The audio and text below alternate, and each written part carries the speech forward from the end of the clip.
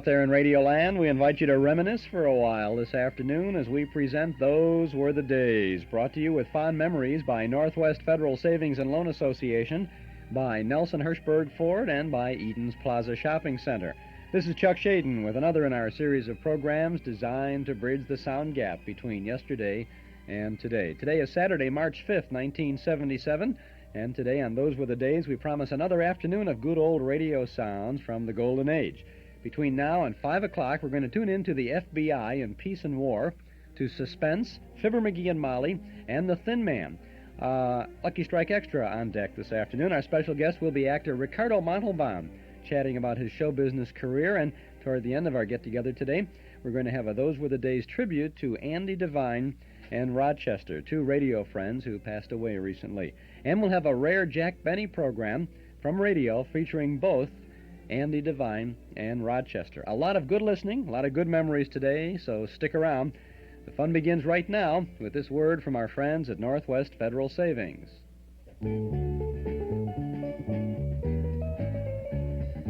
Would you like to know the secrets of growing plants, or how to grow things like a pineapple or make an indoor window box? Now through March 12th, you can learn all about plants from plant expert Ginny Beattie in Northwest Federal's Fun with Plants program. You can get a different collection of free fun plant ideas by Ginny Beattie every 2 weeks. Just stop by any Northwest Federal Savings Center and pick up the idea pages that interest you free. Collect all of them and you'll have a nifty set of 50 plant ideas to keep you growing for years. Some of the ideas are creative, others take you back to the basics of care and feeding, and they're all free. Pick up the current set of fun plant ideas at any Northwest Federal location. And if you deposit $50, you can collect your plant ideas in a colorful, handsome bookshelf binder for only $1. So get growing today. It's Northwest Federal Savings Time, 63 hours a week. It's Northwest Federal Savings Time, 63 hours a week. 63 hours a week, Northwest Federal Savings. Chuck Shaden here with our hall closet full of old-time radio shows on WNIB Chicago at FM 97. We'll give you the rundown. If you're a tapeworm and want to tape some of these shows today, we'll give you the rundown of what the timings will be in just a second or two. Want to invite you to join us tonight in the Memory Club over in the community room at Northwest Federal Savings, 4901 West Irving Park Road in Chicago. Our Memory Club movie tonight is The Singing Marine from 1937. It stars Dick Powell as none other than the Singing Marine, with Hugh Herbert, Lee Dixon, Doris Weston, Alan Jenkins, and Larry Adler. A bashful Marine wins an amateur contest and sings his way to fame and fortune. Oh, Warner Brothers, they sure knew how to do it back in those days. It's a Busby Berkeley musical. Lots of good music by Dubin and Warren, and Dick Powell at his best. I hope you can come join us for the film tonight. We'll be over there at the Northwest Fed Community Room, 4901 Irving Park Road. Lots of free parking in the lot at the rear of the office over on Dakin Street, or you can take CTA transportation to the door. The movies begin at 8 o'clock. Our doors open at 7:30. Dues are $1.25 a meeting, payable at the door. You're a member of the Memory Club because you are a member of our listening audience, and so I hope that you can, want to get away from it all and see a good old movie, well, do that tonight, won't you? Now, let's see.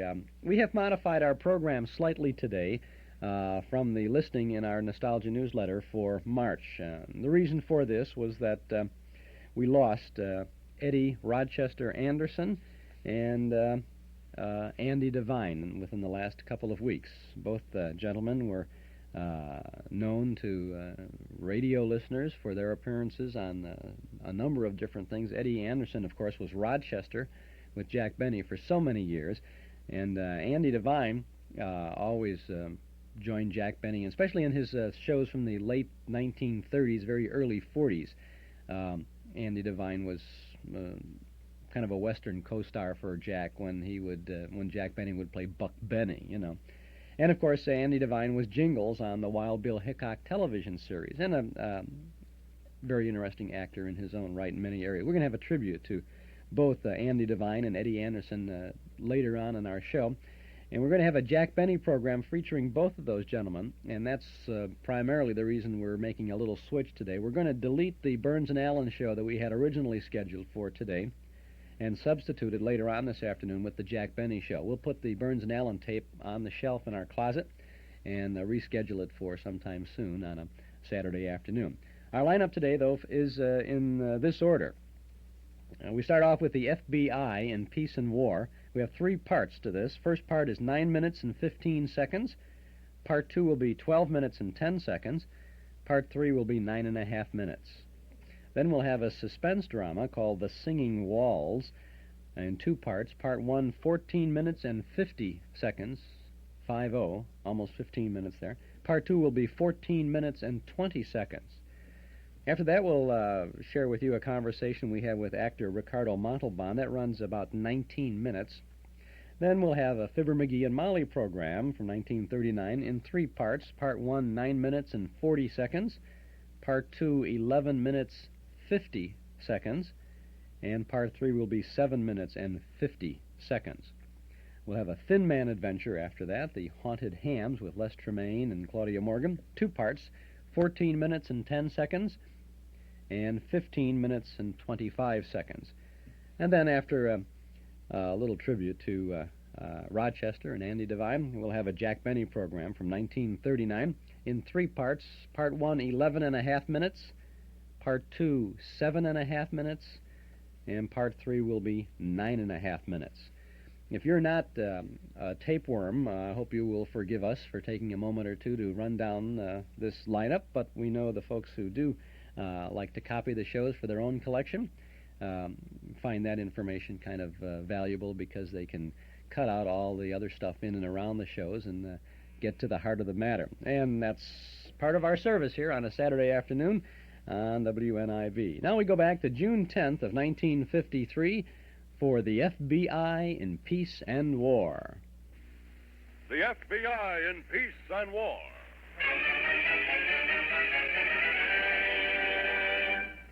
The FBI in Peace and War, brought to you by Brill Cream, the original cream hair grooming discovery that instantly improves your appearance. Brill Cream, the cream that's really not greasy, not messy. And L-A-V-A, L-A-V-A. Lava, the soap that gets grimy hands cleaner, faster than ordinary toilet soaps ever can. And Nescafe Instant Coffee, the coffee with the richer heart of the bean flavor.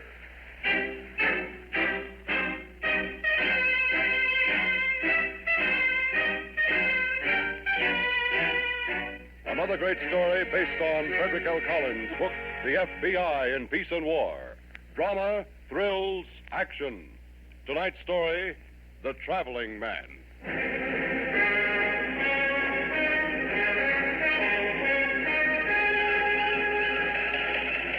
To the director, FBI, Washington, confidential. Stolen Buick sedan, motor number 126027, recovered on used car lot, Miami, Florida. Vehicle originally registered in New York City, 3rd recovered to date. Confirming theory, New York to Miami theft ring. We'll continue tracing this vehicle and others with Agent Shepard. Signage Reynolds through Miami field office.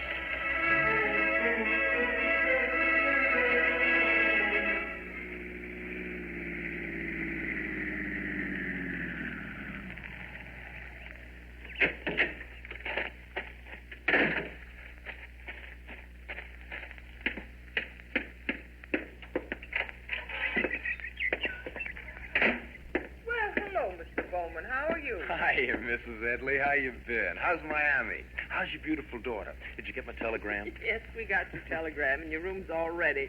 Alma? Did you have a nice trip down? Oh, terrible. It was snowing in New York when I left. You want to live in a place like that. Alma! I think she's fixing up your room with flowers. No, service. Oh. Well, for traveling men, we try to make it homey. It suits me. Alma! Oh, she knows you're here. Don't worry. Well, she'd better. I don't think I stay in this joint because I like motels. Hello, Jerry.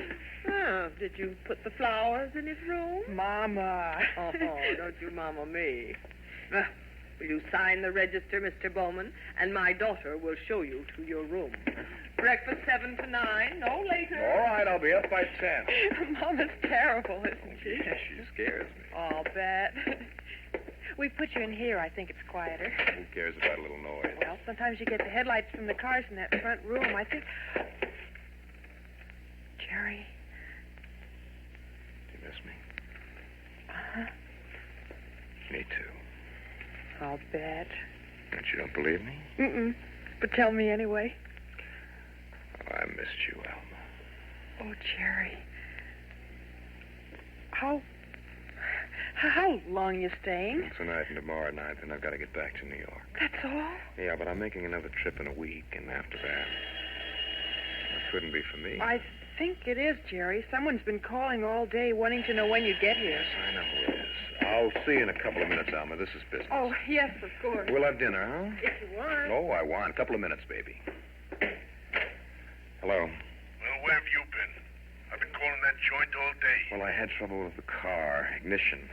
What are you so nervous about? What do you think? We figured maybe you got picked up or something. Well, I didn't. When are you coming over here? Tomorrow morning.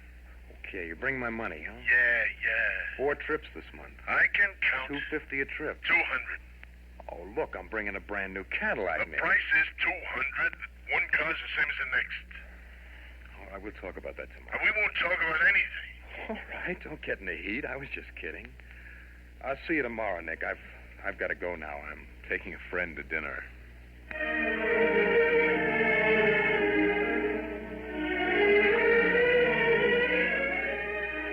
In the winter of 1951, the law enforcement agencies of New York and Florida requested FBI cooperation in tracking down a car theft ring which was thought to be operating between New York and Miami, Florida. 3 New York cars were recovered in Miami during a 6-month period when local police conducted an intensive check of used car lots. But only one of the used car dealers was considered suspicious. He was questioned, allowed to go, then put under surveillance. During the time of this surveillance, other events were shaping up to bring the activities of the ring out into the open.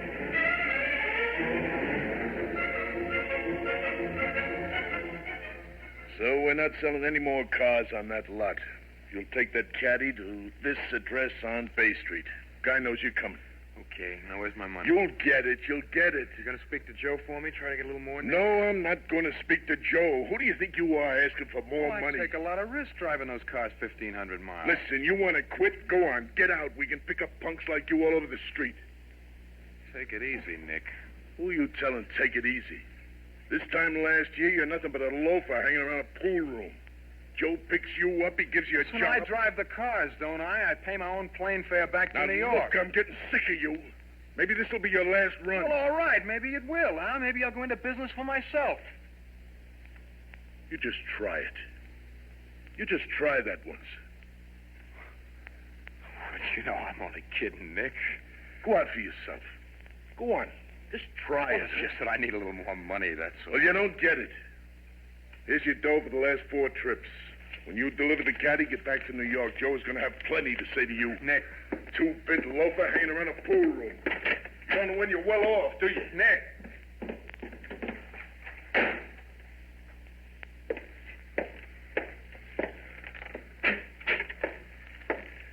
Hello. I still in time for breakfast? No, but you can have it anyway. Did that man find you, Jerry? Yeah. Orange juice? Yeah, and 2 fried eggs. So, Alma, you know what? What, Jerry? I am fed up with peddling tires and batteries and all the rest of that junk. I'm going into business for myself. What do you think of that? I think you should, Jerry, if you want to. Out in California? That's where I was thinking of going. Hollywood, Santa Barbara, someplace like that. You wouldn't be coming here to Miami? No. Oh. Well, if a person wants to go in business for himself, I really think the best You want to thing... come with me? Huh? We'll get married. We'll go to California. Jerry, please, that's nothing to kid around about. Who's kidding around? Oh, Jerry, if I thought you You meant think that... I don't, huh? Hey, Mrs. Edley, come here. Jerry! Oh, you like California, baby? There's plenty of loose cash hanging around for a guy with talent. Hey, Mrs. Edley, come here, will you? I got something important I want to tell you.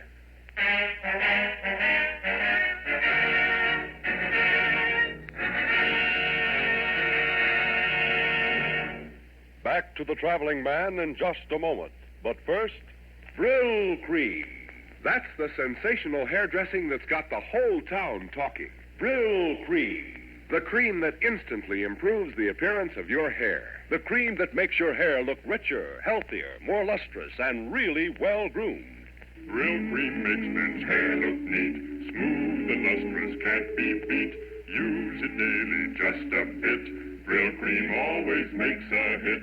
Brill Cream, a little that'll do ya. Brill Cream, you look so debonair. Brill Cream, the gals will pursue ya. Simply rub a little in your hair. Brill Cream. Man, what a hair cream. No other dressing can do just what Brill Cream does for your hair. It's not greasy, not messy. Really not greasy, not messy. And that's not all. Brill Cream conditions as well as grooms. Relieves dryness, removes loose dandruff, makes your hair look healthier, more attractive. Get Brill Cream today. Remember, the smart look is the Brill Cream look. Okay. That's the original Greasy Kid stuff, I think, there, isn't it? The Brill Cream. The FBI in Peace and War, a story called The Traveling Man, starring Robert Redick, from 1953. We'll get back to that in just a moment. Chuck Shaden here with our Those Were the Days program on WNIB, Chicago at FM 97. Have you been giving some thought to selling your home and moving to another? Ever wonder what your present home is worth? Why don't you call Frank Lamphere at Antique Realty, 5852 West Diversey. He's a certified appraiser and a licensed real estate broker. He'll be happy to give you a good idea of the current market value of your home. He'll show you comparable properties in your neighborhood and discuss the factors which will contribute to a realistic selling price for your property. And there's no cost or obligation. If you're interested in selling now, or if you simply want a point of reference for future use, give a call to Antique Realty, 889-3840. They've had years of experience servicing Northwest Chicago and suburbs. A large part of their business comes from repeat customers and referrals. Antique Realty is a member of the Northwest Multiple Listing Service with more than 130 offices ready to help sell your home to the right buyer. It's a seller's market, and if you're thinking of selling, now's the time to go to market. Call or visit Antique Realty. That's the office with a red and white striped canopy out front and lots of interesting antique furnishings inside. 5852 West Diversey Avenue, just east of Austin. 889-3840. Antique Realty, for good, old-fashioned, personalized service. Eden's Plaza Shopping Center, where plenty of free parking makes it a pleasure to shop your favorite store or service. Eden's Plaza Shopping Center, where Eden's Expressway, Skokie Boulevard, and Lake Avenue meet at Wilmette. Eden's Plaza Shopping Center. Easy to reach, easy to park, easy to shop. Not too early to think about Easter shopping values at Eden's Plaza Shopping Center in Wilmette. Now let's return to the FBI in Peace and War.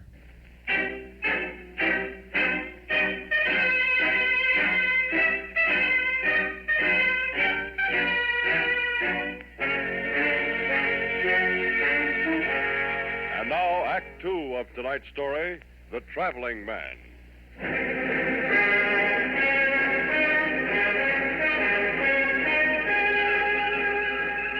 And then in February, we got our first real break in the case. Every reputable used car dealer in the Miami area had been notified to be cautious in the purchase of out-of-state cars. A dealer in Fort Lauderdale called us one morning, and after a brief talk on the phone, we hurried over to his office.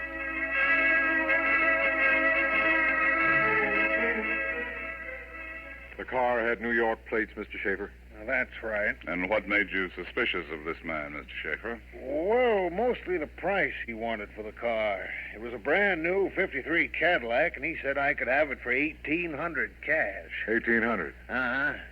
I can get practically $2,900 for that model. Did he give you any reason for the low price? Oh, sure.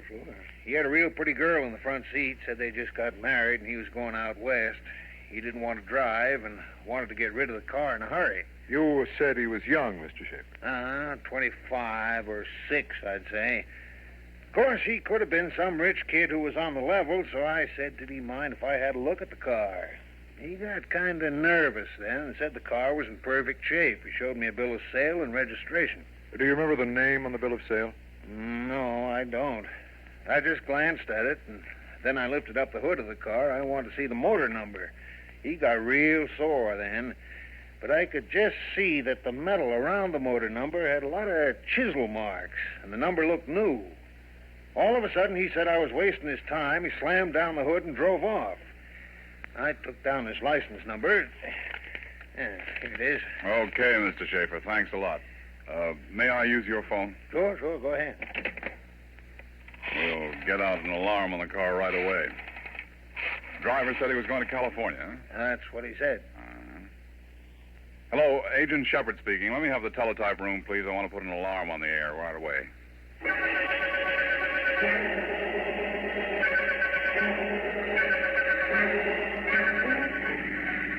Albert? Are you asleep? Where are we? Still in Alabama? No, we crossed into Mississippi an hour ago while you were snoring. Jerry, I didn't snore. Yes, you did, all the way from Mobile. So I decided we won't drive all night. We'll hole up someplace. Oh, I'm wide awake now, honey. Really, I am. Well, after all, there isn't much scenery at night, is there? Same scenery they have in the daytime. Jerry, you're an idiot. I know, for marrying you. I got holes in my head. You're sorry? Well, sure. But what can I do about it now? Nothing. You're stuck with me. For good. Mm-hmm. And you know what, Jerry? What? I'm glad we didn't sell this car. I like it. Oh, you got fancy ideas, lady. It was all right when the company was paying expenses on this, but the guy going into business for himself can't be driving a caddy. Caddy? No, he can't. When we get to New Orleans, I'm going to unload this and pick up a Ford or a Chevy. Oh, roadside coming up. Your turn. Incorporated Village of West Bay, 30 miles per hour, please. Don't say they're very polite, aren't they? We're going to stay here for the night? If we can find a place. I want to drop Ma a postcard. Oh, no, not from here, honey. You can phone her from New Orleans. Oh, just a 2-cent card. She loves I them. said not from here, Alma. All right, I just Well, thought... drop it, will you? All right, Jerry. Uh-oh. What? Guess I was going too fast to the village. They must have a speed trap here. What? There's a cop up there with a flashlight. Oh, you think we're going to get a ticket? I don't know. Why don't you talk, understand? Of course, honey. I won't say a word, but we were only Shut going... up. Let's see your license, mister. Well, sure thing, officer. What's the trouble? Didn't you see that sign outside the village? 30 miles an hour? Well, yes, I did. I tried to slow down. Was I going fast? You were. From New York, huh? Yes, sir. All right, son. The courthouse is right around the square here. Follow my car. Just a minute, officer. I admit I was going a little over 30, You but... tell that to the JP. Follow me. Okay. Hey, you! Come back here! Shut up. Jerry, what are you doing? Getting out of here. No two-bit village cop is going to stick his nose into my business. Jerry, going. Well, let him follow. He's got a fat chance. Jerry! Don't worry, I'll lose him. Don't, please, Jerry. I'm Well, scared. that's too bad, baby, but you'll get used to this after a while. I just don't like cops, that's all. You'll get used to it.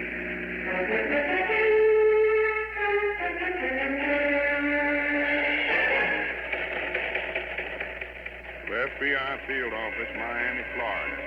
Cadillac car answering your alarm description stopped by undersigned tonight. While attempting arrest, car drove off. Undersigned gave pursuit. Losing car.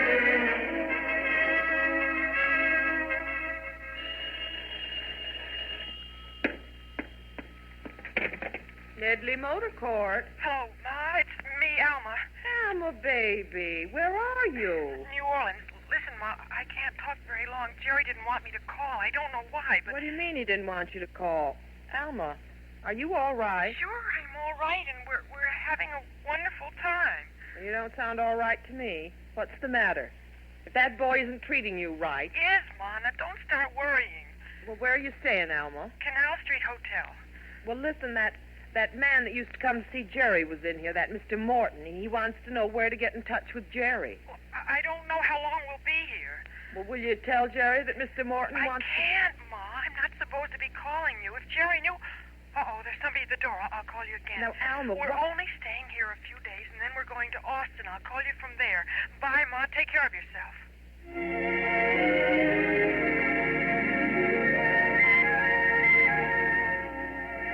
After the blue Cadillac got away from the sheriff in West Bay, Mississippi, The Louisiana police were asked to watch out for it. In addition, the Motor Vehicle Bureau was put on the alert to check any request for a transfer of a New York registration. 2 days later, such a request was reported by a New Orleans used car dealer who had purchased the car for $1,800. We interviewed the dealer immediately and verified the description of the seller. We also found that a 1949 Ford had been stolen from this dealer's lot the night of his purchase of the Cadillac.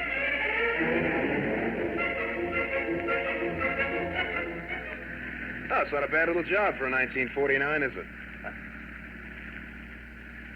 Alma? Huh? You know, you've been acting like a clam ever since we left New Orleans. I'm sorry. Oh, come on, what's eating you? Nothing, Jerry. You're not still worried about that cop in West Bay, are you? Maybe I am. A little. Well, I told you, I just don't like cops, that's all. The most we would have gotten was a fine, Jerry. $5 or $10. I don't like cops, But if Alma. they trace the Drop Cadillac, it, you hear me? all I'm Well, saying... don't. Just mind your own business and I'll mind mine. Jerry. No, I mean that, Alma. You talk about that cop once more and I'll put you on the first train back to Miami. You hear me? Yes, Jerry. Good. There's a sign coming up. Alma? You read it. Well, come on, it's your turn. No, Jerry. What's the... Oh, you're not going to start bawling on me, are you? For the You love can't of... talk to me like that. Like what? All I said was I don't like cops. Is there anything queer about that? Maybe there is. What do you mean? I don't know.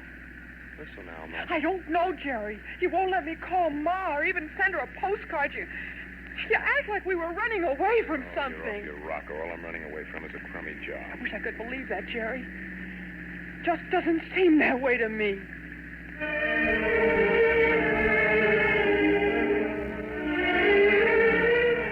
And while our trail stopped momentarily in New Orleans, another trail was being picked up at the Edley Motor Court in Miami.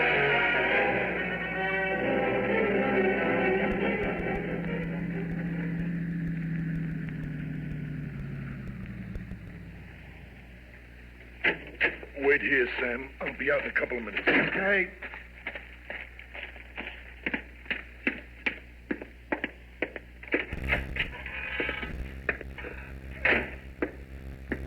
Good morning, ma'am.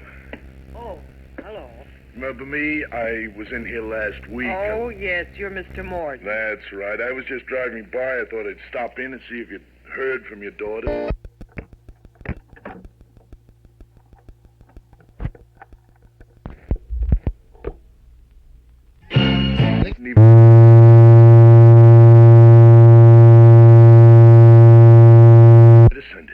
$800? Uh-huh.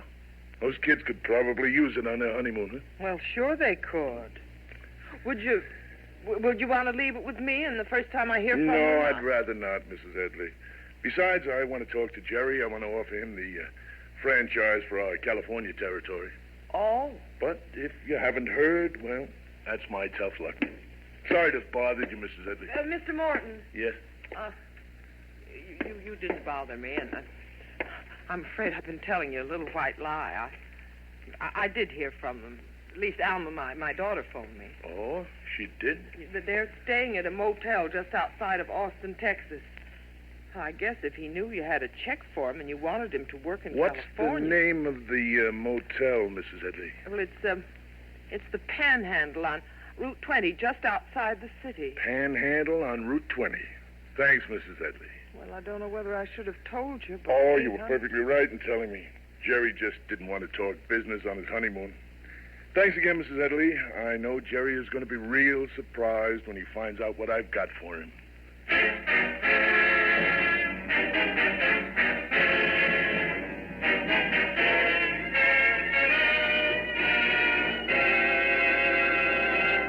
Back to the traveling man in just a moment. But first, what's the best soap for extra dirty hands? To get the answer, we've asked two men to make the lava wash-up test. One's using ordinary toilet soap, the other lava. Ready, boys? All set. Go. Wow, look at lava get that dirt. Every inch of lava contains 50,000 tiny scrubbers. Dirt's gone in 30 to 50 seconds. Lava's double-action lather is tough on dirt, gentle on hands.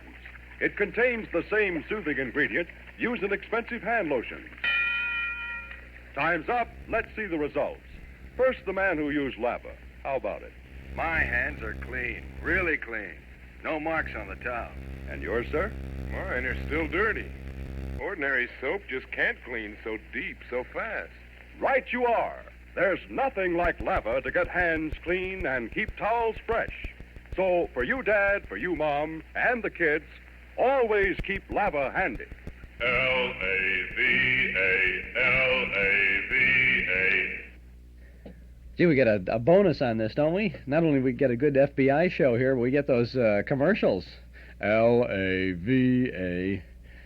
Ah, they just don't make commercials like they used to anymore, do they?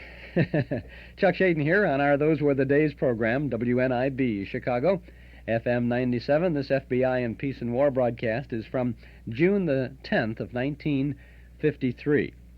The in footwear for young men and women this season is Welco High Pals hiking boots, and for good reason. They're snug, warm, and durable, besides being fashionable. Your headquarters for Welco High Pals hiking boots is the Paulmeyer Shoe Store at 2924 Central Street in Evanston. The Paulmeyer Shoe Store has them in all sizes, and remember that Welco High Pals hiking boots have vulcanized construction to ensure flexibility.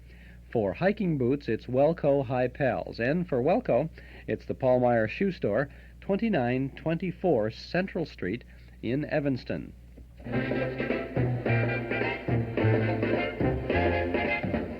Well, our Metro-Goldwyn Memory Shop at 5120 West Irving Park Road is 1 year old now, and we're celebrating with a nostalgia shop full of special values and exciting old-time goodies.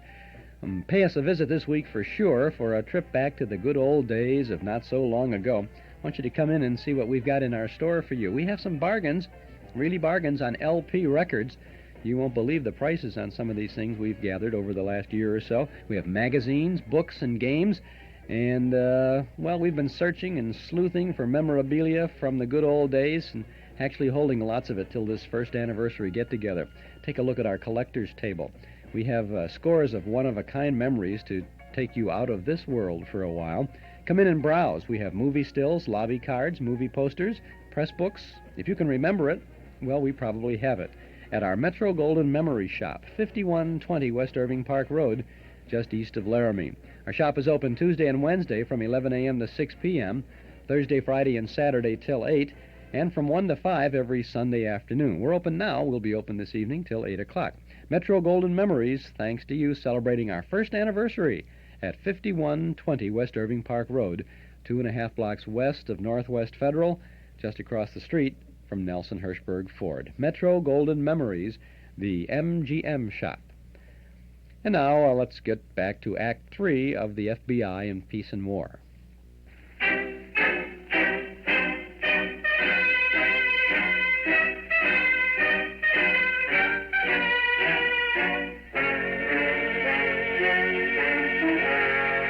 now Act 3 of tonight's story, The Traveling Man.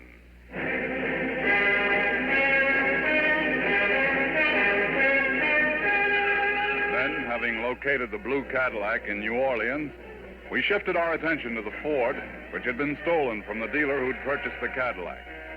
The Ford's license number was spotted by a gas station attendant in a Texas town on Route 290 just west of Houston. By the time the state police were notified, the car was lost again.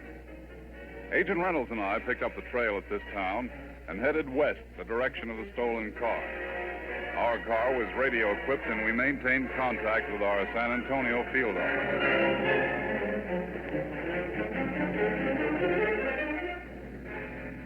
KFBI to car 12.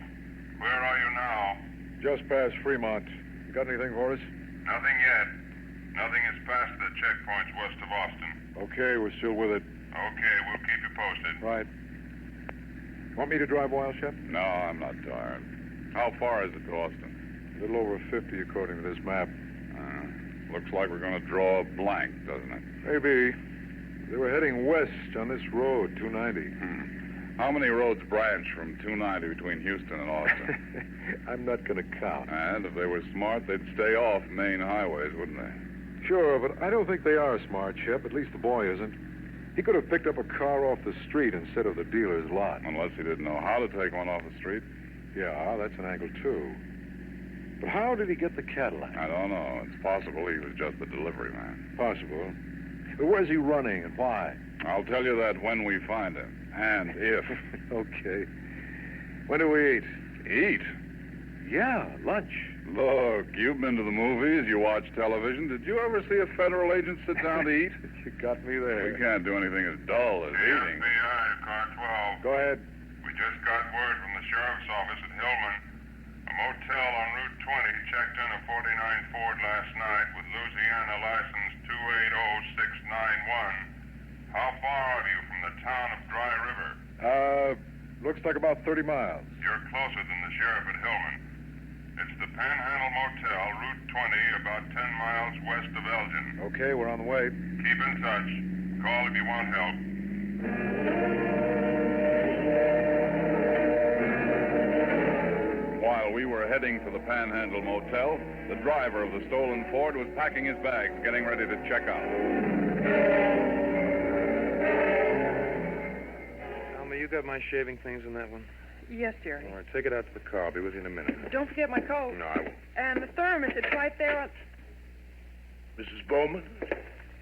Yes? Glad to meet you, Mrs. Bowman. I've heard a lot about you from your mother. Hello, Jerry. How are you? Oh, Nick. I sure had a hard time finding you two. Aren't you going to introduce me to your wife, Jerry? Well, Alma, this is Mr. Morton. I was working for him in Miami. How do you do? This is Mr. Sam Donner from our office, Mrs. Bowman. Sam, why don't you help Mrs. Bowman take that stuff out to her car? I'd like to talk to Jerry a minute. Sure, Nick. Jerry. I'll let him help you, Alma. I'll be right out. And close the door, Sam. Alma, Yes. I'll be right out, dear.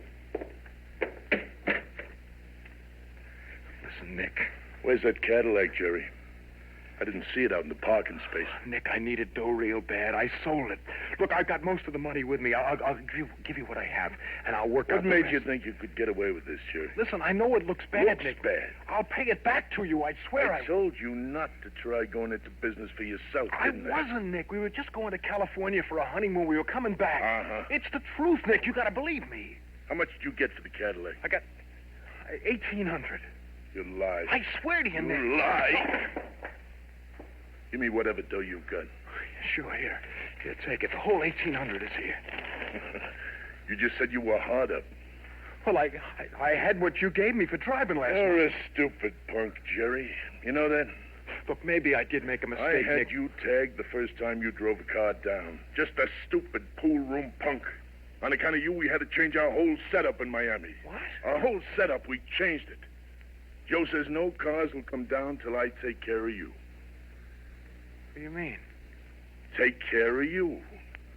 That doesn't get through, you dumb skull. Listen, Nick, I paid you. Paid me. Every minute you were loose with that Cadillac, some cop could have picked you up and loused our whole Well, operation. look, let me talk to Joe. Let me call him You're on the not phone. talking to anybody. Get your bag. What? You got a car out there, haven't you? Yeah? Okay, pay your bill. We'll go in your car. Go where? Houston first. Sam will put your wife on the train, then you and Sam and I are going to go for a trip. Where? You'll find out. No, I'm not going with you. You're not so stupid you don't know what this is. Listen, I'll Nick. go off right in your face, Jerry. Don't act up. I mean that. Okay, pick up the bag. That's the idea. Now, come on. Don't forget the thermos bottle. Oh, Nick, let me call Joe. Take will your you? wife's coat, too. Nick. Come on, Jerry.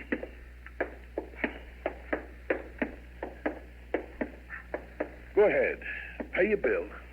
I'll wait. Well, good morning. I'd like to check out, please.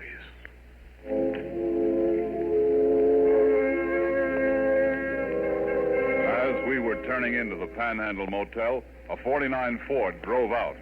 The license number was 280691, Louisiana registration. Car 12 to KFBI. We just spotted a Ford coming out of the motel. We're going after them. FBI to 12. Which direction are they going? West on 20. Okay, we'll mark on that road in case they lose you. They won't lose us. We'll keep in touch. Okay, Shep. Step on it.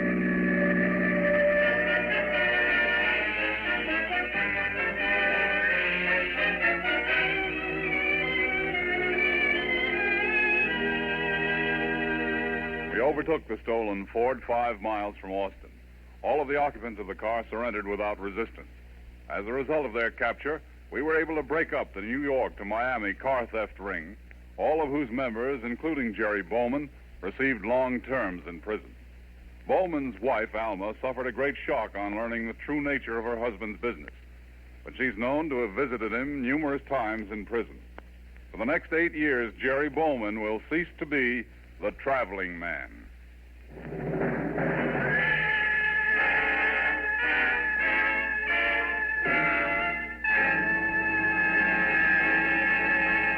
And now Bill Foreman wants to tell you how to get your husband off to work with a smile.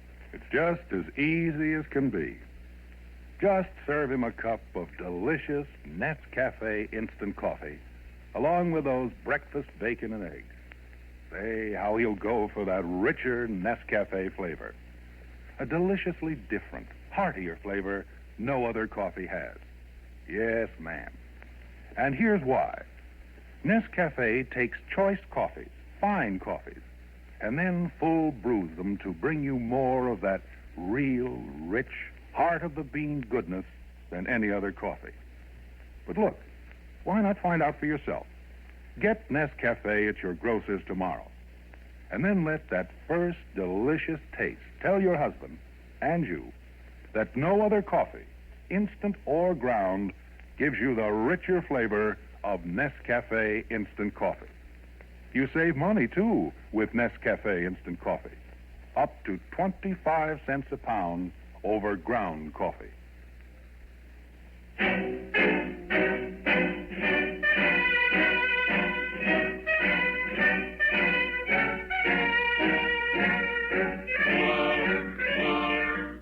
tonight's story, Rosemary Rice played the part of Alma, and Bob Redick was Jerry.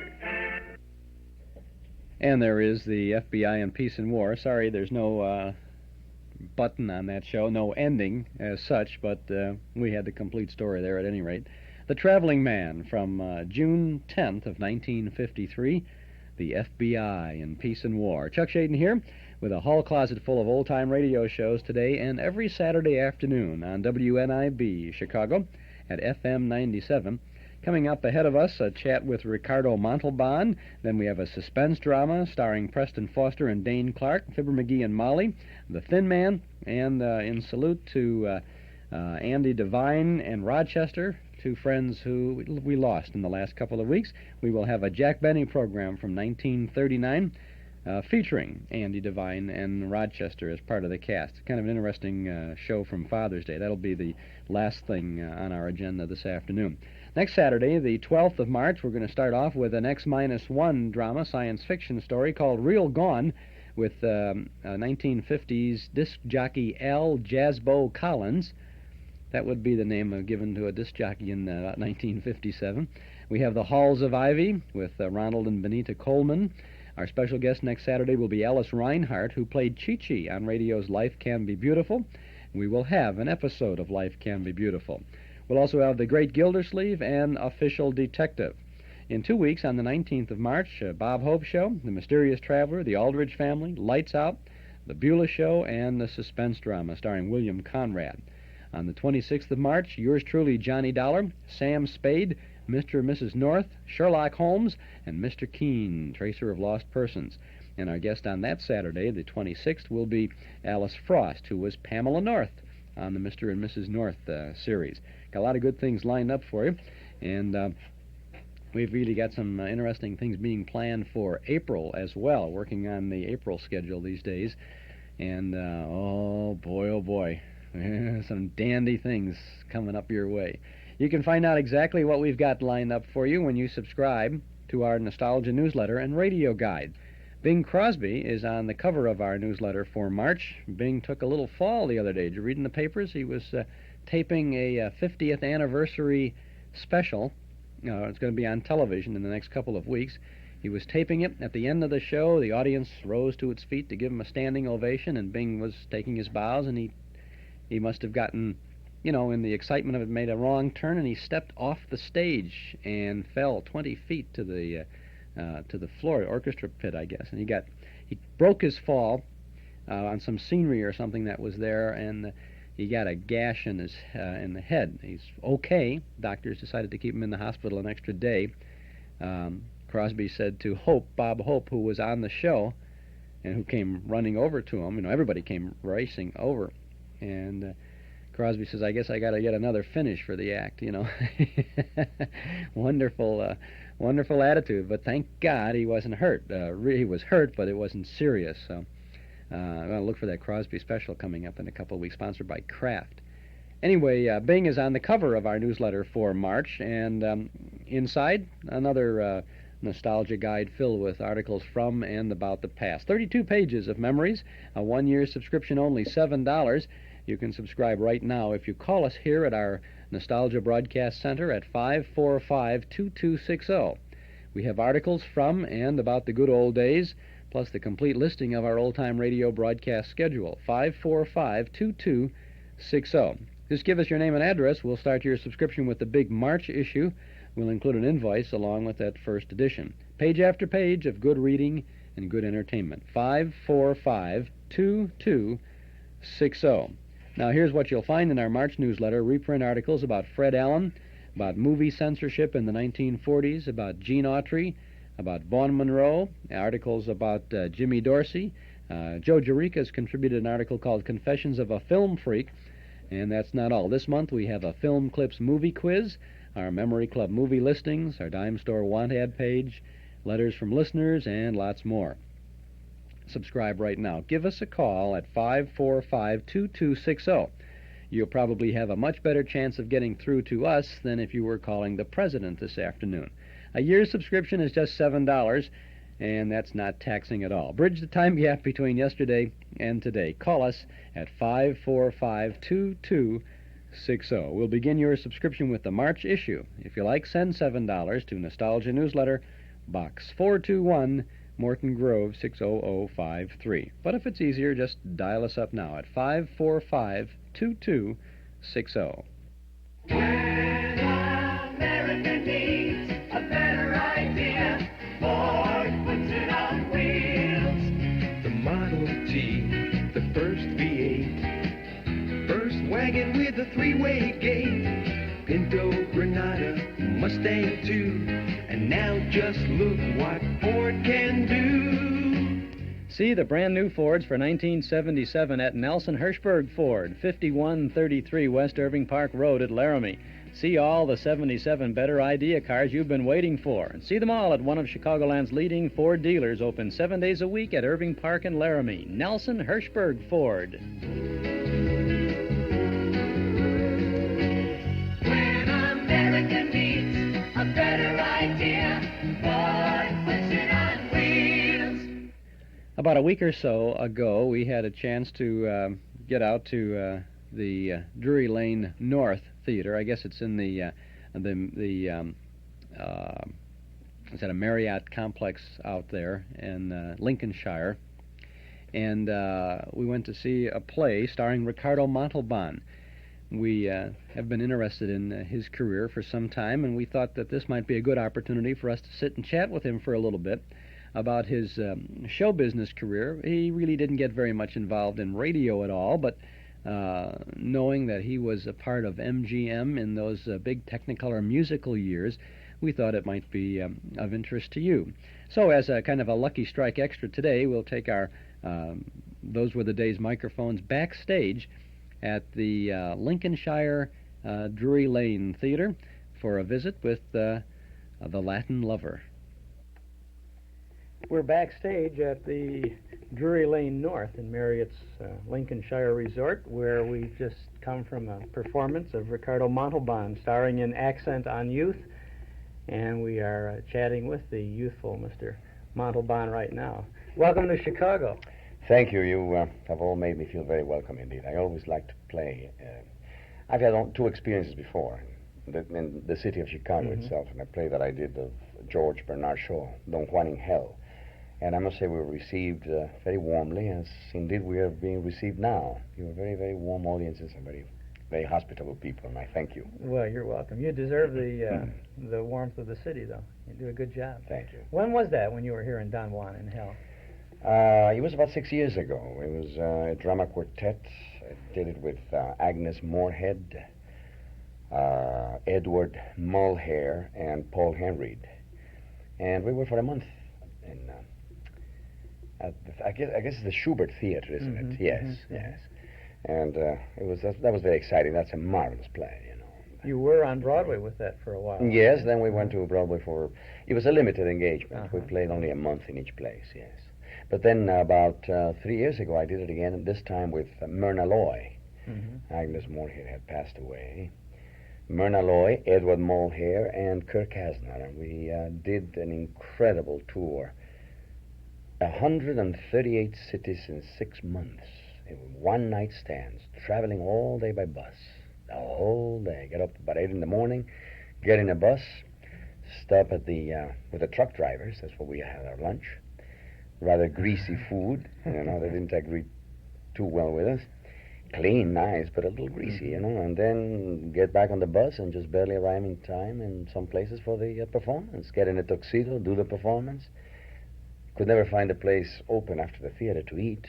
Very difficult in places for an actor to eat, because you don't like to eat before the performance, because then you feel heavy.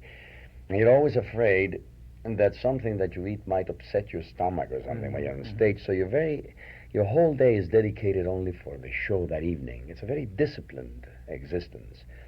And so this was very difficult, you know, in some places, even here where I am, the restaurants are closed right after the theaters. I can't find a place to eat, you know.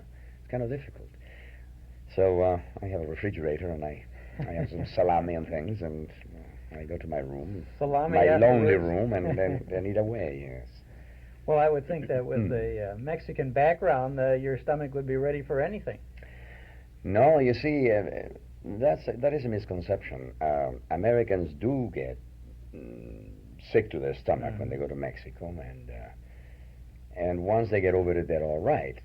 But the Mexicans, when we come from Mexico originally to this country, we get just as sick. Because what happens is that it's a different altitude. There are different bacteria in the water that you are not accustomed to. If you take water from this country and you put it under the microscope, you're going to find bacteria there that now we who live here are used to it. But you bring a fellow from Mexico, and he gets just as sick as an American going to Mexico, you know. Yeah, well, the Mexican food is my favorite food anyway. It's delicious. It's very varied, the cuisine of Mexico, you know. In this country, of course, we only know pretty much the food from the north of Mexico. But there was a book written where the great connoisseur claims that Mexican food is as varied as Chinese or Indian. Tremendous variety of dishes. It's delicious cuisine. It's one of the best cuisines in the world, really, the Mexican cuisine. How did you get from Mexico to Hollywood, California? My oldest brother, Carlos is his name, and he had moved to California from Mexico. He was importing beer, Mexican beer in this country, and he's a man of many talents. And he, being the oldest in the family, sort of took over the role of second father to the youngest brother. I was the youngest brother, I am. And he brought me to Los Angeles for me to study English and try to go to college and so forth. And I took public speaking so that I could accelerate my command of the language. And the teacher was also the drama coach of the school, and she gave me a small part in the school play, which I didn't want to do. I was scared to death. But once I did it, she liked what I did, and the next semester she gave me the lead in the school play, and that time I really enjoyed doing it. And that was the bug that got in me. That's it. And once you get that bug in, you can't get it out. There's no penicillin that can cure it. That was at Fairfax High School? Fairfax High School in Los Angeles. Then my brother moved to New York, and I followed him to New York, and he wanted me to go to college in New York. But during my vacation, very luckily, I landed a few jobs in summer stock around New York City. I played with Anita Louise, Buster Keaton, Francis Lederer, and Tallulah Bankhead, Elsa Maxwell, and a talent scout from MGM offered me a screen test, but my mother became ill in Mexico, and I left. And while in Mexico, my mother recuperated, thank God, and the industry in Mexico was really flourishing in those days, so I decided to stay, and very quickly I became a star in films in Mexico.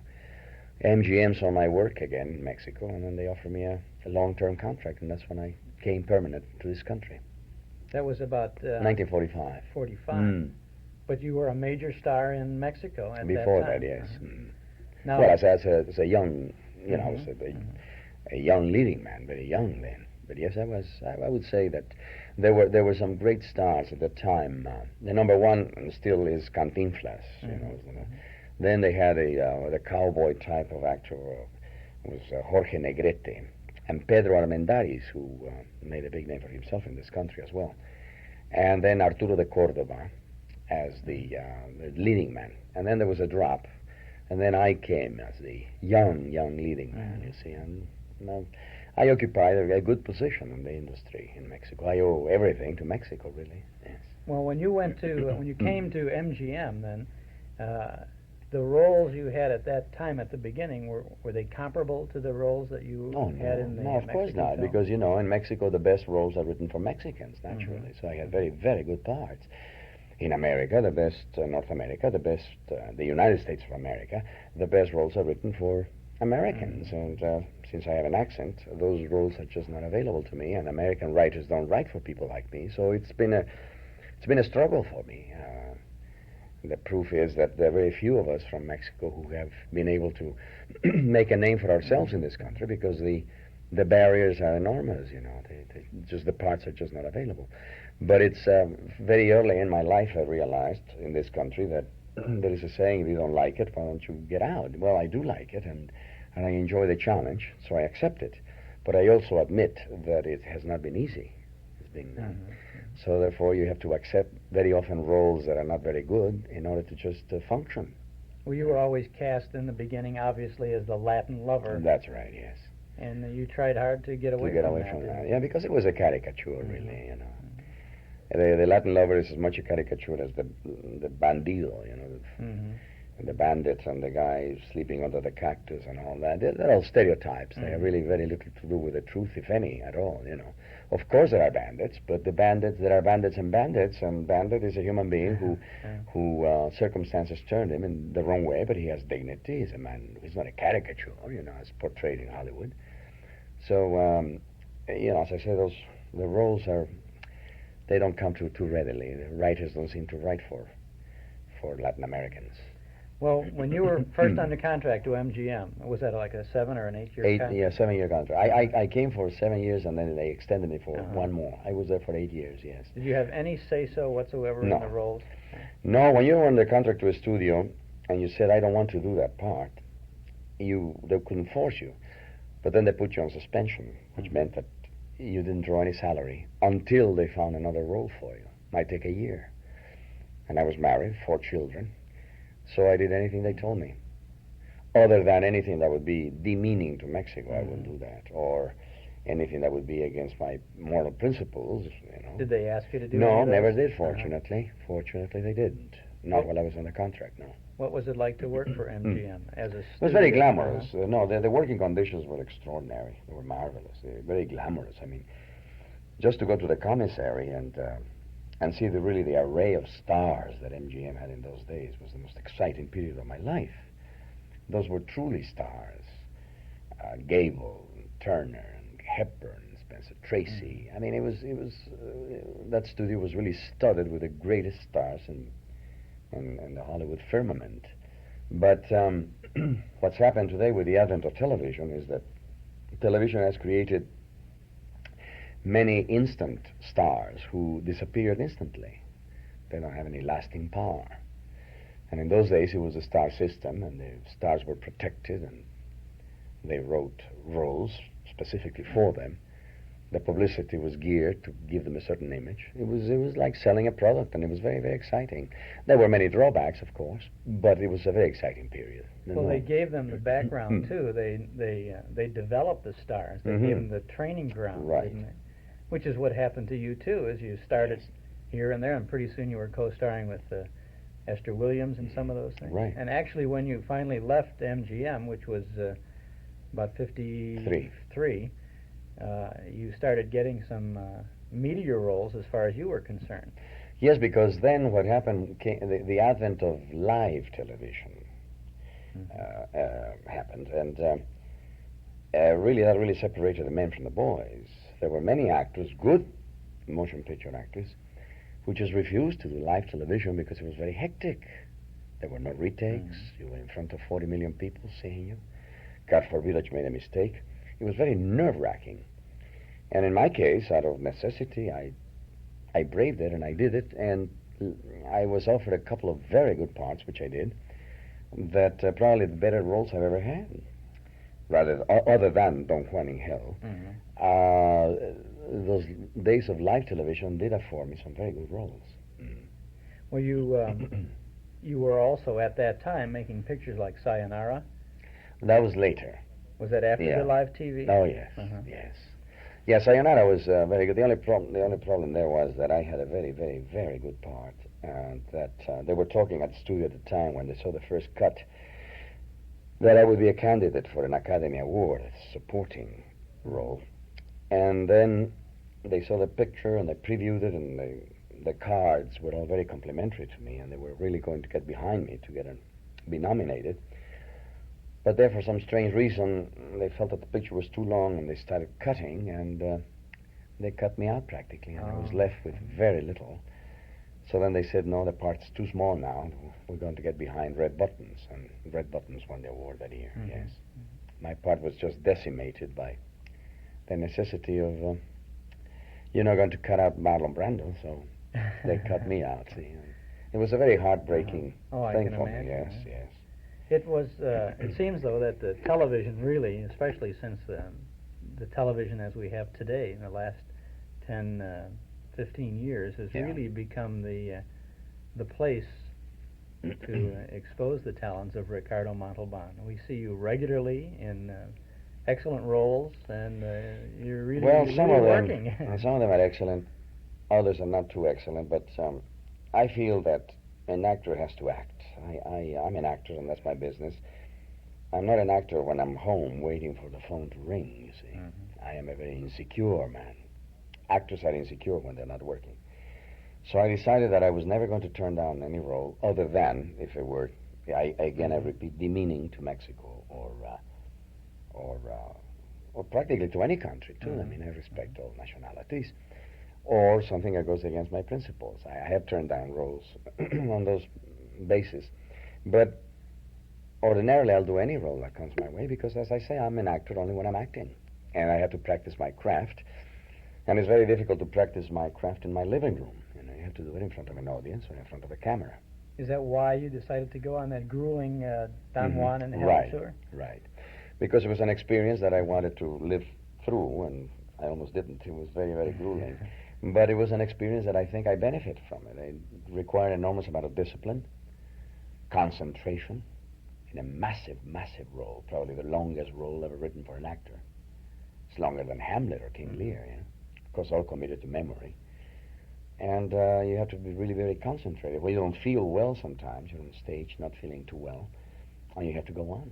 It's marvelous discipline for the actor, You've just been seen more or less as a regular guest star in the Executive Suite series, which is over now, I guess.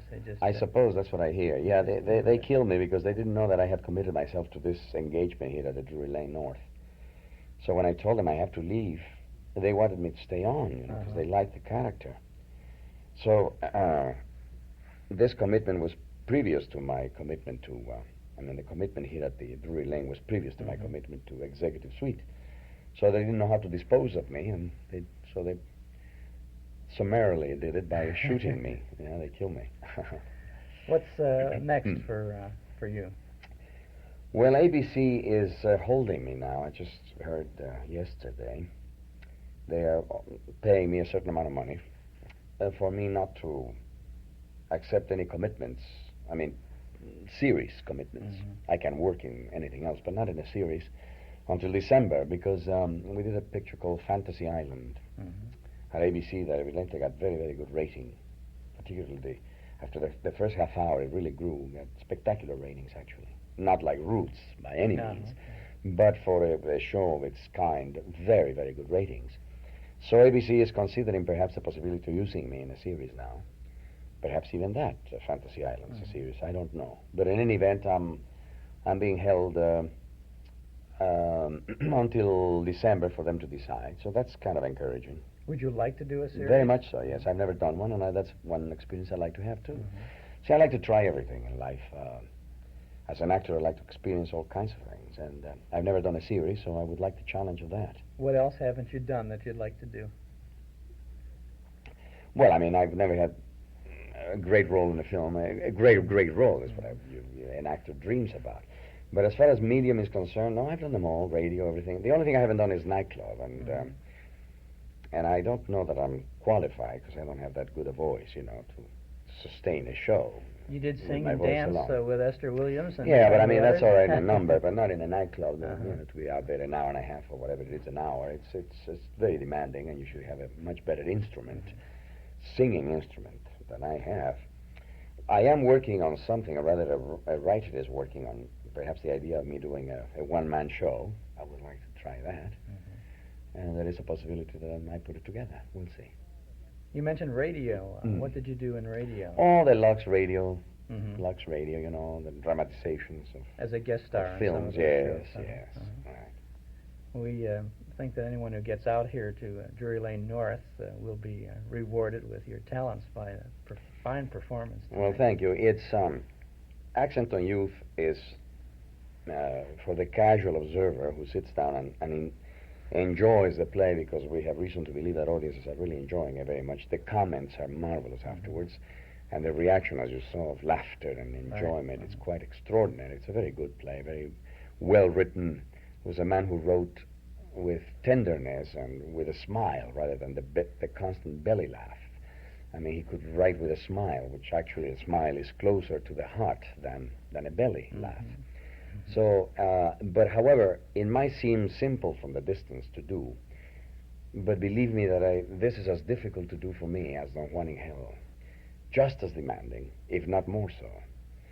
Because in order to bring about and to create the proper moment for a joke to pay off, or the humor of it, you have to have almost exquisite timing, and you have to have tremendous energy to put this over. And I mean, the people sitting on the audience, they say, well, a comedy, that's simple. No, it's, to me, much more difficult than a tragedy, than drama. Very, very difficult. I'm really exhausted when I finish this play. But very rewarded. You give it your all, and you are really in command every moment you're on stage. You really know what you... If you're not, you're really in trouble, wouldn't you be in trouble, yes. No, it's a very demanding role, but I'm enjoying it very much at the same You'll time. be here through March 27th. March 27th, right, yes. I wish you the best of luck with Thank this. you very much. Thank you for all the entertaining things that you've done for all of us. Oh, you're very kind. I Thank appreciate you, it. Ricardo Montalban.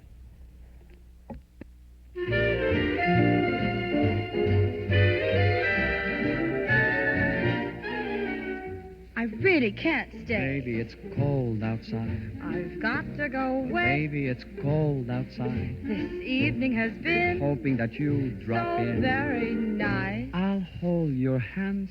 They're just like ice. My mother will start to worry. Beautiful, what's your My hurry? father will be pacing the floor. Listen to the fireplace So roar. really I'd better scurry. Beautiful, please don't Well, hurry. maybe just a half a drink more. Put some records on while I fall. The neighbors might But think. baby, it's bad out there. Say, what's in this drink? Cabs to be had out there. I wish I knew how Your eyes are like stars to right break now. this spell. I'll take your hat.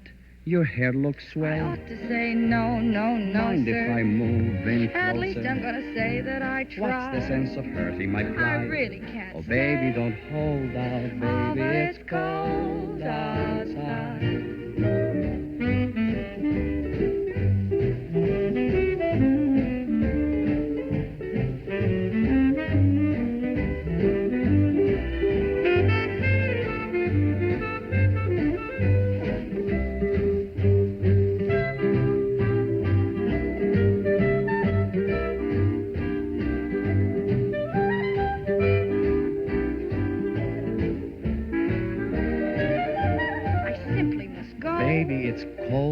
outside?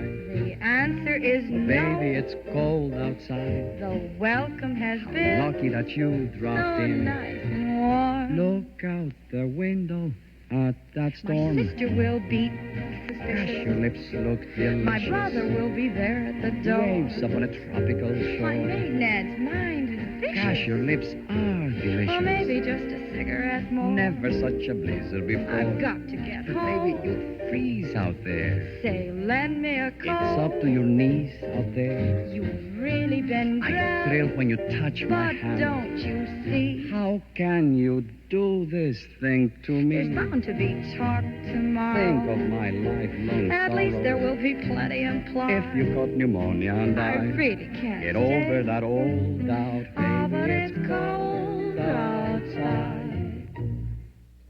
And yes, that was Ricardo Montalban there, singing and dancing his way into our hearts with Esther Williams there, proving that MGM had him as an all-around entertainer back in the late 40s and early 50s from the 1949 picture Neptune's Daughter. And Ricardo will be is currently at the Marriott Lincolnshire Theater, formerly called Drury Lane North, through the 23rd or so of this month of March. Chuck Shaden here with our hall closet filled with old-time radio sounds and lots of other goodies on a Saturday afternoon from WNIB Chicago at FM 97. Speaking of movies like Neptune's Daughter, we have a movie like The Singing Marine coming up tonight in the Memory Club in the community room at Northwest Federal Savings. Singing Marine is from 1937, and the star, the Singing Marine himself, is Dick Powell. Bashful Marine, winning an amateur contest, singing his way to fame and fortune. It's a Busby Berkeley musical from Warner Brothers with music by Dubin and Warren, an all-star cast of great Warner Brothers supporting players, including Alan Jenkins and Hugh Herbert and dancer Lee Dixon, Larry Adler, the harmonica genius, who is either in town now or very soon to come to town. I think he does a thing at the club called the Tango. So he's all over the place, and it's a good movie. You're going to enjoy that. I think you will. Why don't you come see it tonight in the community room at Northwest Federal Savings, 4901 West Irving Park Road in Chicago. Doors open at 7:30. Our flick begins at 8 o'clock. Dues are $1.25 a meeting, payable at the door. We'll be there tonight. We hope that you will join us for our film, The Singing Marine from 1937. Well, we have a brand new month, and for our Those Were the Days listeners, a brand new cassette tape of the month for the month of March. I want you to listen to this little thriller. No. No, you thing, whatever you are, get off me. Stop covering me. I've got to get out of here. I've got to tell them all about you. I've got to tell everyone there's something like you loose in the world. Got to warn everybody. Get off me. Cold. Slimy. How can shadows be slimy? So cold. Covering me over. My head. My face. My face. My mouth.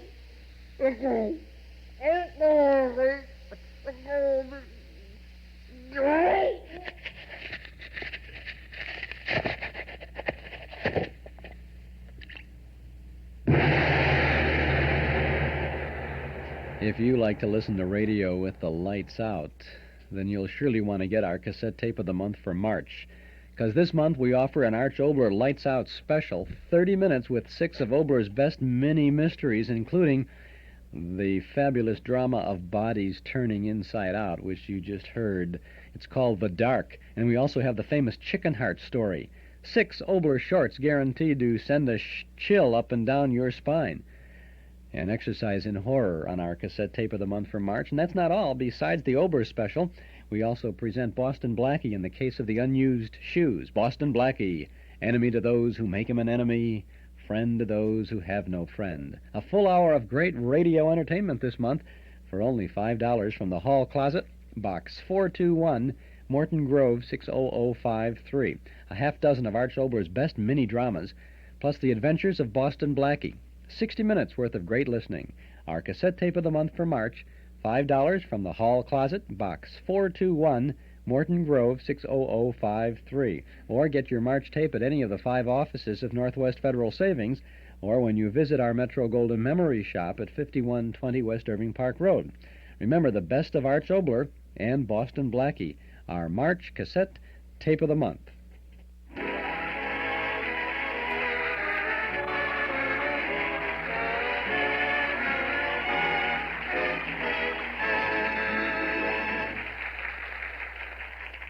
America's #1 refrigerator is Frigidaire. Yes, any way you look at it, America's #1 refrigerator is Frigidaire. #1 in popularity. For more Frigidaire refrigerators serve in more American homes than any other make. #1 in thrilling new advantages, as you can see for yourself at any Frigidaire dealers. And #1 in dependability. For Frigidaire refrigerators are made only by General Motors. And this association of experience with experience, of skill with skill, is your guarantee of lasting satisfaction. So when it comes to a new refrigerator for your home, remember this. The first name you think of is the right one to buy. Frigidaire, America's #1 refrigerator. That's announcer Ken Niles with a 1949 commercial for Frigidaire. Now, this is Chuck Shaden with a 1977 spot for Frigidaire and Townhouse TV and Appliances over at 7243 West Touhy Avenue. You know, back in 1949, that quality Frigidaire product was an outstanding value at about $400. For your investment, you got the finest 12 cubic foot refrigerator on the market. It came in white only. You had to defrost the small ice cube freezer compartment yourself and was about 34 inches wide. Today, for that same $400, you get a 17 cubic foot Frigidaire. It's 30 inches wide, completely frost-free, and comes in your choice of colors, including poppy red. Today's Frigidaire has adjustable shelves, and it's easy to move. Times change, but not Frigidaire quality. Visit Townhouse TV and Appliances for today's big Frigidaire value. 7243 Touhy Avenue, just west of Harlem. Townhouse TV and Appliances open Monday, Thursday, and Friday nights till 9, Saturday until 5. Chuck Shaden here with our Those Were the Days program on WNIB Chicago at FM 97. Now we move along with a suspense drama for you. This is from September 2nd of 1943. The stars are actors Preston Foster and Dane Clark. The story is The Singing Walls.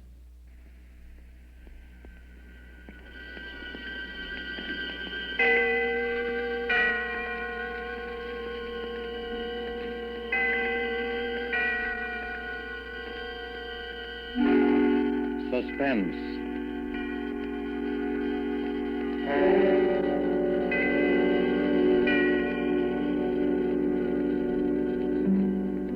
This is the Man in Black, here again to introduce Columbia's program, Suspense. Tonight, heading our Hollywood cast are 2 noted leading men. One, Mr. Preston Foster, a star long established, the hero of many an adventurous film, the latest, the 20th Century Fox production, Guadalcanal Diary. The other, Mr. Dane Clark, a newcomer to the screen, whose auspicious debut in Action in the North Atlantic has made him warmly welcome in these parts. Mr. Clark appears tonight as a young man who awoke one morning to find himself in a very serious jam. And Mr. Foster is the San Francisco homicide detective who is willing to help his friend, up to a point. The play called The Singing Walls by Robert L. Richards, adapted from a story by Cornell Woolrich, is tonight's tale of suspense. If you've been with us before, you will know that suspense is compounded of mystery and suspicion and dangerous adventure. In this series are tales calculated to intrigue you, to stir your nerves, to offer you a precarious situation, and then withhold the solution until the last possible moment. And so it is with the performances of Preston Foster as Detective Denny Sullivan and Dane Clark as young Tom Cochran. We again hope to keep you in suspense.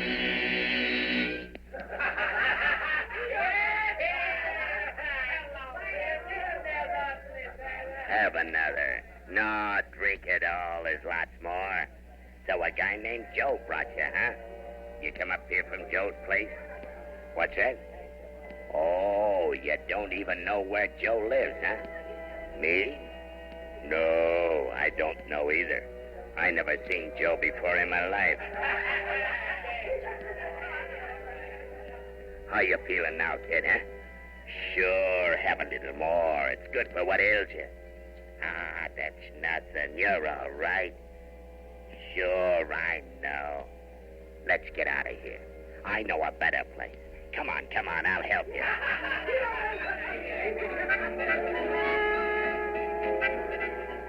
No, that's not a window. It's bricked up. They put a building up right behind this one. That's right. It comes right out of the walls. Singing walls. Yeah. We got hot and cold running water here and singing walls.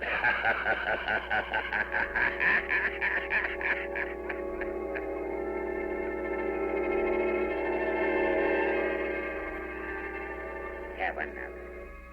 Sure, bottoms up. That's the idea. Make yourself radical. Hey, lie down. Lie down and take a little snooze. Sure, I'll be right back.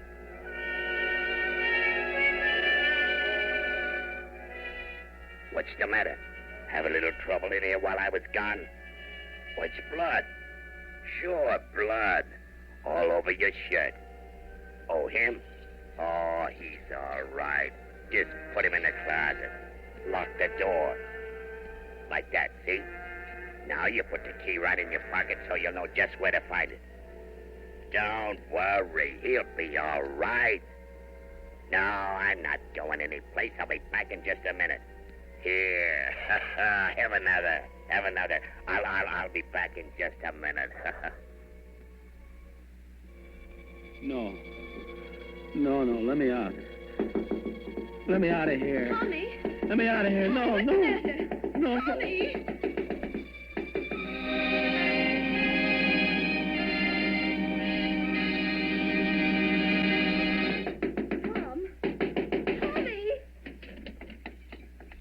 Tommy, wake up. What? What is it?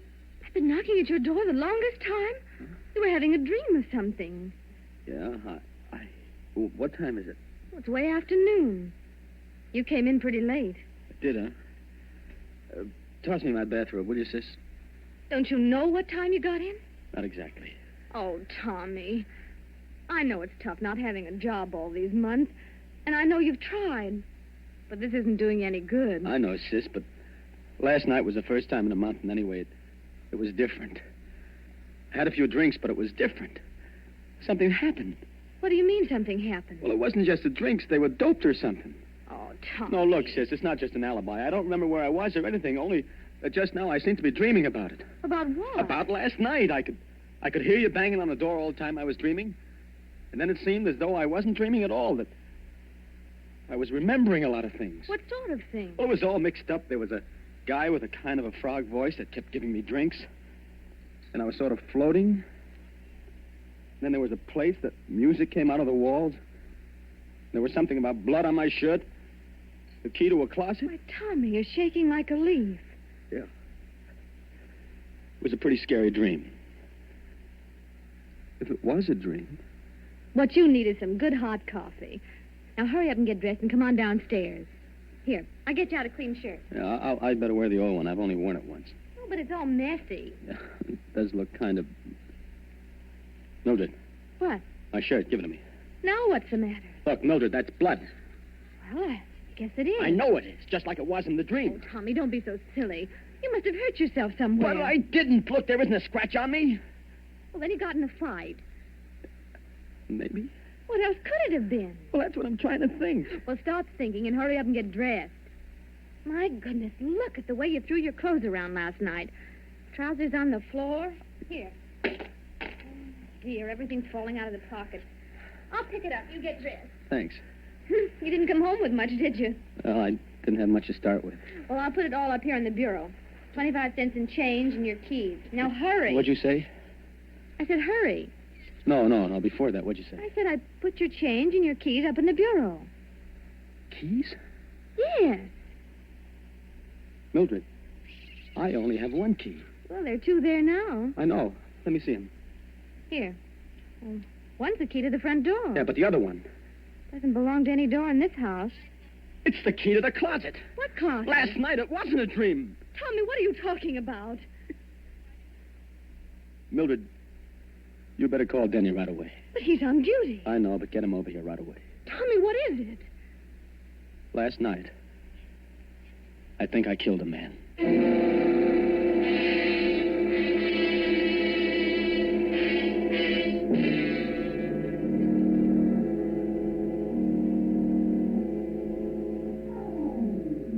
Let me look at your eyes. Listen, Denny, Mm-hmm. You were doped, all right. Well, I didn't know what it was. Never mind that now. How much do you remember? Look, Denny, I hated to bring you in on this, and I didn't know who else to go to. Skip it.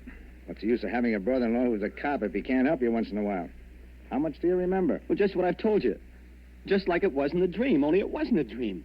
You see, there was this guy, Joe, just some guy I'd known from someplace, I don't know where. See, I met him on the street, and he took me to the party. And then the guy with the frog voice began giving me drinks. And then everything got confused.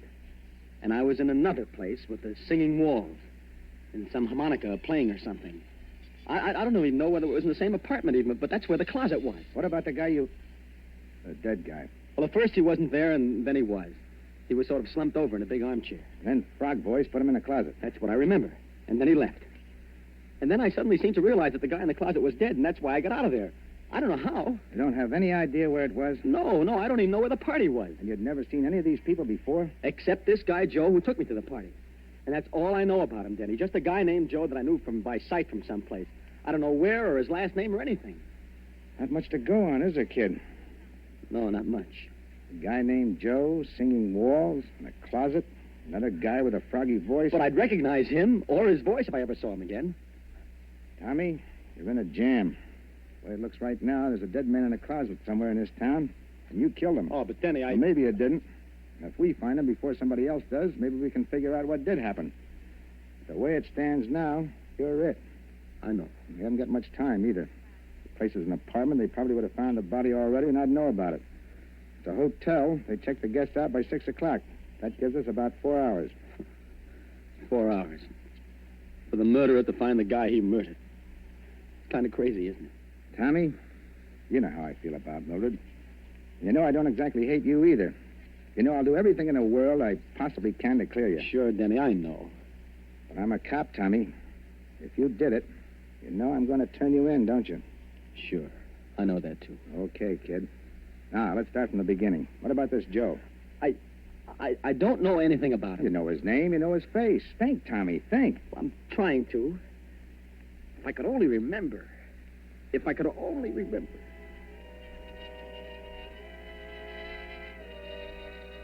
So a guy named Joe brought you, huh? You come up here from Joe's place? What's that? Oh, you don't even know where Joe lives, huh? Me? No, I don't know either. I never seen Joe before in my life.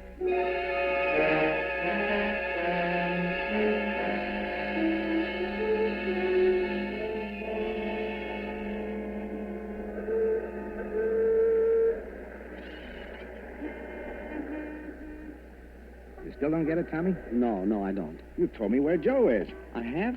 Sure. You see the sign over that saloon? Yeah, Joe's place. But how do you know that? Tommy, you were playing with bad boys last night. And this is where bad boys hang out, among other places. It's got a name. It's run by a guy named Joe. He minds his own business, as far as we know, but his customers don't. So? It all clicked when I remembered you said the guy with the frog voice asked you if you came up there from Joe's place. He didn't mean where Joe lived or anything. He meant this place. He thought maybe you were one of the boys. Yeah, but how did I ever meet this Joe? I've never been here in my life. He runs another joint, a respectable saloon, a sort of cover, about 3 blocks from our house, the town tavern. Hey, that's right. Remember? Now, Joe may or may not be in on this. Frog Voice made a big play to you that he didn't know Joe. He'd never seen him before in his life. His customers always cover him. It's better for them that way. But if my hunch is right, Joe is going to be plenty surprised when he sees you walk in there. Me? Walk in there? Ah, don't worry. Walk in and sit down at the bar. If you're not out in a couple of minutes, I'll know you recognize the guy and we're on the right track. I'll come in as though I didn't see you and go into the phone booth. And then what? Then we'll see. Okay, kid? Okay. Oh, one thing. Yeah? If he offers you a drink on the house, take it. Sure. Well, here goes.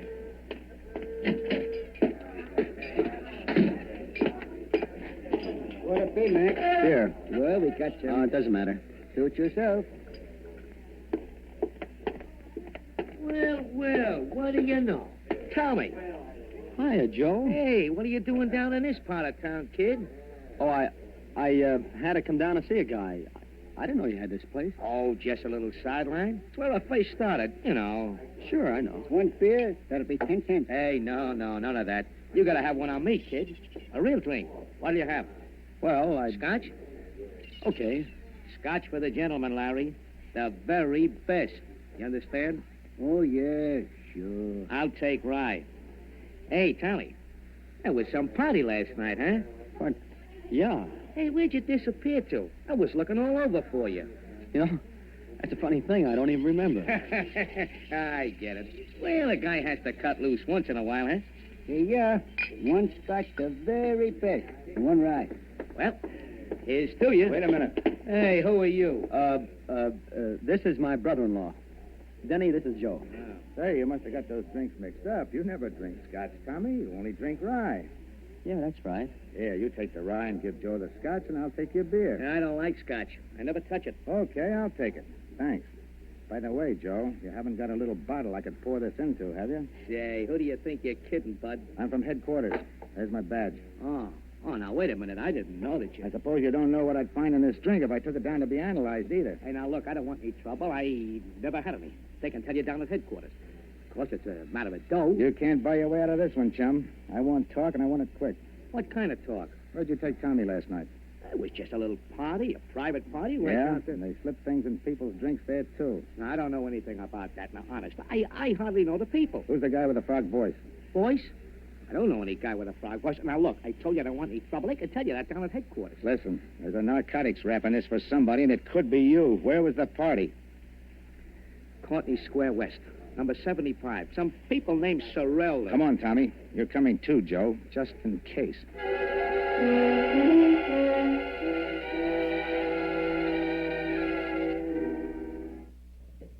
And that's the first half of Suspense, a drama from September 2nd of 1943, The Singing Walls.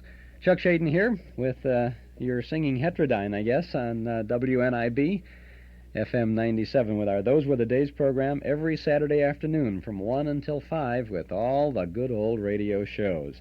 Got lots of them for you, too. Got a little news about a special event coming up soon.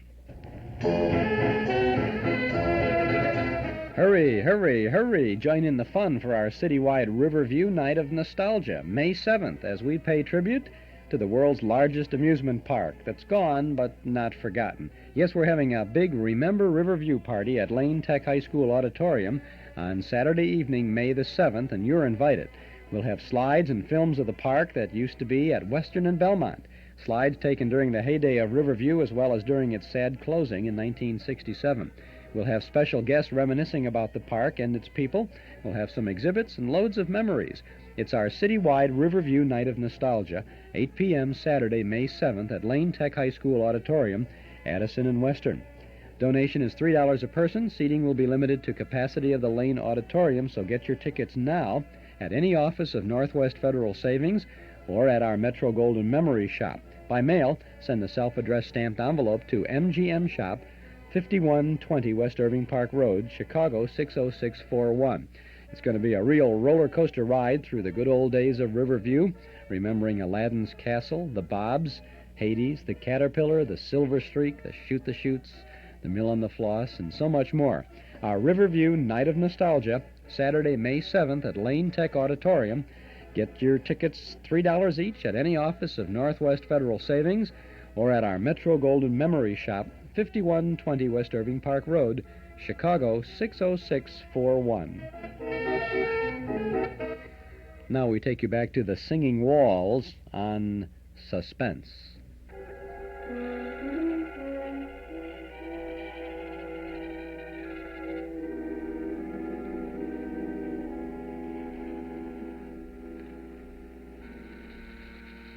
Sorrell, A.J. This look like the place, Tommy?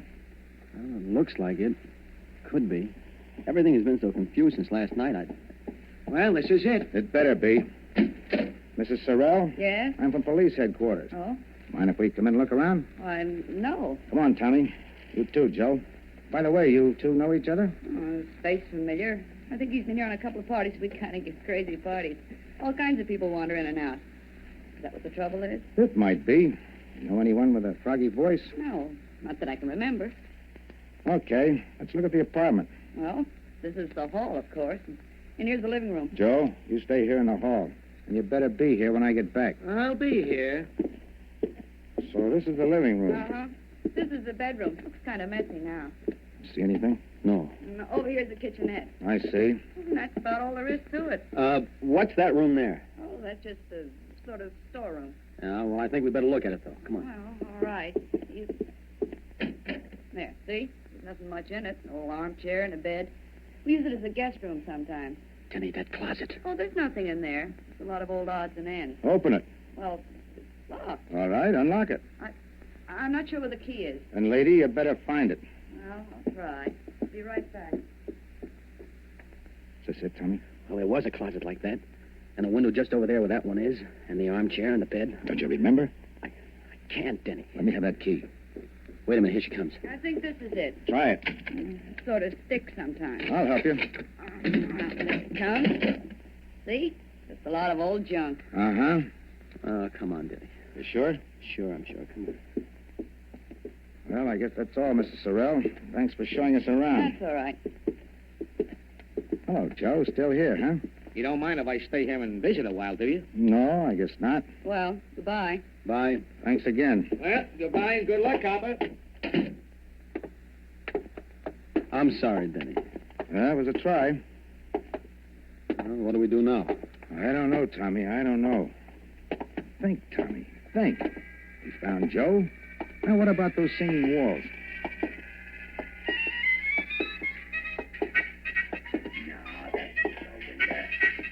That's right. It comes right out of the walls.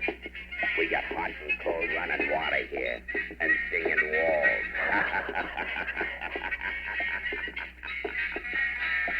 Denny. Yeah? Listen. What? That's it. The singing walls. The music I heard last night. You sure? Sure. I remember the piece, the harmonica, and everything. Coming from right around here someplace. Denny, it's coming from their apartment, the one we just left, Sorrell's. Well, come on.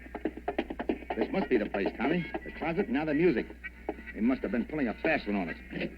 Well? All right, quit stalling. Come on, Tommy. Stalling? You heard me. You two brushed us off pretty slick, didn't you? Hey, now listen, I told you I don't know anything about this, but if you... Where's the music coming from? Well, from the radio. The radio? Yes, I turned it on in the kitchen just now when I started to fix dinner. It's a little portable. Here, see? Okay. I don't get it. What did you mean by Skip it. Well, Tommy, here we go again. I don't care. That was the music I heard. And that's the same number, and it sounds like the same band. Hey, wait a minute. Now what? Where's your phone? On the desk. Tommy, look and see what station that's coming over. All right. WBTA, the local station. Thanks. Hello? Operator? Get me station WBTA. A radio station. I don't know what the number is. Just get it. This is a police call. Thanks. May be wrong, Tommy, but I got a hunch. Hello? WBTA? What's that band you've got on now? I don't care if it's an electrical transcription or a Mickey Mouse cartoon. What's the guy's name? What? Turn off that radio. Now, what was that guy's name? Yeah. Mm-hmm. Well, where can we get a hold of this guy? Where does he hang out? I see. 5 nights a week, huh? That include the night? Thanks. A small-time band leader, Tom. Harmonica Hal on his harmoniers, he calls himself, and he plays at a place called the Silver Slipper out in the concourse. Come on. Coming. You better get on that phone, Joe. You dumb, you would have to turn on that radio.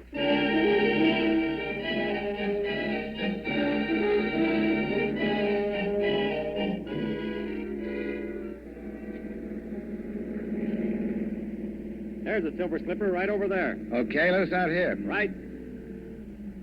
Here you are. Thank you, sir.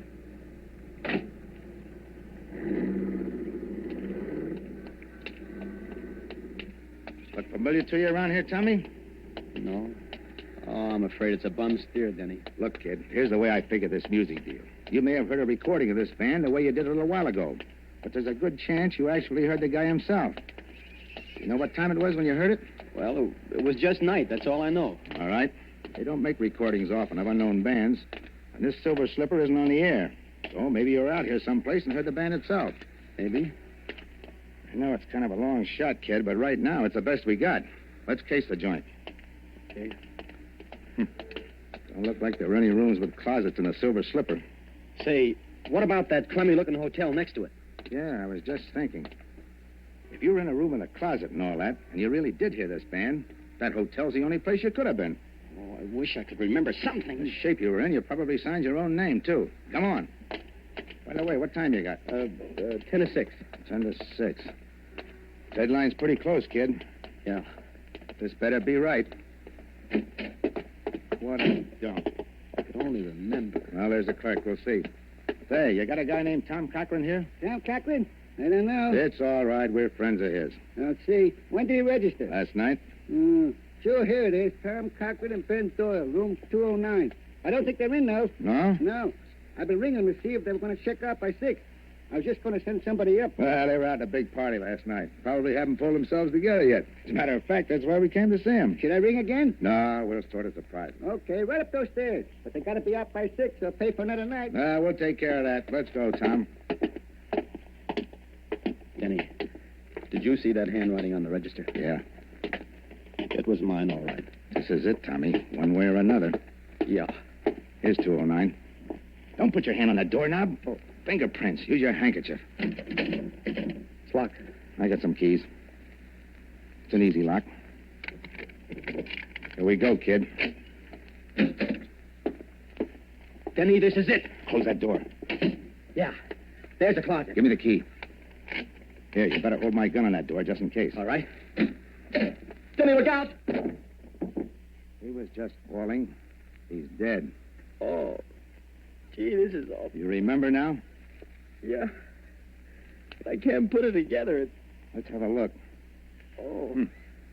Stabbed. Here's his driver's license. Benjamin Doyle. Give me it. Hello? Oh, yeah, we found him, all right. No, they're going to keep the room for another night. No. There's not a thing we want. We're in for it now, kid. Denny, look on the floor over there. Clasp knife, covered with blood. That's what did it, all right? Yeah. Hey. Yeah, I know. It's mine. Tommy, why didn't you tell me? Honest, Denny, I didn't even know I'd lost it until I just saw it there now. Fingerprints all over it. As clear as though they'd been made in sealing wax. Right-handed, aren't you, Tommy? Yeah, right-handed. Let me see your right hand. Doesn't take an expert to read these. Those prints are yours, all right, kid. Yeah, I guess they are. And you still don't remember? Honest, Denny, I don't. Can you think of any other explanation? No, there's the guy with the frog voice, but I must have just dreamed him up. I don't know. Well, kid, I guess this is it. You did all you could, Denny. Don't feel bad. You can plead insanity or something. Maybe we can prove you were doped. Maybe. You better call headquarters, Denny. Let's get it over. All right. So where are you going? I don't want to phone from here. The clerk will listen in. There's no use getting all the wolves on us before we have to. Aren't you afraid that I'll... No. Well, I won't. I'll just have him send a detective car. You won't have to go in the wagon. Thanks. Better let me have my gun. Sure. I'll be back. Lie down for a couple of minutes. You look kind of sick. I am.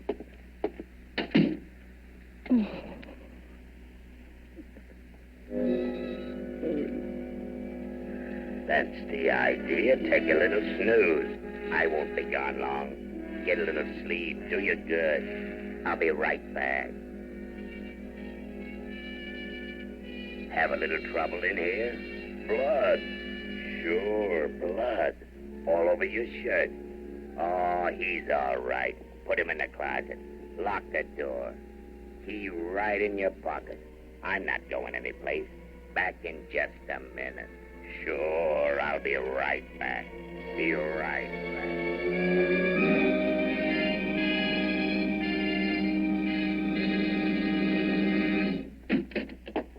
Here he is. You? Yeah, me. Hey, what are you going to do with him, Froggy? Get him in the other room until his copper friend misses him and starts looking. Now, listen, I don't want to be in anything like this. Shut up. You're in it up to your neck. Come on, you. Get up. Okay. Get going. Up the hall here. Open the other door, Joe. Sure. Get in there. That's the guy, Frog? Yeah. Listen, Froggy, this don't look so good. There was people who knew you were getting ready to give it to Doyle, and... Sure. That's why I framed this guy. All the trouble I went to. Doped him and brought Doyle in there while he was out. planted the key on him, bloodied him up, put the knife in his hand. I still don't see how he ever came to in time. Yeah, but he did. So what? We frame him again. Music? You like music, don't you? You're pretty sweet about music, ain't you? Well, for your information, that's harmonica hell rehearsing for the night. And in this room, it comes through the window. On account of there is a window. But in the other room, it comes through the walls. On account of there ain't no window. Catch on? Better close the window, Joe. No, wait a minute. Yeah, I do like music. You mind if a guy in a spot like I am hears a little music? What about it, Froggy? Sure, leave it up. And let's have music while we work. It'll cover up the noise if he makes any fuss. So what's a new angle? Knock him out. Dump him in the park. Dead by his own hand. Remorse. We leave the gun beside him and plant some of Doyle's stuff on him. Yeah, I got it. All right, get going. Tie him up. Right. Yeah. Put a handkerchief in his mouth. Yeah. Put a cord around him. He's drunk, see? And we're taking care of him. Okay. Where's the car? Round the back. Nobody will see us going out that way. Come on, over there. All right. You ready? Just a minute. All right, take a look. Okay. All right. Take a look at the door. Okay.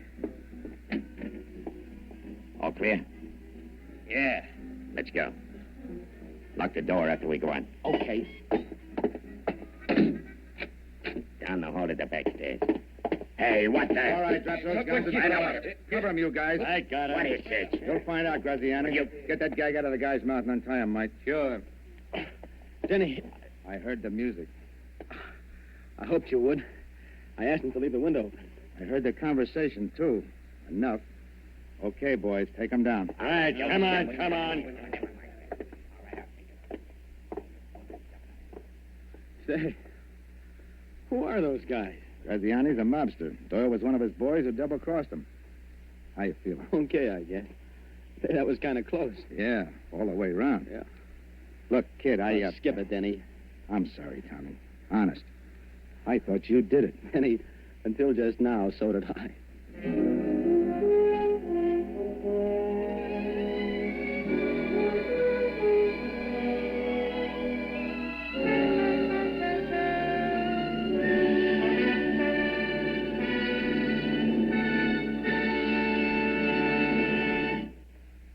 And so closes The Singing Walls, starring Preston Foster with Dane Clark. Tonight's tale of Suspense. This is your narrator, the man in black, who conveys to you Columbia's invitation to spend this half hour in suspense with us again next week at this same time, when Miss Lillian Gish and Mr. Otto Kruger will star in the suspense play Marry for Murder. The producer of these broadcasts is William Spear, who, with Ted Bliss, the director, Bernard Herman and Lucien Marowik, conductor and composer, and Robert L. Richards, the radio author, collaborated on tonight's Suspense. This is CBS, the Columbia Broadcasting System.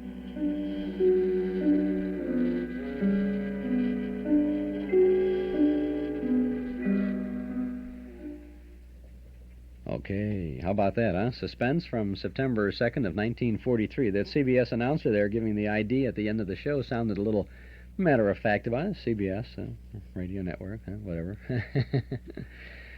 Chuck Shaden here with our Those Were the Days program on a Saturday afternoon on WNIB at FM 97. Still Fibber, McGee, and Molly show ahead of us, and The Thin Man, and then a tribute to Andy Devine and Eddie Rochester Anderson as we listen into a 1939 Jack Benny program featuring each of those two talented performers.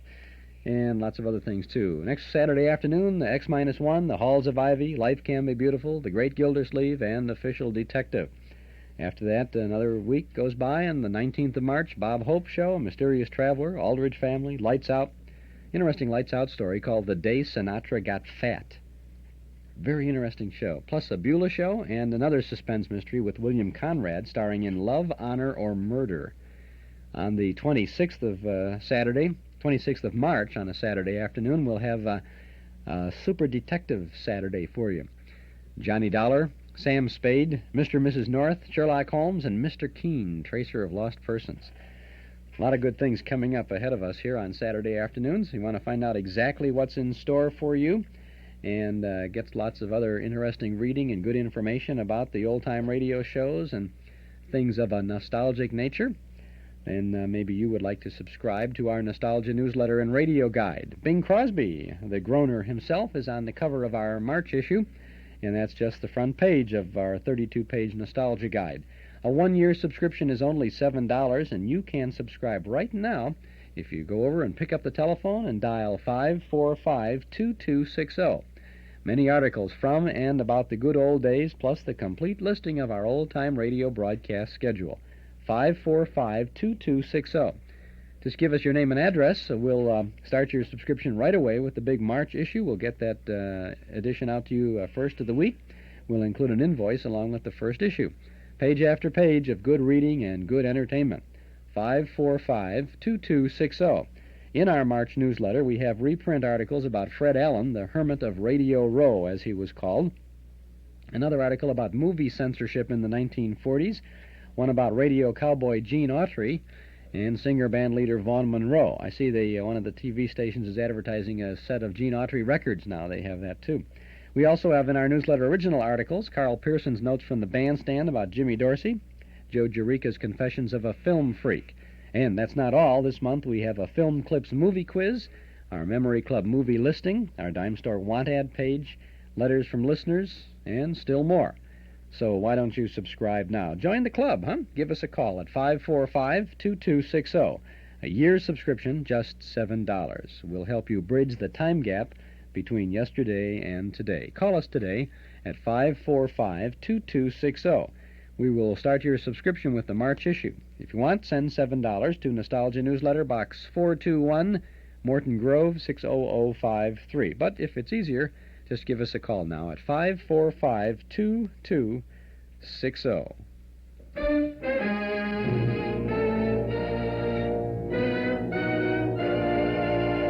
Mr. Interest Accumulator, champion of the people, defender of the vault, guardian of our fundamental rights to life, liberty, and the pursuit of daily interest on passbook savings. And it shall be my duty as interest accumulator not only to pay the highest interest permitted by the limit of the law, but to pay it to all persons holding passbook savings accounts perpetrated at Northwest Federal Savings, and to defend with equal vigor the rights and privileges of all Chicagoland savers to open and hold an account at Northwest Federal Savings, earning top interest from the date of deposit to the date of withdrawal. Come on, Herringbone. We're going to Northwest Federal Savings to investigate the case of the growing balance. Northwest Federal Savings, serving you 63 hours a week in Chicago on Irving Park Road, in Edison Park on Northwest Highway, in Des Plaines on Dempster Street, in Norridge at Harlem and Irving, and in Arlington Heights on Algonquin at Golf. Chuck Shaden with you on our Those Were the Days program from WNIB Chicago. We are at 97 on your FM dial. Edgar Bergen is coming to town for a one-night only personal appearance.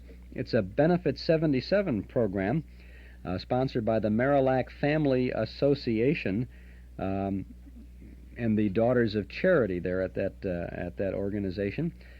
Catholic education through the facilities at the Marillac High School. Edgar Bergen and Howard Keel will share the spotlight at a very interesting benefit program. It's for folks who've been saving their money at Northwest Federal Savings for a rainy day, $50 a person. Will get you in to see this. Edgar Bergen, a rare personal appearance coming up on the 26th of March of this year, Saturday, the 26th of March, at the Marillac Theater at 8:15 p.m. And there will be a reception prior to the program beginning at 6:30, where everybody who attends can get a chance to meet Edgar Bergen in person, along with Howard Keel, other people on the show. I don't know if you'll be able to meet Charlie in person or not. Charlie McCarthy and Mortimer Snerd will be there, too. This is a benefit program for the Sisters of Charity at the Marillac High School. Marillac Family Association sponsoring this Benefit 77. Saturday, the 26th of March. It's at 8:15, $50 per person. If you want more information, call 446-9106. We're glad to call this little bit of information to your attention. Hello, Chuck. This is Edgar Bergen thanking you for reminding your listeners about Benefit 77 at Marillac High School. I'll be appearing with Howard Keel. He's a good boy, you know, on Saturday, March 26th for the benefit of the Daughters of Charity at Marillac High School in Northfield, Illinois. Phone 446-9106 for details. Thank you. And I thank you. This is Charlie McCarthy. And I'll do the same thing. This is Mortimer Snerd. Oh, that's a good one. Okay, fellas. Back to Hollywood now. Thank you very much. Well, I got some good fun for you now as we go back to June 6th of 1939 for a Fibber McGee and Molly show. This is the Johnson's Wax program with Jim and Marion Jordan, Donald Novis, the singer on the McGee show, the Four Notes, Billy Mills and the orchestra, and so many other regulars. Always time to smile, isn't it? I just feel just ready to smile with you now as we listen in to Fibber McGee and Molly. The Johnson Wax program.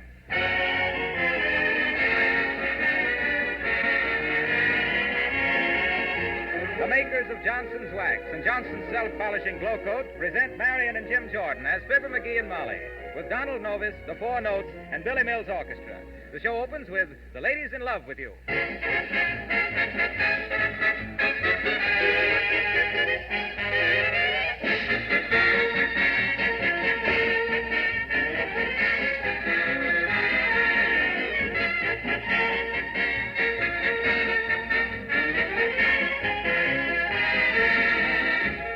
A few weeks ago, we announced a sensational new labor-saving product, a double-action cleaner and wax polish for automobiles called Johnson's Car New, C-A-R-N-U. Since then, unsolicited letters have been pouring in from listeners everywhere who say that Johnson's Car New is even easier to use, gives more wonderful results than they believed possible. Some of these comments are from women who wax polish their own cars without help. Now, if you want your car to take on a brilliant, gleaming polish, if you want the finish to look as bright as it did the day it was new, then get a can of Johnson's Car New at once. Remember, this is a double-action cleaner. It cleans and wax polishes your car in one simple, easy operation. The liquid is easily and quickly applied. It dries almost immediately to a white powder. Wipe off the powder, and off goes the old dirty film. Streaks and stains disappear like magic. Your car shines like a mirror without any hard rubbing. Why, the whole job can be done in an hour. Johnson's Car New is for sale at filling stations, auto supply stores, garages, and at your regular wax dealers. Try it, and you'll agree that your car looks like new when you use Car New.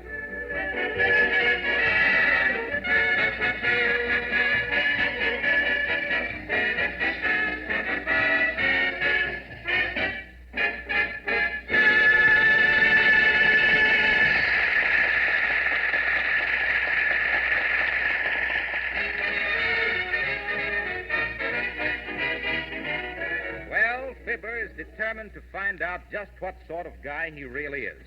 Of course, he could ask people, but Fibber was never one to stick his neck out unnecessarily. So here in the living room at 79 Westful Vista, typing a letter to the famous handwriting analyst, Professor John Hancock, we find Fibber McGee and Molly.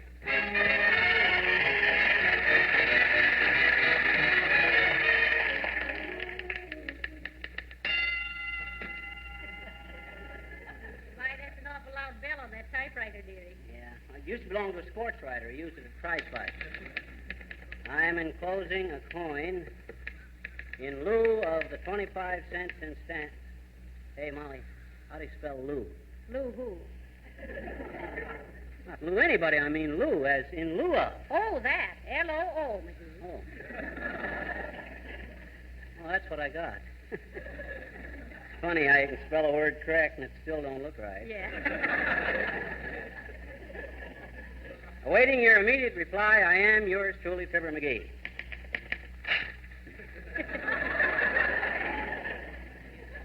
Now, let's see. I'll have to enclose a sample of my handwriting. Come in. Fibber McGee? You betcha, Bud. Do you need a gag writer? No, we don't. Oh, no?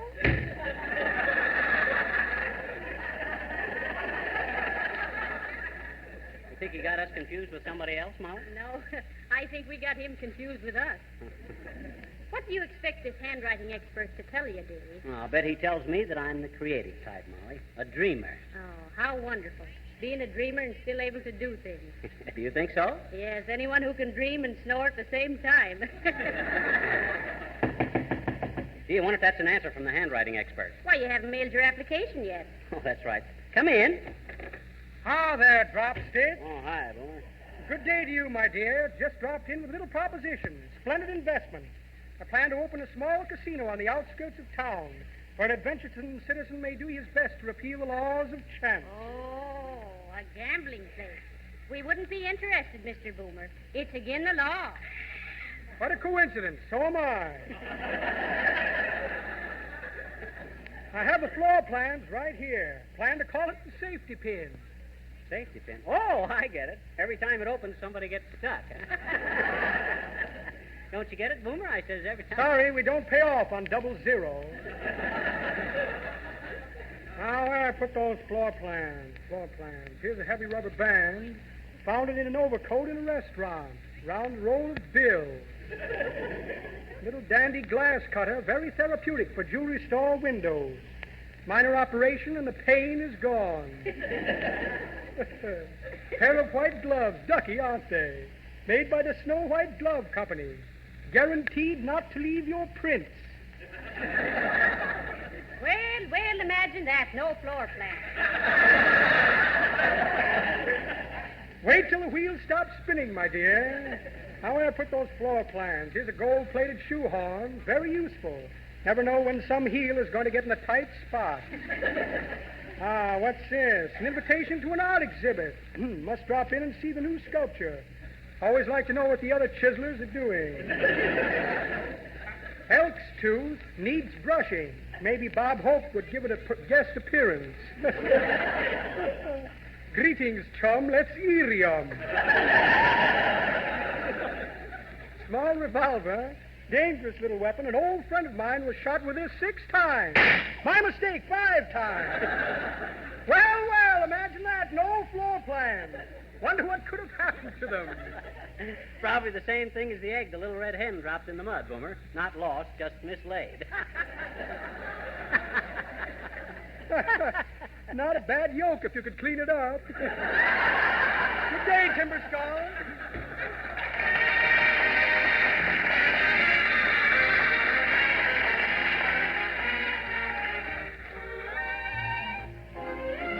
A new moon and an old serenade. I just stood there and looked at you as the violins played. A new thrill, we were both so afraid, but the moon and the melody seemed to come to our aid. Heaven gleamed in a rose-colored light, and the music seemed to be saying, I'm yours tonight. Your heart called, and I gladly obeyed, 'neath the spell of a new moon and an old serenade.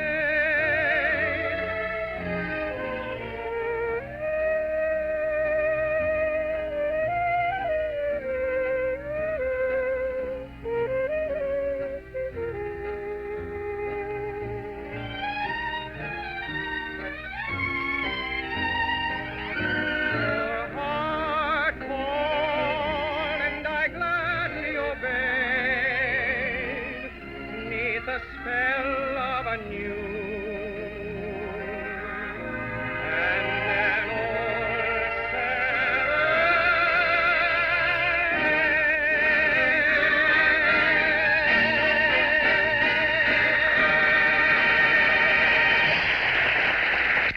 was Donald Novis singing A New Moon and an Old Serenade. And Don, as one creative artist to another, I can't speak too highly of your rendition.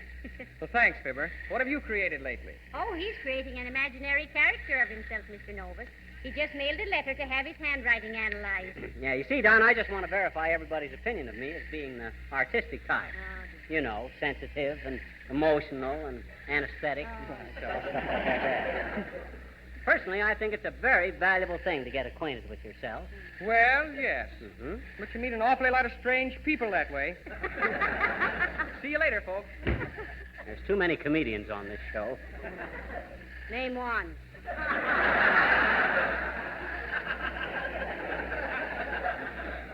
If I get any more ribs tonight, I'm going to open a barbecue joint. That's good old Fibber there. Name one, huh? One comedian on that show. Donald Novis, the tenor, joining Fibber, McGee, and Molly on this broadcast from June 6th of 1939. Tenors were very big in the 1930s. Dick Powell was, of course, one of the biggies, and he's going to be on the screen tonight in our Memory Club movie over in the community room at Northwest Federal Savings. The movie is called The Singing Marine, and it is from 1937 with Hugh Herbert, Lee Dixon, Alan Jenkins, and Larry Adler. It's all about a bashful Marine, if there is such an animal. I suppose back in 37 there might have been a bashful Marine, huh?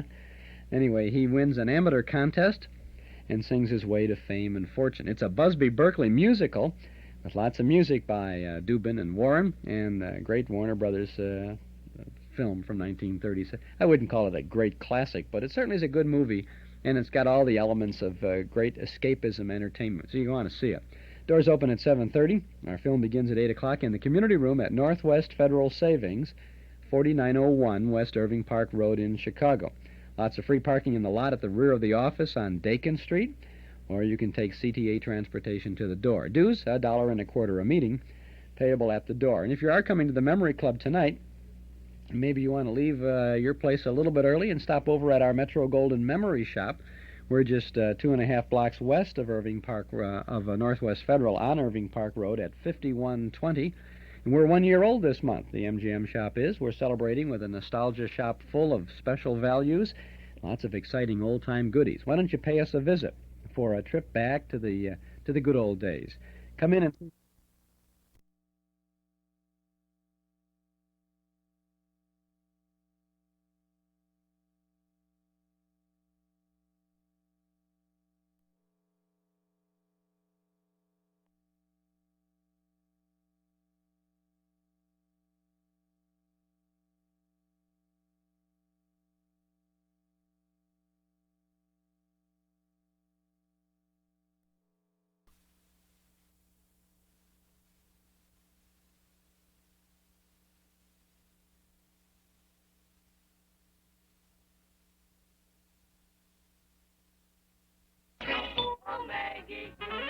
My own. Although they say we are people with age, Maggie and our steps aren't as sprightly as Dendari. Our faces are a well-written page. Whoa, Maggie, but time alone was the best. They say we are aged and gray, hey, Maggie, and sprayed by the white breakers blonde. To me, you're as fair as you were, Maggie, when you and I were young. Maggie, my queen, Maggie, my dream, Maggie, you're the same today.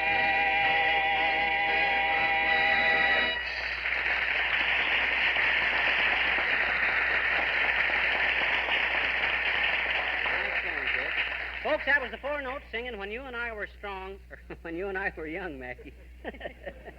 Guess I got muscles on the brain tonight, Molly. Well, they'll never get any exercise there. She's always zinging them in there, isn't she? Good old Molly.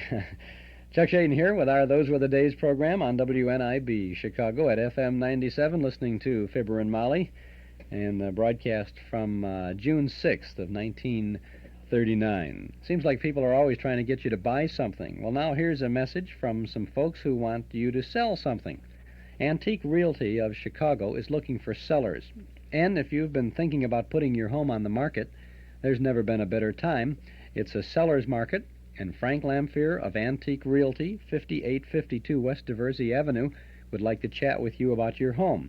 He's more than a licensed real estate broker. He's a certified appraiser, and he can give you a realistic estimate of the current market value of your home at no cost or obligation. He'll discuss sales of comparable homes in your community and offer some thoughtful advice about selling your property. Antique Realty is a member of the Northwest Multiple Listing Service, so when you list your home with Antique Realty, you'll find another 130 member real estate firms joining in the search for the right buyer at the right price. Call or visit Antique Realty, 5852 West Diversey, just east of Austin. It's the real estate office with a red and white striped canopy out front, lots of antique furnishings inside. Antique Realty, 889-3840. Find them in the Yellow Pages under Real Estate Antique. Eden's Plaza Shopping Center, where Eden's Expressway, Skokie Boulevard, and Lake Avenue meet at Wilmette. Eden's Plaza Shopping Center, where you'll find quality merchandise for the entire family. Eden's Plaza Shopping Center, easy to reach, easy to park, easy to shop. Many fine stores open to serve you 7 days a week at Eden's Plaza Shopping Center in Wilmette. Now we return to the Squire of Wistful Vista. I wonder if $5,000 is too much to ask for my first bout. If I can get about... Oh, here's the athletic club, Molly. Come on in.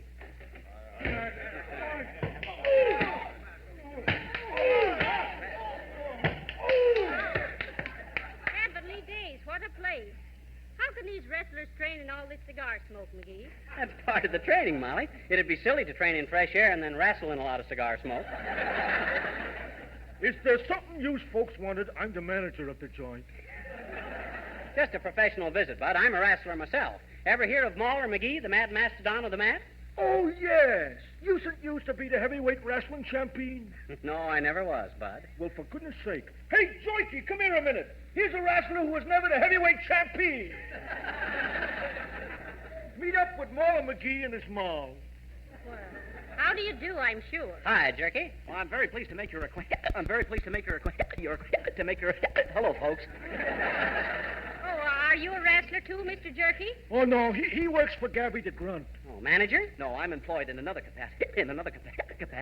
I'm not his manager. My job is more in the nation. Say, let's start over, huh?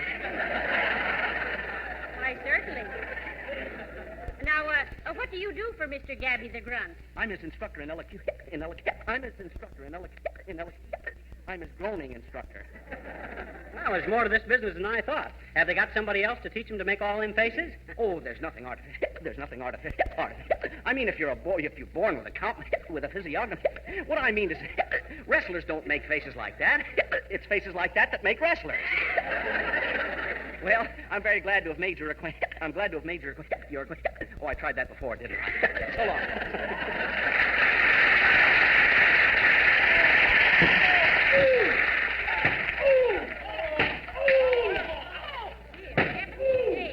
Look at those big bruisers, McGee. Do they have to play so rough? Oh, we get used to it, Molly. Oh, look, McGee, what's that little girl doing in a place like this? It's me. Oh, hello there, little girl. Hi, pal. Well, ain't you kind of young to be hanging around a place like this? Why? Why, you ought to be home in bed. I bet you hadn't, I bet you. Oh, yes, you had. Why, certainly, this is no place for little girls. No, I think we better report this to the juvenile authorities. Gee, I bet you're just the man me papa was talking about, I bet you. Huh? Who is your papa? That's the gorilla. Oh. And he's one of the best guys in the racket, too, I bet you. Oh, he is, huh?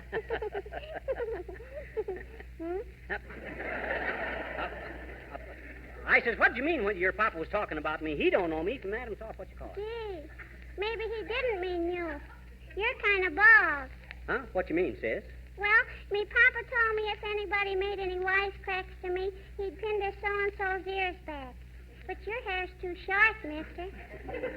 Now, goodbye now. I gotta go see if Full-Face Benny is through with me skipping rope.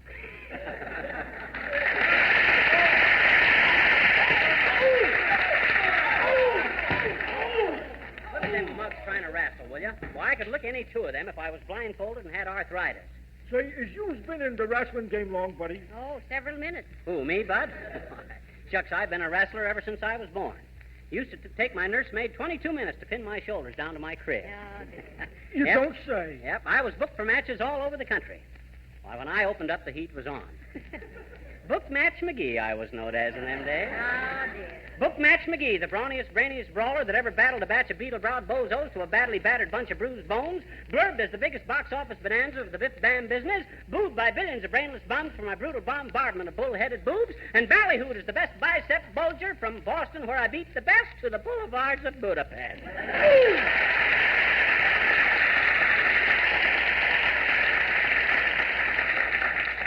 Say, I think Hughes is just the guy we've been looking for. Gabby the Grunt's been looking for a guy to work out with. Oh, he has he? Well, let me in there with that guy. I'll show him some new twists. Here, hold my coat, Oh, Molly. now, wait a minute, McGee. After all, you know... McGee! Go on, lady. Let him have his fun. Look at the midget. Look at poor little McGee in the ring with that big bruiser. Looks like a ventriloquist act. Well, I don't know. Not with two dummies. Hey, look at him go, lady. Like a ventriloquist act. Well, I don't know. Not with two dummies. Hey, look at him go, lady. McGee, be careful. Get down off of that man's hand. You better stand aside, lady. He's going to throw him this way.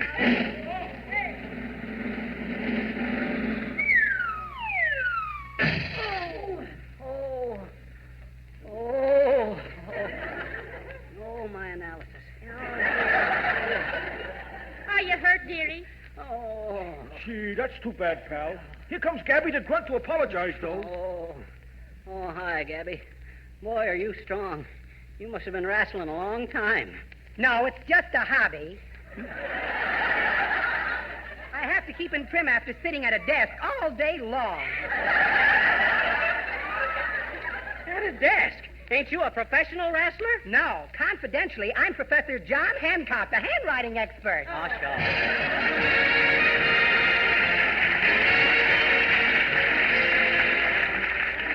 In the summer months, the wise woman plans her work so she can have more time to be out of doors enjoying herself, more time to spend with her family.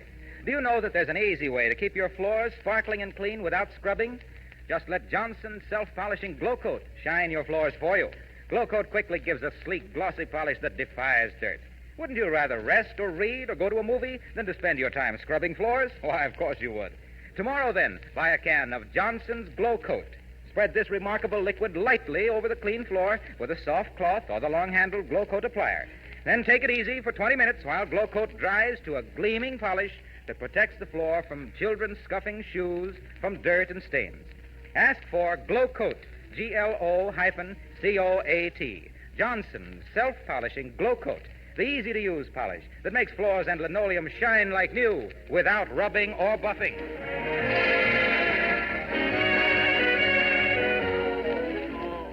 Hey, Molly, put another pillow under my back. Oh, all right, dearie. Better let me take your specs, too. Oh, what's the matter? They broke? No, I'll put them away until your ears straighten out again. Good night. Good night, all.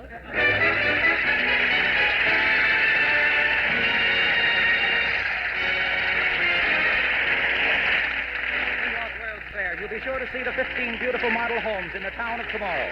On all the floors and woodwork of these homes, Johnson's wax polishes are used exclusively. This is Harlow Wilcox inviting you all to join us again next Tuesday night. Good night. The selection the ladies in love with you heard on this program is from the production Some Like It Hot. This is the National Broadcasting Company.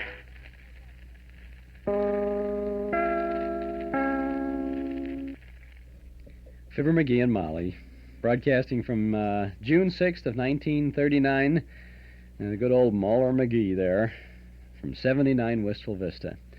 We're working on a series of, those were the day shows coming up for, that we always plan ahead, even before you get your newsletter. We have to figure out what we're going to do and set things up, and I think it's the third Saturday in April, that Fibber McGee and Molly program will celebrate its 42nd anniversary. In other words, 42 years ago, on the 16th of April, Fibber McGee and Molly were first heard on the radio.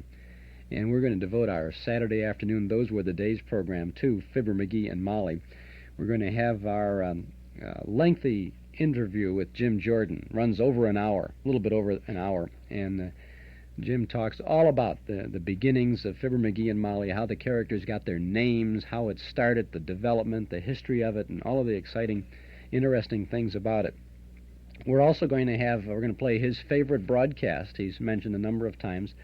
There's one show, and this is unbelievable really, one show in all the shows that Fibber McGee and Molly had that stands out in his mind as a favorite show, and it features Gail Gordon and Hal Perry and so many of the others. We'll play that show. We're also going to have Fibber McGee and Molly starring on a Screen Guild Players broadcast of the radio version of their movie Heavenly Days. And we're going to play a very unusual Fibber McGee and Molly show that we just found. We've been digging and we've known about this show, haven't been able to find it. It just popped up. It's a show where joining Fibber and Molly at 79 Wistful Vista are some visitors, Edgar Bergen and Charlie McCarthy. Now, you got to know that's got to be a rare show with Fibber and Molly and Edgar and Charlie. And then we have also uncovered a suspense program starring Jim and Marion Jordan in two roles that are not at all Fibber McGee and Molly, on a suspense mystery called Backseat Driver. Jim and Marion Jordan. We're going to play all of that for you. Got a sensational 4 hours coming up in the middle of April on our Those Were the Days program as we observe the 42nd anniversary of the first Fibber McGee and Molly radio show. So what do we say? Don't touch that dial, huh? Well, it's coming up, and you'll like it. I'm sure you will. You'll want to make sure you got some tape with you that day, for sure. Chuck Shaden here with a hall closet full of old-time radio shows every Saturday afternoon from 1 to 5 on WNIB at FM 97. Along with the old-time radio shows today, a little hoarseness in the voice from a midwinter cold, I guess. Feel pretty good, but the voice is a little fuzzy, so if that bothers you a little bit, I'm sorry about that. If you like to listen to the radio with the lights out, then when you send for our cassette tape of the month for the month of March, you'll want to play it. It's a good one to play on your little cassette recorder under the blankets, or take the kids. You go in the Scouts doing some outings, going out camping and stuff like that. Boy, the kids will love this. Listen to this on our tape for March. I tell you that mass of flesh was a chicken heart, the tissue of which, for some reason, is undergoing constant, rapid, accelerating growth. With every passing hour, its growth is doubling. Do you know what that means? If it is now 1 block in size, within 30 hours, that cannibal flesh will have increased in size to 1 square block to the 30th power. In 30 hours, every inch of this whole city will be crushed under that moving flesh. Within 60 hours, it will have covered the entire state. Within 2 weeks, the entire United States. You ask for the National Guard. I say call out the entire army. Blast this thing off there. If you like to listen to radio with the lights out, then you'll want to get our cassette tape of the month for March, because this month we offer an Arch Oboler Lights Out special, 30 minutes with 6 of Oboler's best mini mysteries, including that famous chicken heart story and the fabulous drama of bodies turning inside out, The Dark. 6 Oboler shorts guaranteed to send the chill up and down your spine, an exercise in horror on our cassette tape of the month for March. And that's not all. Besides the Oboler special, we also present Boston Blackie in the case of the unused shoes. Boston Blackie, enemy to those who make him an enemy, and friend to those who have no friend. A full hour of great radio entertainment again this month for only $5 from the Hall Closet, Box 421, Morton Grove, 60053. A half dozen of Arch Oboler's best mini-dramas, plus the adventures of Boston Blackie. 60 minutes worth of great listening. Our cassette tape of the month for March, $5 from the Hall Closet, Box 421, Morton Grove, 60053, or get your March tape at any of the 5 offices of Northwest Federal Savings, or when you visit our Metro Golden Memory Shop at 5120 West Irving Park Road. The best of Arch Oboler and Boston Blackie, our March cassette tape of the month. America needs a better idea. Ford puts it on wheels. The Model T, the first V8, first wagon with a 3-way gate, Pinto, Granada, Mustang too, and now just look what Ford can do. See the brand new Fords for 1977 at Nelson Hirschberg Ford, 5133 West Irving Park Road at Laramie. See all the 77 better idea cars you've been waiting for. And see them all at one of Chicagoland's leading Ford dealers, open 7 days a week at Irving Park and Laramie. Nelson Hirschberg Ford. When America needs a better idea, Ford puts it on wheels. Now we've got a good idea for you. Listen to another good old radio show. We're going back now to July 13th of 1948. Pabst Blue Ribbon Beer sponsored The Thin Man. And the title of this story, interestingly enough, is The Haunted Hams. And I suppose that's a pretty good combination. Beer and hams, huh? Or maybe it's hams beer. No, this is Pabst Blue Ribbon Beer. Anyway, Les Temayne and Claudia Morgan star. And I think you will enjoy The Thin Man.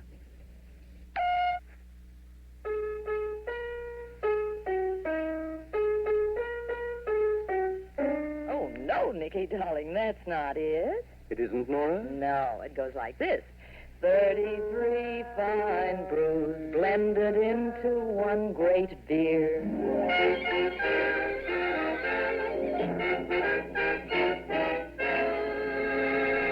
Pabst Blue Ribbon Beer presents the new adventures of the Thin Man with Nick and Nora Charles, the happiest, merriest married couple in radio.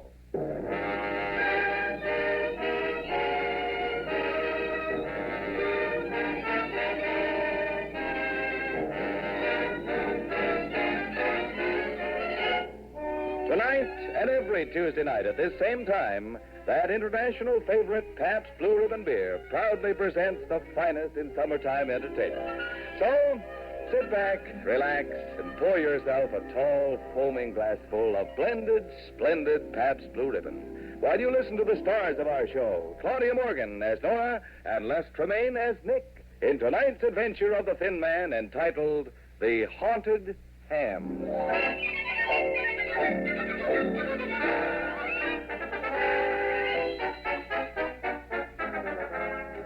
Every once in a while, a man's wife gets the idea that her husband needs a change. Of course, the conscientious little homemaker never suggests that her husband change his wife. Well, this evening, we find the great ex-detective, Nick Charles, in a car with his lovely wife, Nora, and his good friend, Ebenezer Williams, driving through the countryside. Nicky, look at that moon come up over those trees. Can you see anything as beautiful as that in the city? Yes.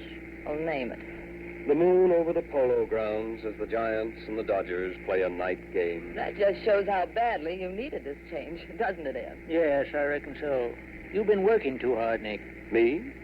Working? Yes, you got to get your nose out of that grindstone. Ed, you, my partner, can say a thing like that? Yeah, I got to get my nose out of the grindstone, too. That grindstone's becoming crowded with noses. Nora, the only thing we've had our noses in were comic books and detective stories. That's right. Detective stories, comical books, detective stories. We was in a rut. And you think we'll get out of it by going up to your farm, Ed? Why, of course. It's about time we changed ruts. Ed, listen, there's a fire engine coming up behind you. Oh, bit of Paul. I used to be a volunteer fireman around here in the days when I was sheriff. Here comes the engine, Ed. Yeah.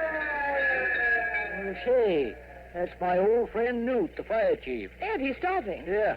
Howdy, Newt. Howdy, Ed. I thought that was you driving the car, and I stopped just to make sure. That's you, all right. Reckon ain't nobody else. Well, I'm awful glad to see you back, Ed. Well, I'm glad to be back, Newt. Oh, this is my friends, Nick and Nora Charles. Howdy, folks. It's nice to know you. Are you going to or coming from a fire, Mr. Newton? Going to, of course. Say, Ed, did you hear that Shad Simmons had a calf with 2 heads last April? What do you know? Yes, but even with 2 heads, he ain't no smarter than one with one. Is this a serious fire you're going to, Newt? Well, I can't till I get there, my friend. Say, Eb, did you hear about Methuselah Marbrain? Don't tell me that he finally married Belle May Bogardus. Well, they set the wedding for September, but they postponed it.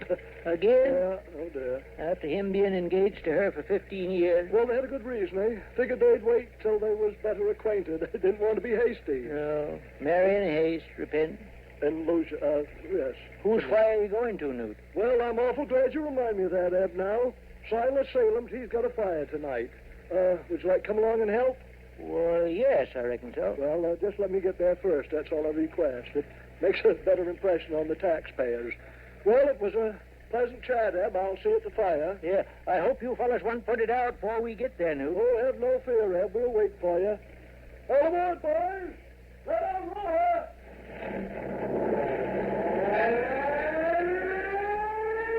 Does he always dash to a blaze like that, eh? Newt, well, he ain't exactly speedy, but we elected him because he was the only one that can play the tubie in the fireman's band.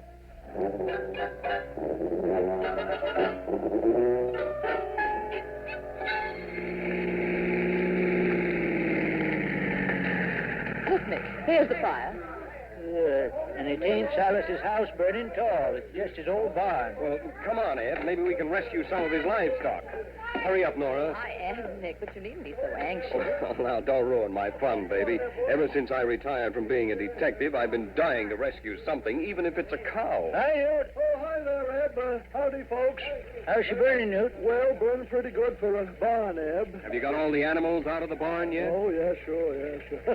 Had some awful queer-looking animals in there, though. What kind? Well, what you might call the city kind. Dogs? Well, that depends on your point of view. I heard them saying they've been treated like dogs. Oh, well, they're people. That depends on your point of view, too. They're actors, real honest-goodness live actors. Where's Silas? Oh, he went back to farmhouse. He said he's got the barn insured, so there ain't nothing to worry about. He's been stabling them live actors because he says there's some kind of summer stock. Oh, you mean they're a summer stock company. Where is that fire chief? Where is he hiding? That must be he over there, Master. Looking for me, Bob? I certainly am. I am the director and producer of this company. I am Grednoisky. Well, I'm Newton. Pleased to meet you, Mr. What'd you say your first name was? You couldn't pronounce it. Just call me Grednoisky. Listen, our theater's burning. I'm very glad to meet you, Mr. G. This is my friend Ed Williams. Hey, Mr. G. Hello, Master Fire Chief. Aren't you going? Mr. G, I'd like you to meet my friends here, Nick and Nora Charles. Now, how do you do? I am doing terrible, thank you. Please, about that fire. Ain't you going to introduce us to your lady friend, Mr. G? This is Myra Mannix Arrangenu. Now, please. Pleased to meet you, Miss Mannix. Cheers, greetings, salutations, and all that sort of rot. Oh, are you British? No, but we're putting on a jolly old British play, you know. Mr. Newton, old boy, aren't you going to do something about our theater? It's getting a bit overheated, you know. What theater? The barn. We made it into a theater. It's burning. Aren't you going to do anything about the fire? Well, we're watching it, ain't we? Watching it? You're supposed to put it out. He's kind of excitable, ain't he, Ed? Yes. Well, theatrical people, they got more nerves and voices than any other kind, you know. But the barn will burn to the ground. Don't you want to put it out? Why, of course not. Some of my boys might get hurt in a blaze like that. Besides, you can't put it out. Why not? Nature, my boy, nature. Too much fire and not enough water. But it sure looks awful pretty, don't it? Look at it. Pretty? I'm going wacky, but. Well, excuse me, folks. I'd better see to my boys. They're getting awful close to that fire. Don't you think so, Eb? Yes, they might get a blister. Oh, dear. Say, now, look, Eb, you stay here for a little while. You can see none of them actor people interferes with the blaze. And if it begins to spread, you call me. Yeah, sure. You going back to town, Newt? Oh, yes, I think I should. There might be some other fires for us to look at. Well, Nick, he's leaving. Yes. Well, they sure look dashing in those firemen's uniforms. Eb, how does the siren sound? Great, Newt. Sounds just like an opera star. Oh, that's good. It's a brand new one. Well, to the gun, Willis.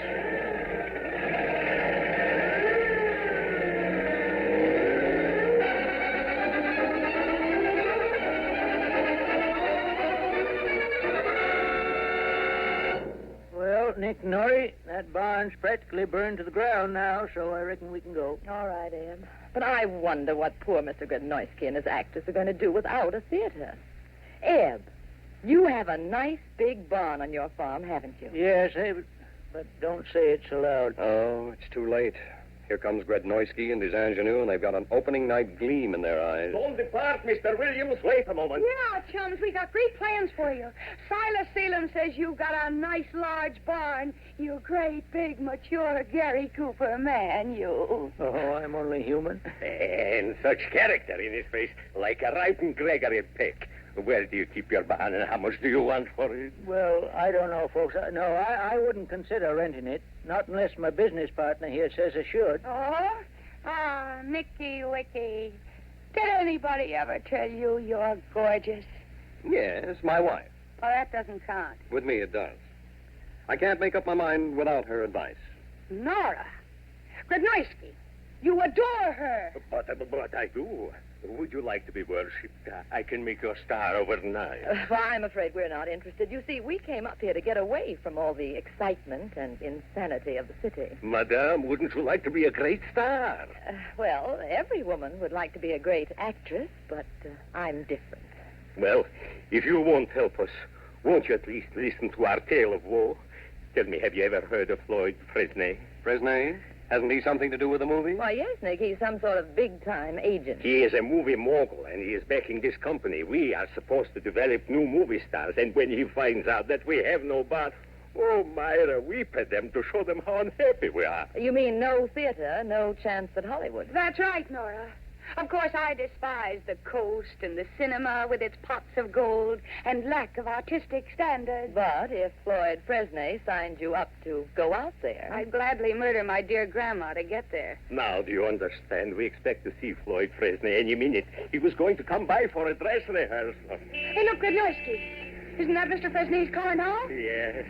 Myra, think of some brilliant excuse for this catastrophe. Oh, shall I tell him that we worked with an ardor so burning that the barn caught fire? Hello there, F.F. Greetings, Grodnoisky. I have a wonderful explanation why the barn burned down. You've heard of the Chicago fire, no doubt? Heard of it. I saw it. In Technicolor. Colossal. Well, the same thing happened to us. Who would dream that there is a distant relative to Mrs. O'Leary's car? Just a moment. No improvising. Everybody quiet. Who is she? Nora Charles. Come here, child. Me? Yes. Bare your teeth. There. Do they bite? You want to find out? No. Then get your hands off my face. I'm just feeling the bony structure. Hey, what do you think you're doing? Who is he? Her husband. Get rid of him. Listen, Fresnay, who do you think you are? Tell me, my man, does your wife have a figure as good as it looks? What? Well, you ought to know, does she? I certainly have. Grodnoisky, this woman has the most photogenic face and figure I've seen in 20 years. She's a new Garbo. I want to see her give a performance in 2 weeks. 2 weeks, mind you. Find another barn. I'll pay all the bills. Adios. Adios, F.F. Nora, this is the opportunity of a lifetime. Yeah, and you'll be able to give us all a break. Well, really. Think of it. Your name in life. Platinum swimming pools. Sable underwear. Do you think I'm a foolish, silly girl like all the other girls in the world? Yes. You're patriotic, aren't you? I certainly am. Then think of this. Your income taxes alone will make the government rich. Mr. Grodnoisky, I'd love to help you and your friends, but if you think I ever had any ambitions to be an actress, adored by the world, thrilling audiences, having my name and picture in the papers, just being too wonderful, you're absolutely right. Ev, how soon can we get the cattle out of your barn?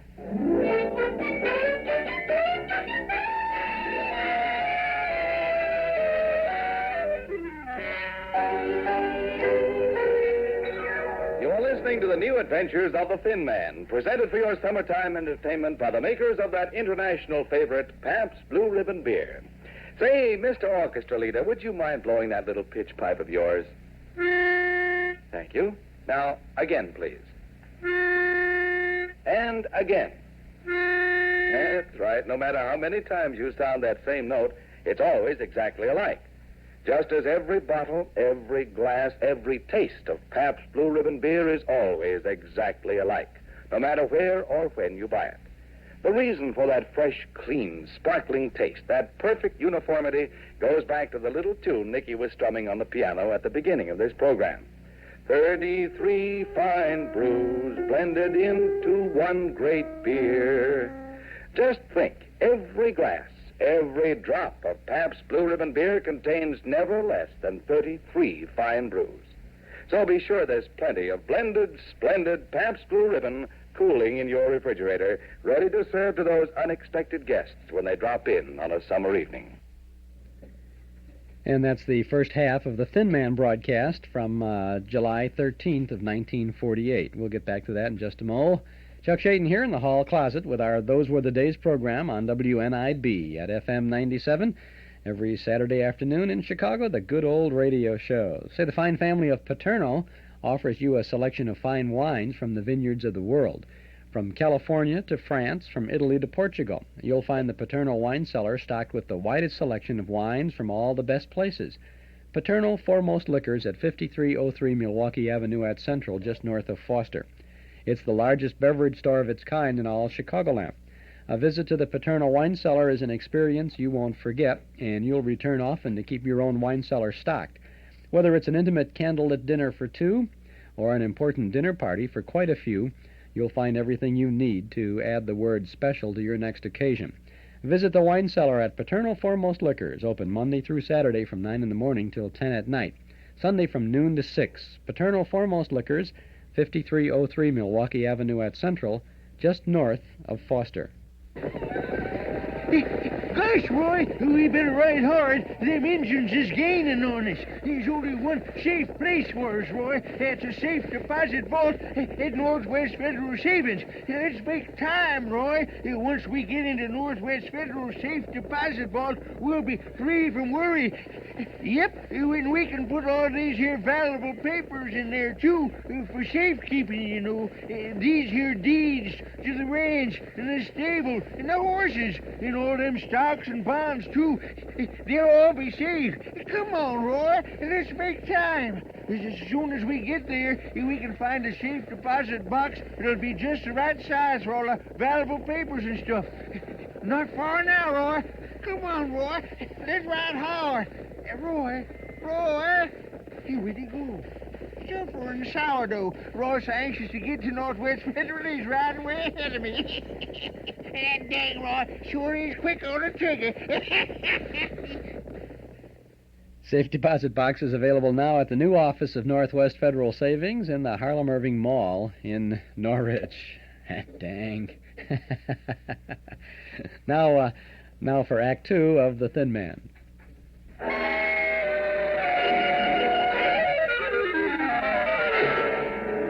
And now for Act Two of tonight's Thin Man adventure. 2 weeks have passed since Nora was bitten by the acting bug, and we find her now studying her part in the play that the great Russian director Grednorsky and his actors are going to put on in Ebb Williams' barn. But I do think you're terribly, irresistibly smashing, Lord Cornish, Simple Betty. A gay laugh. Do you think that last ha was a trifle phony, Nick? I think the whole thing's phony. Oh, well, you're just saying that because Grednorsky only gave you a small part and I'm playing the lead. Nora, do you really want to become a movie star? Do you think I'd be acting this silly if I didn't? But, darling, despite Floyd Fresnay, you just can't be a star overnight. Grednorsky thinks I can, and he knows much more about it than you do, dear. And don't talk to me this way. You get me out of the mood. How's that? Sounds like a coloratura soprano gargling with Drano. Nicky, how dare you say a thing like that to me? We're opening tonight. Now, Nora, don't get temperamental again. Well, I've got to be temperamental. Every star's temperamental. And I'm furious with you. Give me something to smash. Here. I collected some old glasses that Ebb doesn't need. He says they're good for smashing. Thank you. That's better. Now, but I do think you're terribly, irresistibly smashing, Lord Cornish. Simple, Betty. Gay laugh. Oh, dear. Nicky, don't you want me to be a movie star? Well, darling, frankly, no. And why not? Why, I hardly ever see you anymore. Well, naturally, my career, you know. But, baby, you dragged me up here to take care of me.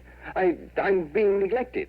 You know what happens to neglected wives. Well, you're not a wife, you're a husband. Don't you know anything, Nicky? Well, you know what happens to neglected husbands. The same thing as happens to neglected wives. Oh, don't be silly, dear. Will you stop that laughing, please? Nicky, behave yourself or I'll get temperamental again. Now, listen, baby, I don't think you should go on with this. I knew it. You're jealous because I've got a career. Okay.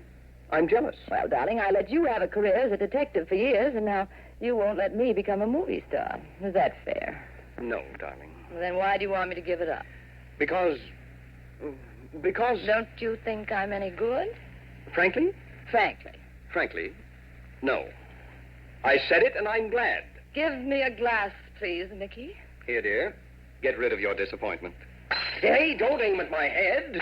Nora, cut it out. I changed my mind. You're great. I knew you'd alter your opinion. Oh, enter. I'm decent. Howdy, Nora. You're wanted on stage for rehearsal. And guess what?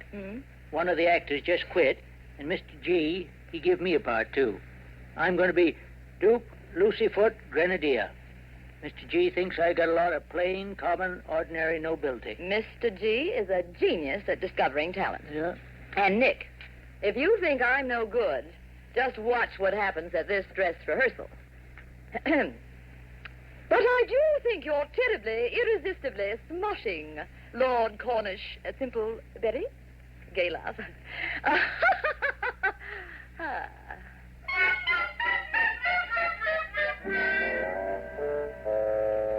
All right, Nora. We will take the big jealousy scene between you and Myra. Now remember, Nikolaus is your latest flame who doesn't burn hot enough. And Ebenezer is your philosophical advisor who hates you and loves you both together. Who said that? Nobody, Mr. G. That's just one of my ducks. I wish I were sure of that. It sounded like someone was whispering Russian insults in a loud voice. Hear that?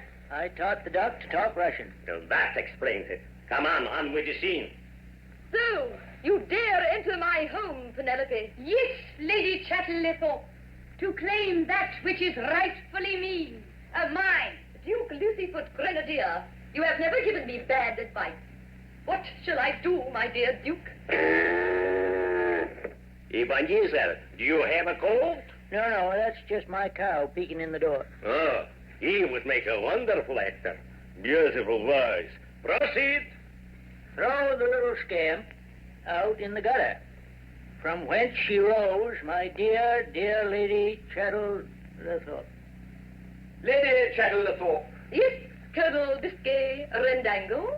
I can bear it no longer. Won't you call me Rumpy Dumpy as you did when we romped in the castle together in our childhood? I will never call you Rumpy Dumpy again. That is all part of our hideous past. Colonel Biscay Rendango. I deny that. To me, you will always be Princess Bunny Gunny, the golden-haired girl who taught me about life under the castle moat. What did you say, Goodnoisky? Nothing. It was the goat out there. Oh, that's funny. He sounded just like you. I have a more beautiful voice than that miserable goat. Oh, yeah, Mr. G?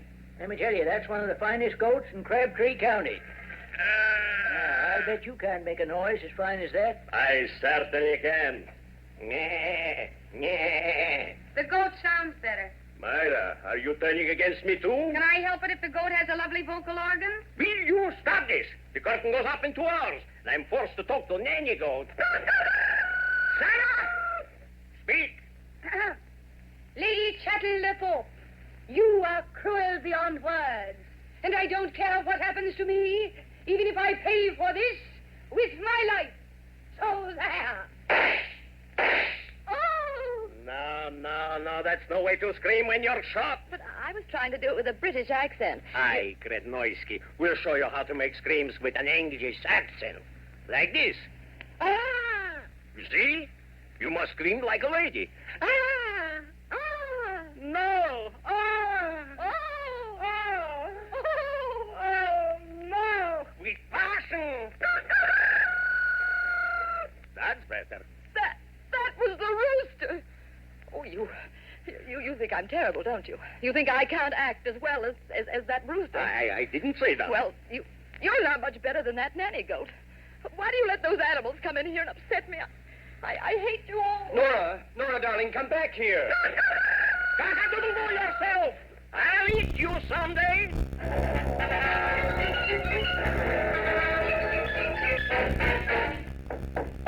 Nora, darling, let me into your dressing room.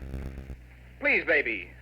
I've got to talk to you. Nicky, hasn't she come out of there yet? No, Myra. I've been trying to get in ever since she ran out of the dress rehearsal, but she won't open the door. When's the curtain? In just a few minutes, and the people are coming in now. Floyd Fresnay is out there. Throw the little scamp Out into the gutter from whence she rose, dear. Dear Lady Chattel Thorpe. Business. Hi, Nick. How's Nora? She still won't talk to me. Ed, if she won't let me see her, I won't be able to go on either. Well, me too. I can't go on with these nervous upsets. How can they expect me to give a performance? You've got nerves, too? Yes, I have. I never had them till I become an actor, though. Oh, how can she face those people with no confidence in herself? And I helped destroy her confidence. Nora, darling, open the door. Hey, look, she's turning the handle. The door's opening. Good evening, fellow players. If you wish to see me, enter. Nora, darling. I just want you to know, Nicholas, that despite your cruel and heartless discouragement, I shall give a performance that will make people's hair stand up. And no one will ever know that I'll be acting with an aching, breaking heart. You will, Nora? I will, Ebenezer. Oh, gee. You're a great trooper, Nora. Thank you, my little dear. And, Nicky, sit on that chair. Okay, but why? So that I can get on your lap. Like this. Myra, what's the idea? Yes, this is indeed unusual behavior, even for an ingenue. I'm doing it so that he can spank me easier. Nora, it was I who ruined all your rehearsals. I put food near the theater to make the animals come in the barn. I did it to ruin your career. Oh, professional jealousy. And I greased the outside of your dressing room hoping that you'd break your leg. Oh, I've been awful. Because I studied your part, and I wanted to play it and go to Hollywood and live in a mink-lined swimming pool. Now spank me, Nicky. It will be a pleasure. Thank you. You don't have to enjoy it that much, Nick. 2 minutes and the curtain goes up, Nori. The house is sold out. Good luck. Well, Nora, we all want you to go out there and show them people what you can do. There are people out there? Real, live people? Hundreds of them. Oh, Nick, catch me. I think I'm dying. Well, Nora, I'm encumbered. I got it. Oh, thank you, Eb. Myra, thank heavens you told me you know my part. For heaven's sake, go out there and play it. What? My dear child, I am going to sacrifice my career for yours. Anyone who wants to live in a mink-lined swimming pool as much as you do deserves to. Yippee! Give me your costumes, Nora. I gotta change. I'll send you a free autograph from Hollywood. Oh! What happened, Myra? Did you break your little neck? No, I slipped on the grease I put there to break your leg. Nora, darling, I think this is wonderful of you. What made you do it? I'll tell you after the show, but that's all part of our hideous past, Colonel Biscay Rendangle.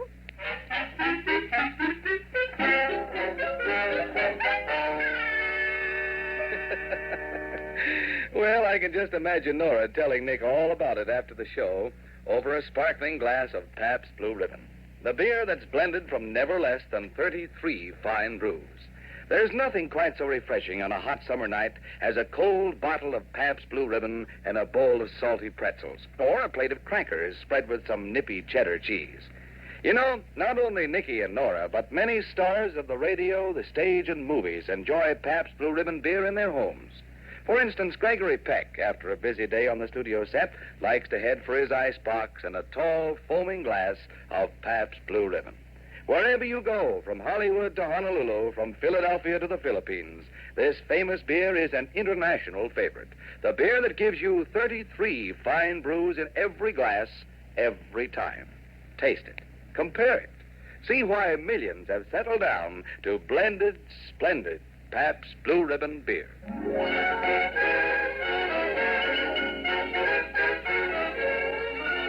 And now for the conclusion of tonight's Thin Man adventure. Myra was wonderful as Lady Chattel Thorpe. Didn't you think so, Nicky? Mm-hmm. I'm glad she got that contract from Floyd Fresnay. She really played that part much better than I could have. Oh, no, I wouldn't say that, baby. You would have been great in it. You didn't think so this afternoon? I think so now, dear. Oh, yes, when it's safe. Well, Nora, I must confess, what worried me this afternoon was that you might have become a great star and you'd never have time to bother me or drive me crazy.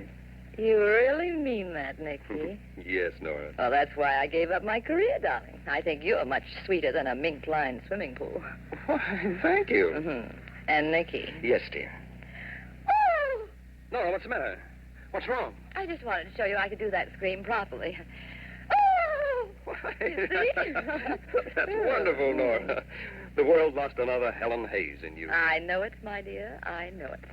But it's no more than any wife can do. You mean every wife is a great actress? She has to be, darling, and no professional acting in front of an audience could even touch the performances the average wife puts on for her husband. You've got something there, dear.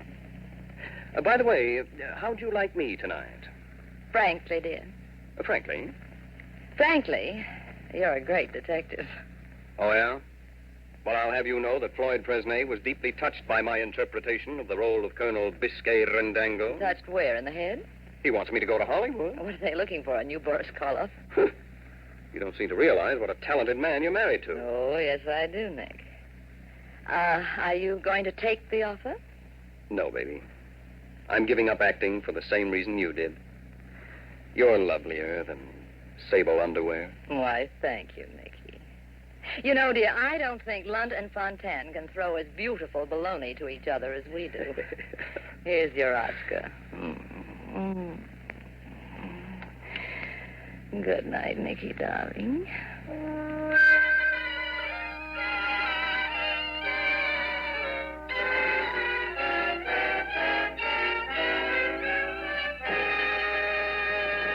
Be sure to listen next Tuesday night when Pabst Blue Ribbon Beer brings you another happy, merry Thin Man adventure starring Les Temayne and Claudia Morgan. Next week, the adventure of the multiple marriage, when Nick and Nora acquire a daughter and discover that it's easier to stay married than to marry someone else. The Adventures of the Thin Man is brought to you by the Pabst Brewing Company of Milwaukee, Wisconsin, Newark, New Jersey, and Peoria, Illinois. And this is Ed Hurley saying good night with the best wishes of Pabst Blue Ribbon dealers from coast to coast. Friends, every half hour, 3 people are stricken with tuberculosis. Yes, that's the deadly menace of TB, 1 victim every 10 minutes, 50,000 victims each year. The lives lost through tuberculosis can be saved. The disease is curable. To stop contagion, those ill with TB must be found and treated. The sooner TB is detected, the quicker and easier the cure. Protect your health and your family's health. Have your chest x-rayed today.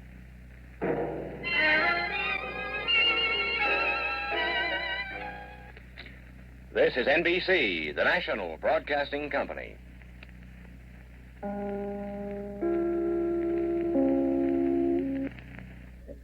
And that's The Thin Man, The Haunted Ham, starring Les Temayne and Claudia Morgan, broadcast from July 13th of 1948. Yes, you recognize Mercedes McCambridge and Parker Fennelly in supporting roles. Parker Fennelly was Titus Moody on the Fred Allen Show. That's where you heard, right? That's what it was. And, of course, Mercedes, who whimpered her way through 3 Saturdays here not so long ago with our I Love a Mystery broadcast that we had. Good show from 1948. Chuck Shaden here in 1977 with our Those Were the Days program on WNIB Chicago at FM 97. Bing Crosby is on the cover of our Nostalgia newsletter and radio guide for the month of March, and that is the first of 32 pages of fun and memories that you get when you subscribe to our newsletter. A year's subscription is only $7. You can subscribe this afternoon, right this very moment, when you call us at 545-2260. Lots of articles from and about the good old days, plus our complete old-time radio broadcast schedule. 545-2260. Give us your name and address. We'll start your subscription with the current March issue, which we'll mail to you at the beginning of the week. We'll include an invoice along with the first issue. Page after page of good reading and good entertainment. 545-2260. A 1-year subscription, just $7. If you like, you can send $7 to Nostalgia Newsletter, Box 421, Morton Grove, 60053. But if it's easier, just give us a call now at 545-2260.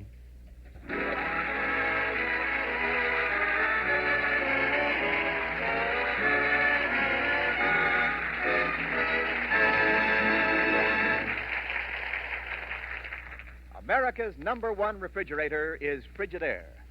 Yes, any way you look at it, America's #1 refrigerator is Frigidaire.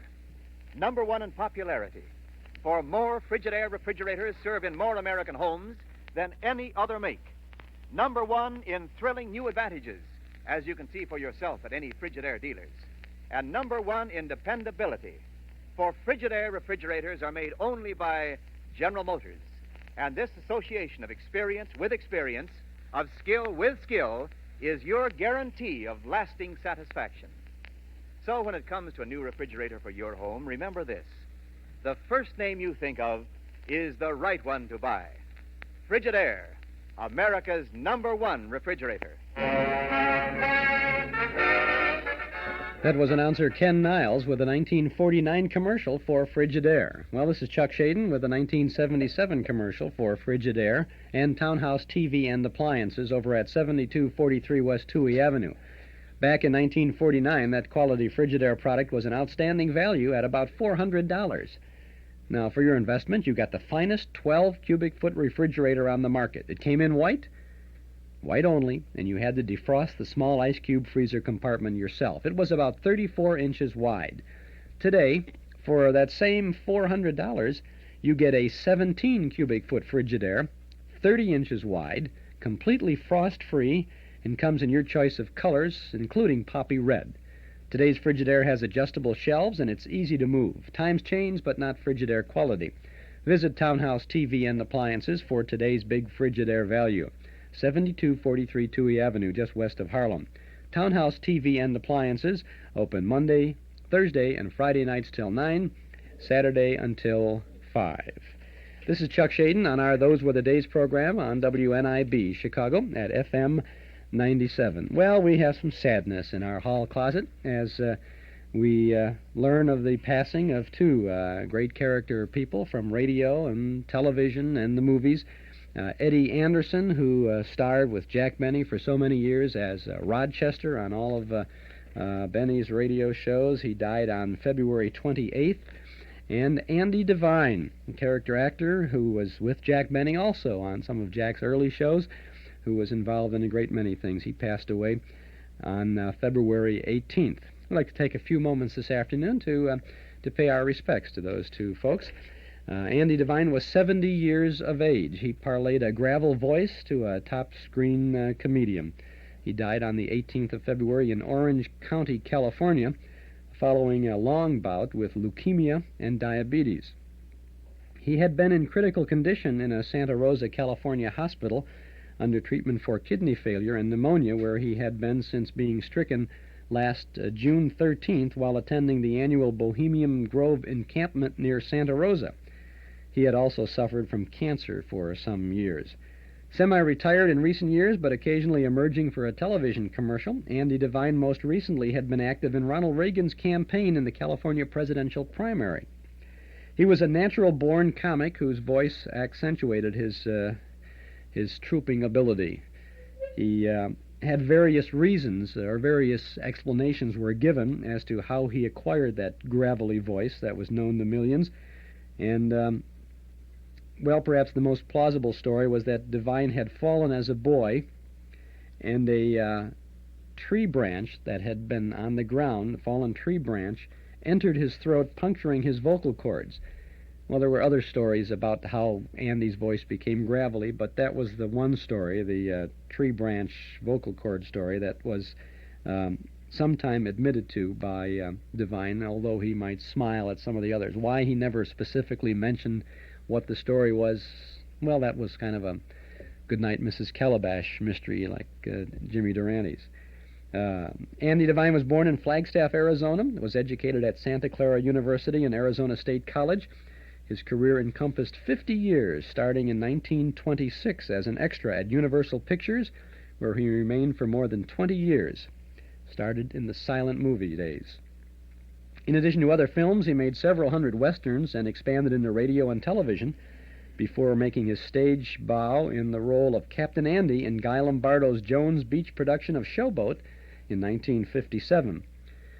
Thereafter, he played that character of Captain Andy some 400 times in various parts of the country. Andy Devine, after having been in a number of the Collegians, two-reelers at the Universal, first attracted critical attention in The Spirit of Notre Dame in 1931. His performance of a dumb student being coached so his grades would permit him to play on the varsity for a championship game caught on, and the studio was flooded with letters asking that he be given big parts. His voice was heard by millions when he turned to radio on the Jack Benny Show. He was with Jack from 1935 to 1940. often participating in the shows where Jack Benny was playing the character Buck Benny, and Andy Devine would always say, "Hiya, Buck!" You remember that? His radio appearances also included stints on the Lum and Abner radio show, the Fitch Bandwagon, and the Melody Roundup show. For 7 years, he appeared in the part of Jingles in the Wild Bill Hickok series on television, and for a time on radio as well. Andy Devine. He also had a series called Andy's Gang, which was originally Smilin' Ed McConnell and the Buster Brown Gang. And Smilin' Ed died, and then Andy Devine took over, and the show was on for quite a while on television. He was in a number of films, including the original Stagecoach and A Star is Born. If you remember the second version of A Star is Born, with... See, I'm trying to place the role. I'm getting it mixed. I'm getting Lionel Stander confused with Andy Devine. But Andy Devine was in the original Star is Born film. While he was appearing with Will Rogers in Dr. Bull on the screen in 1933, Rogers introduced him to the young actress Dorothy House, and they were married shortly afterwards. Dorothy and Andy Devine, who had lived in Van Nuys, California, moved to Newport Beach in 1957, where Andy became a pillar of the community. He was honorary mayor of that area, and he was a member of the board of directors for the Boy Scouts of Orange County, California. The Orange County Press Club, in recognition of his years of endeavors, last September 7th tossed a testimonial dinner in his honor at Disneyland Hotel on Andy Devine's 70th birthday. John Wayne was the host, and the committee included Ronald Reagan, Buddy Ebsen, Roy Rogers, and Claire Trevor.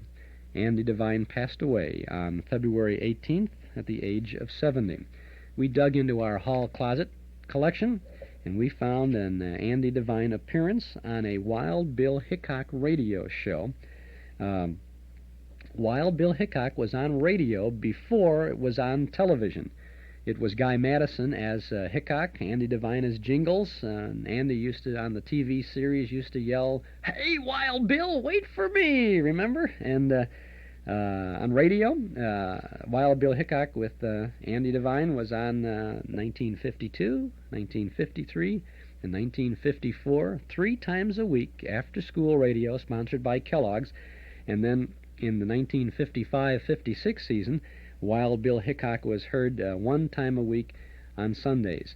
We're going to pick up the conclusion, a little short excerpt here, the conclusion of a radio Wild Bill Hickok program with Guy Madison as Wild Bill and Andy Devine as Jingles.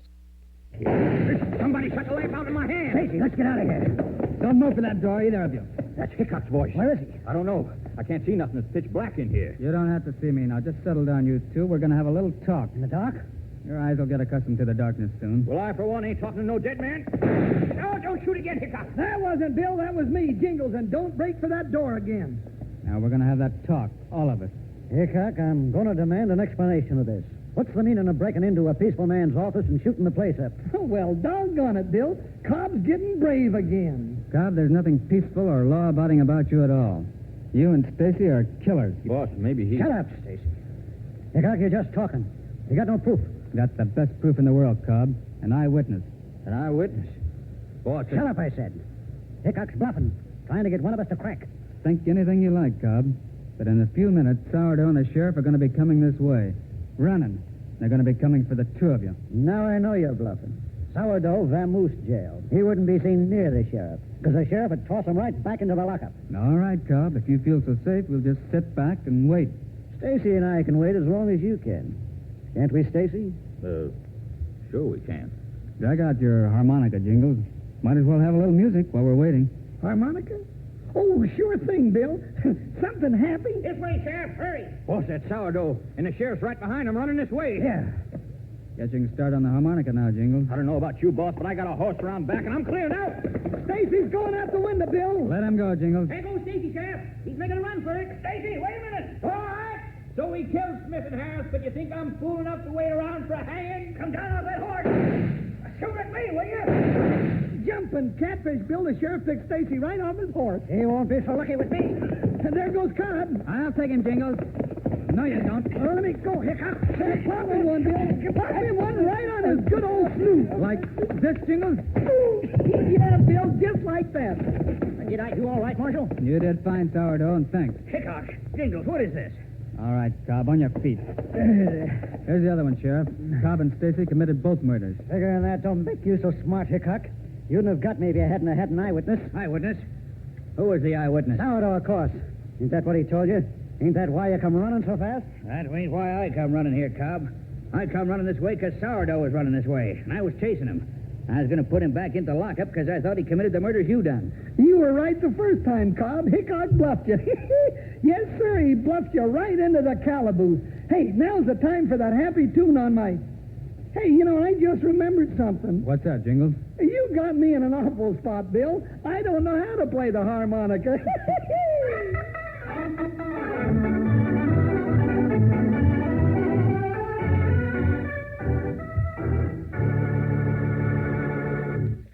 And that's Andy Devine in a typical role as Jingles on a Wild Bill Hickok radio show from about 1952 or 53, co-starring Guy Madison as Wild Bill. Of course, they went on to much more fame on television in the same roles. Andy Devine, who passed away at the age of 70 last month on February 18th. This is Chuck Shaden with our Those Were the Days program this afternoon on WNIB Chicago at FM 97.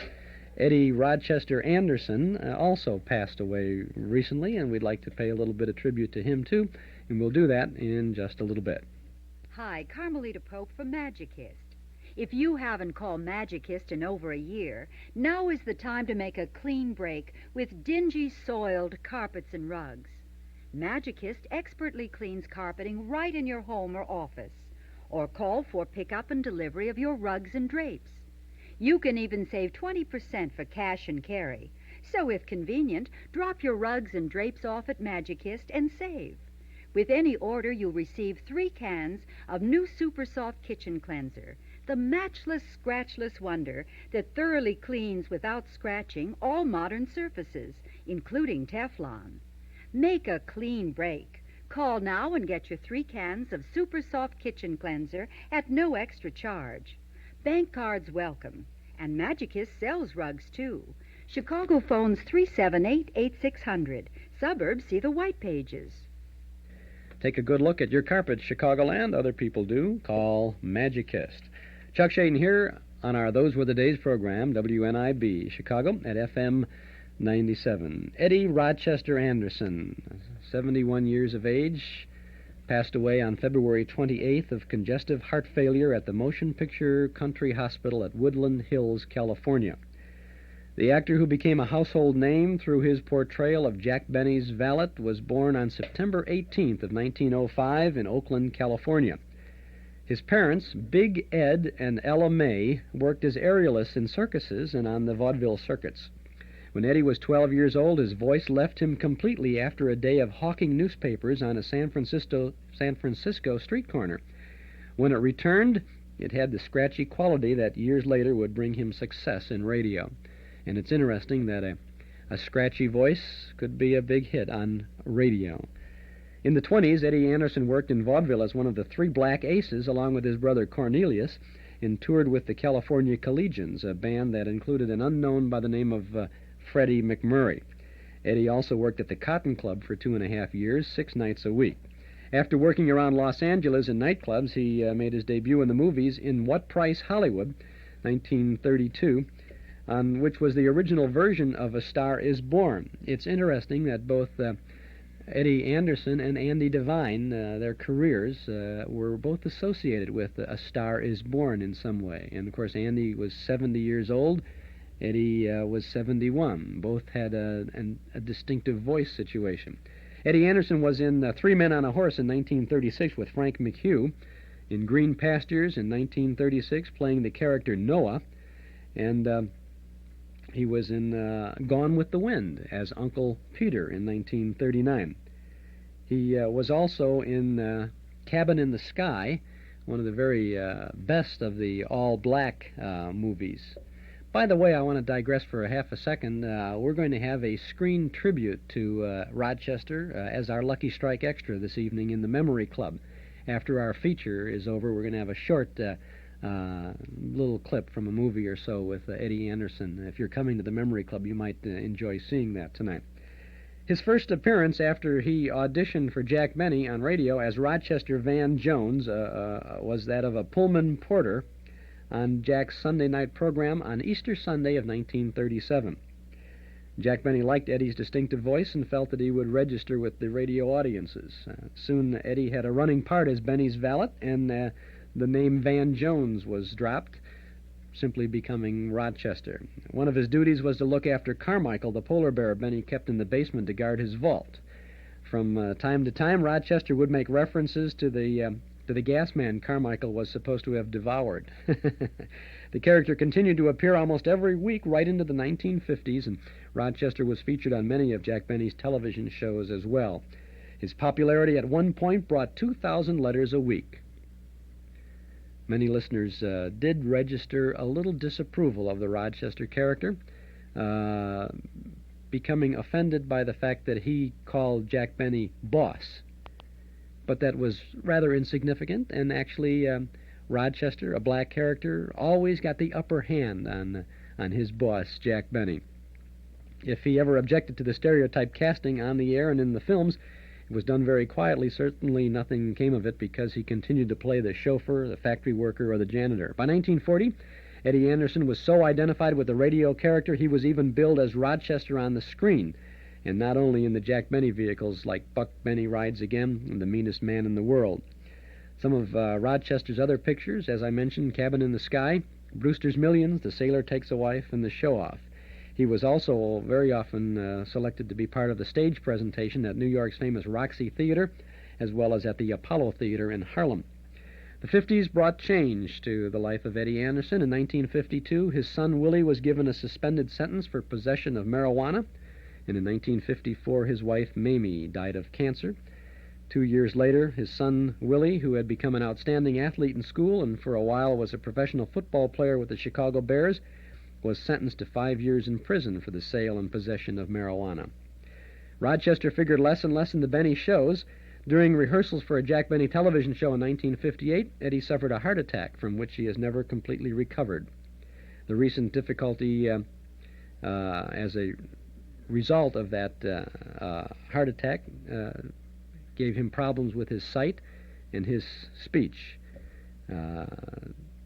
Eddie Anderson passed away on February 28th of 1971, a beloved figure, one of the biggest assets of the Jack Benny radio shows and of the television shows, too. A man who contributed an awful lot to the entertainment world, the radio entertainment world as well. We have an unusual Jack Benny program for you this afternoon that we've collected from our hall closet. This is a show broadcast on Father's Day in 1939, June 18th of 1939, has all of the regulars in the cast, and the cast includes Rochester, Eddie Anderson, and Andy Devine. We tried to find something that we could get to pull this together for both of these fine, talented performers, and I think you're going to enjoy this show. Neither one appears in the first segment of it, but they're in their regular performances, regular roles in parts 2 and 3. Why don't we have some fun now as we listen to an audio demonstration of the talents of two talented men on the Jack Benny program from June 18th of 1939. The Jell-O program, starring Jack Benny, with Mary Livingston, Phil Harris, Kenny Baker, and yours truly, Don Wilson. The orchestra opens the program with Confidentially.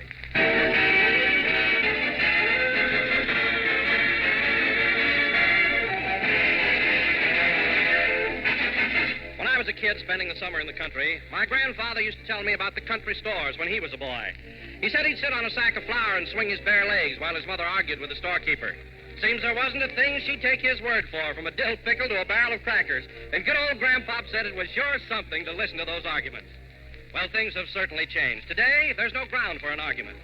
When you go into a grocery store, you find packaged foods with brand names you recognize as your guarantee of quality. For instance, when you see the word Jell-O on a package, you know that here is a fine product, the real thing. Because that very name, Jell-O, is a trademark.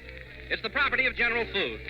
If you hear any other gelatin dessert called Jell-O, that's incorrect, for there is no other Jell-O. And remember, Jell-O brings you that extra rich flavor, as tempting and refreshing as the real ripe fruit. So always ask your grocer for Jell-O. And, by the way, this week, the National Association of Retail Grocers are holding their annual convention. And we want to send them congratulations and best wishes from Jell-O, America's favorite gelatin dessert.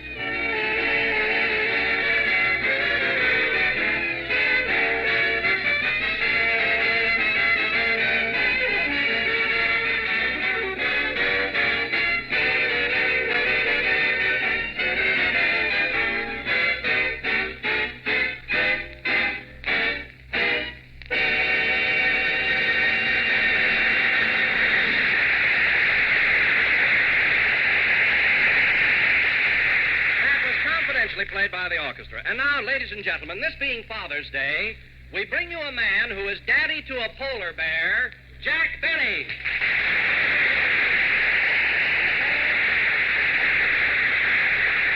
Thank you. Hello again, this is Jack Benny talking, and Don, you're right. I do take rather a paternal attitude toward Carmichael.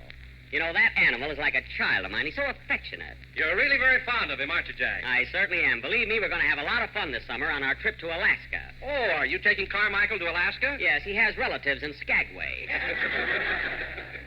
2 uncles and a sister-in-law, I believe. Huh? By the way, Don, what are you going to do on your vacation?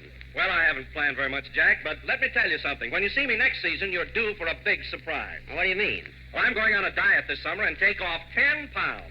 My. You'll never know me. Don, you could take 10 pounds off your lower lip and nobody would notice.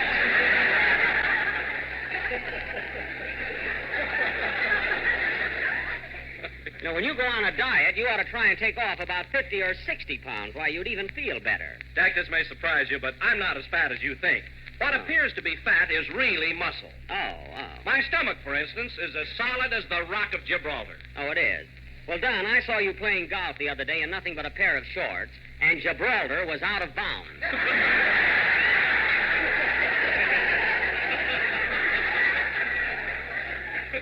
What a physique. Say, Jack. Yes, Phil? I wouldn't talk about Don's figure if I were you. I've seen you around your swimming pool, and you're no Adonis in a bathing suit. Oh, I'm not, eh? Your chest caves in, your stomach sticks out, and your legs look like they were tired of it all.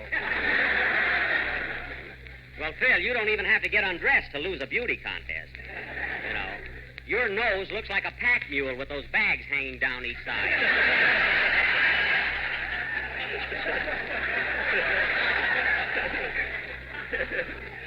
And by the way, have you got your other bags packed for Waukegan? You know, we're leaving tonight right after the broadcast. I'm all set, Jackson. Gee, I can hardly wait to see all my old friends and pals. Yeah, I'm excited as a kid all week thinking about it. I can imagine. Where are we going to live when we get there, Jack? Well, you fellas are going to stay at the Hotel Waukegan. Now, you stopped there last summer, didn't you, Phil? Yeah. Oh, you'll love it, Don. It's a swell hotel, very modern. Go on, they got a house detective there with a bow and arrow. Is that so? And if you're not downstairs by 7 a.m., they send a maid up to see if you're dead. Well, that's because Waukegan is a wide-awake town. Everybody gets up early. Are you going to live at the hotel, Jack? Well, I'm not sure, Don. I'll probably stay with relatives. I don't know whether to live at Aunt Clara's or Aunt Molly's or Cousin Sudie's. They're all so anxious to entertain me. Well, which one is the closest to town? Aunt Molly. She lives right over the elite Turkish baths. As a matter of fact, she's a rubber there. Oh, hello, Mary. Hello, Jack. Oh, say, Jack, I just got a wire from Mom, and she won't be able to meet us in Waukegan. Well, I'm just sick about that. What does your mother say? She says that, Dear Mary, we'll be unable to take the train to Waukegan as your grandfather, who is off the beam again, cut paper dolls out of the tickets.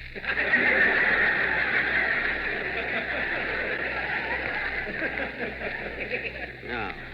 Well, maybe you can go to Plainfield afterwards and visit your mother and father. By the way, Mary, this is Father's Day. Did you send your dad anything? I sure did. I sent Papa some cufflinks and studs for his dress shirt. Dress shirt? Well, your father never wore a full dress suit in his life. He does now. He's got a job with an escort service. Oh. Fine. Now, when he takes Mom to the movies, he charges her 60 cents an hour. Well, it's worth it to go out with her.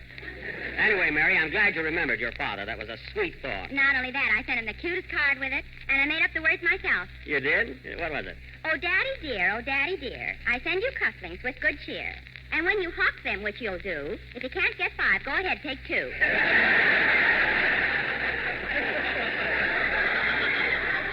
Well, that's a lovely sentiment. He'll probably take advantage of it. Say, Jack, I sent a present to my father down in Tennessee that he'll be crazy about. I sent him a vacation outfit. A vacation outfit? Yeah, a hammock, a jug, and a fly swatter.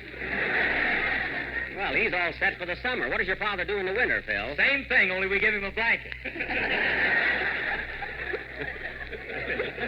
Well, that's the life, I suppose. Take it easy and don't worry about anything. You know, it's kind of nice that Dad gets a break once a year. I sent my father a pair of leggings. Oh, is he still with Western Union? No.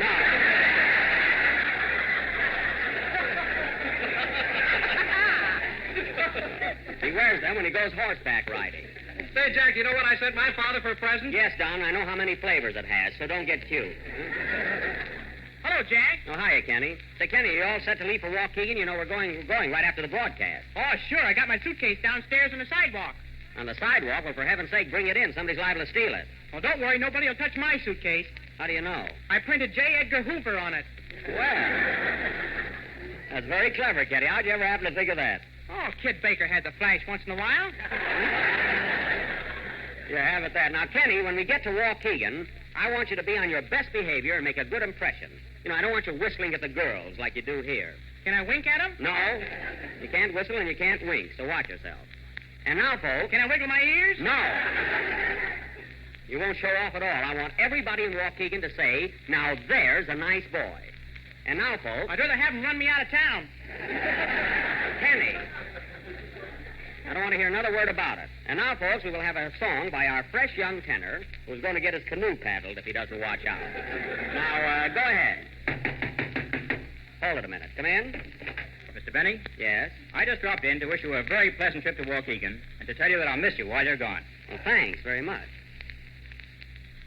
Well, what are you standing there for? Ain't you going to kiss me goodbye? No, I'm not. Get out of here. He's the most affectionate lunatic I ever met. Sing, Kenny.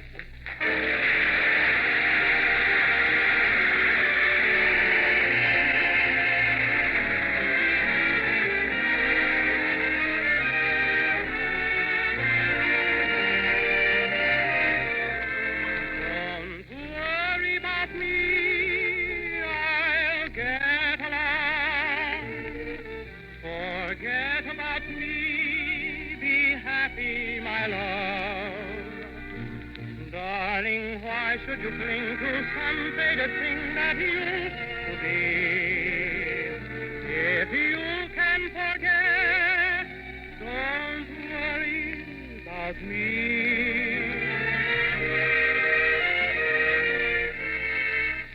This is the one moment that I thought I never could live through. But now somehow that it's here, my dear, that foolish fear has gone away.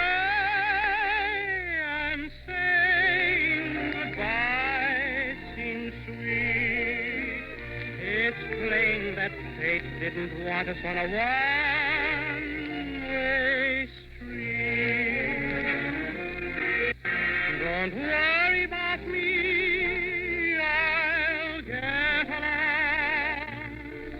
Forget about me, be happy, my love. Let's say that our little show is over, or the story ends. Why not call it a day, the sensible way, and still be friends? Look out for yourself, should be the rule. Give your heart and your love to whomever you love. Don't be a fool. Darling, why should you cling to some faded thing that used to be? If you can forget, don't worry about me.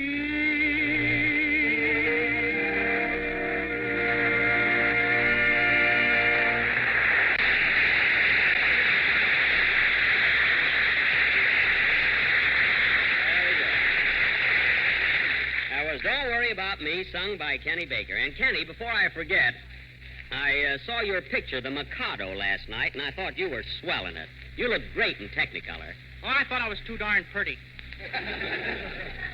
Well, that oughtn't to worry you. Good looks never hurt anybody. At least it never hurt me. Can I say something, Jack? No.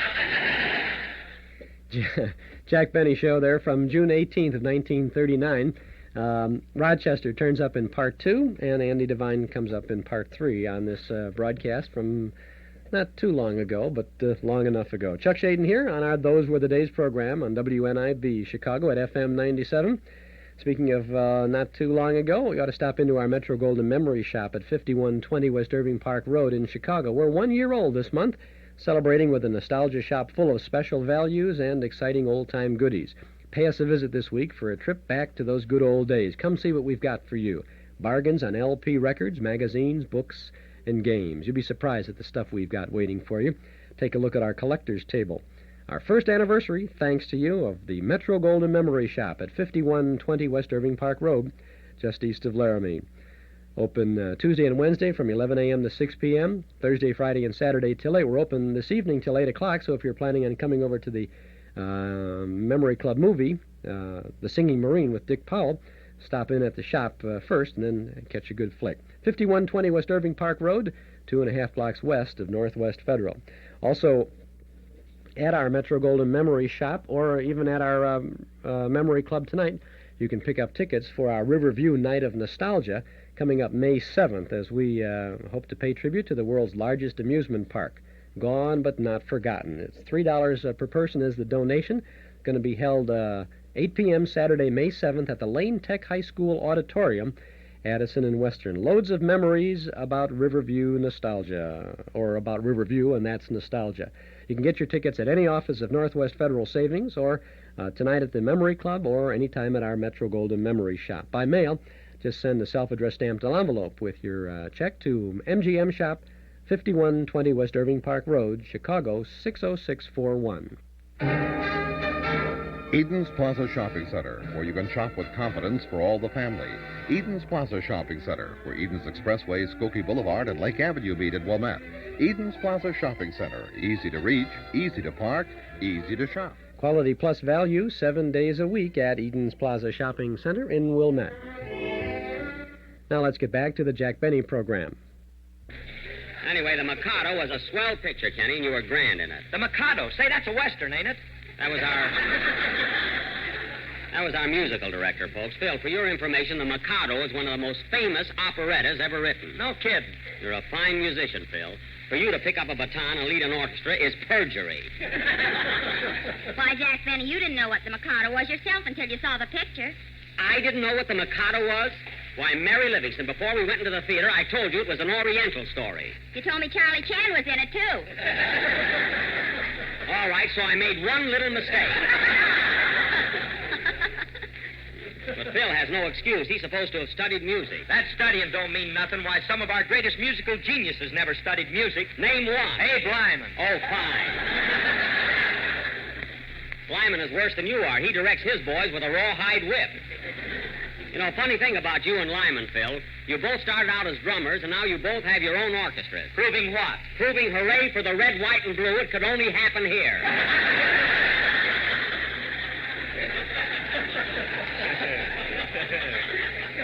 That's what. Oh, Jack, why do you criticize other musicians? You took violin lessons for 12 years, and all you can play is Love and Bloom. All I can play is Love and Bloom. What's the matter with Thanks for the Memory? What's the matter with Deep Purple? Nothing until you start sawing on them. Listen, Mary, your opinion doesn't matter very much. If you want to know something, I've been complimented by Heifetz. Heifetz? Why, Heifetz doesn't even know you're alive. He does, too, because he tried to shoot me once.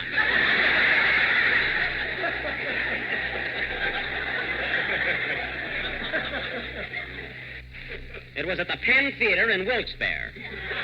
So don't be so smart. You know, I don't like to pat myself on the back all the time, but there's one instrument I've really mastered. Oh, I can make a violin talk. You certainly can, Jack. Thanks, Don. Why, many's the time I've heard your violin say, I'm proud to snuggle under the chin of a man who works for Jell-O. Oh, for Pete's sake. Because Jell-O is economical, easy to make, and comes in 6 delicious flavors. Strawberry, raspberry, cherry, orange, lemon, and lime. You mean my violin even knows the flavors? Yes, sir. Well, isn't that amazing? This stuff is strictly for the kids. It was pretty subtle, Baker, so go and sit down.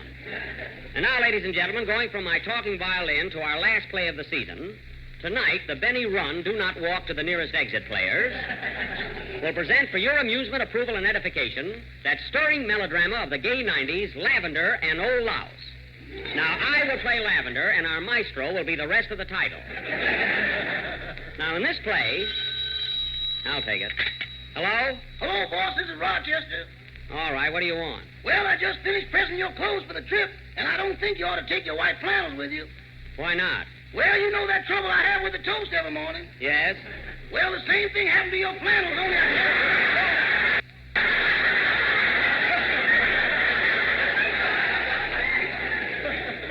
Rochester, did you burn a hole in my new white flannels? It ain't my fault, boss. It's that cheap material. Cheap material? What are you talking about? I paid $45 for those pants. $45? Yes. Is this you, boss? Yes, it's me.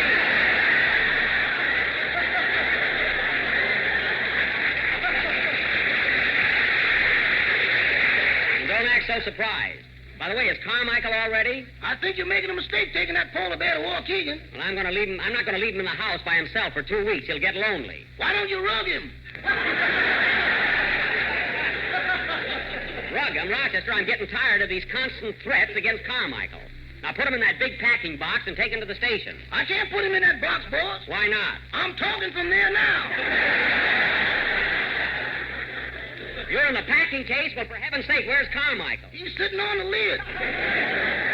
Oh, my goodness. If I had a long pin, I'd dethrone him.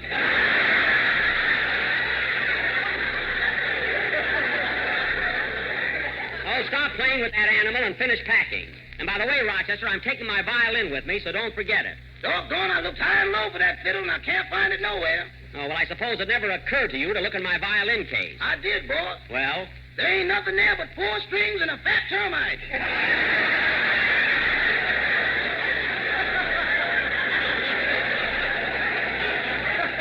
Now, don't give me that. The violin is around someplace. Now, get everything together. My trunks, bags, Carmichael, violin, and hurry down to the station. Okay, can I take a taxi? What's the matter? Have the buses stopped running? Now, hang up and get going. Okay, goodbye. Goodbye. Doggone, if I could get $3 a head, I'd quit this job. What? What did you say? Didn't I hang up? No, you didn't.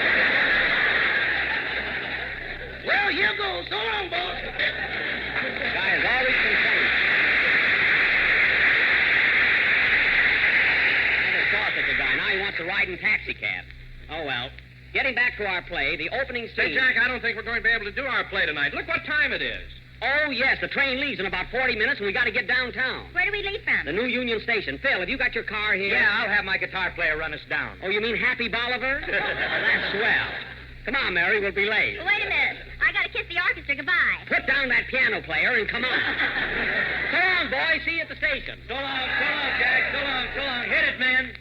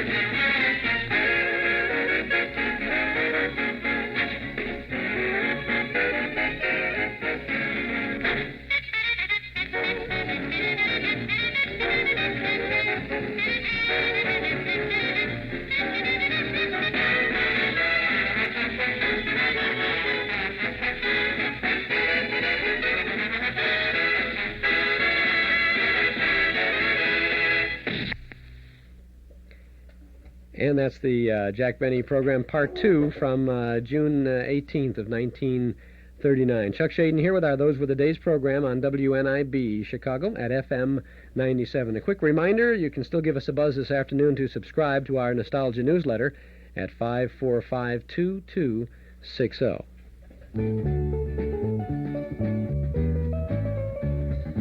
Would you like to know the secrets of growing plants or how to grow things like a pineapple or make an indoor window box? Now through March 12th, you can learn all about plants from plant expert Ginny Beattie in Northwest Federal's Fun with Plants program. You can get a different collection of free fun plant ideas by Ginny Beattie every 2 weeks. Just stop by any Northwest Federal Savings Center and pick up the idea pages that interest you free. Collect all of them and you'll have a nifty set of 50 plant ideas to keep you growing for years. Some of the ideas are creative, others take you back to the basics of care and feeding, and they're all free. Pick up the current set of fun plant ideas at any Northwest Federal location. And if you deposit $50, you can collect your plant ideas in a colorful, handsome bookshelf binder for only $1. So get growing today. It's Northwest Federal Savings Time, 63 hours a week. It's Northwest Federal Savings Time, 63 hours a week. Now, as we return to the Jack Benny program, you heard Rochester in Part 2 there. He pops in again, I think, in Part 3, and then Andy Devine has some good lines in this last segment of the program from 1939. Now, stick close to me, everybody. I don't want anyone missing the train. I'll call the roll. Don Wilson? Here. Mary Livingston? Oh, Jack, stop acting like a scoutmaster. Well, I'm trying to be systematic. Hey, Kenny, get a load of that blonde. Wow, what a doll. Ain't she something? Hiya, babe. Hello, Kenny. Why, Kenny, do you know her? Yeah, that's my Aunt Rosie. Well, she ain't my aunt. Wait a minute, Rosie. Bill, come back here. You'll miss the train. Oh, Don, take a look around and see if you can find Andy in Rochester. Okay, Jack. Gee, I don't know where they are. All aboard. Train leaving on track 3 for Santa Monica, Santa Clara, Santa Anita, Santa Barbara, and Santa present to your dad is Father's Day. Forward.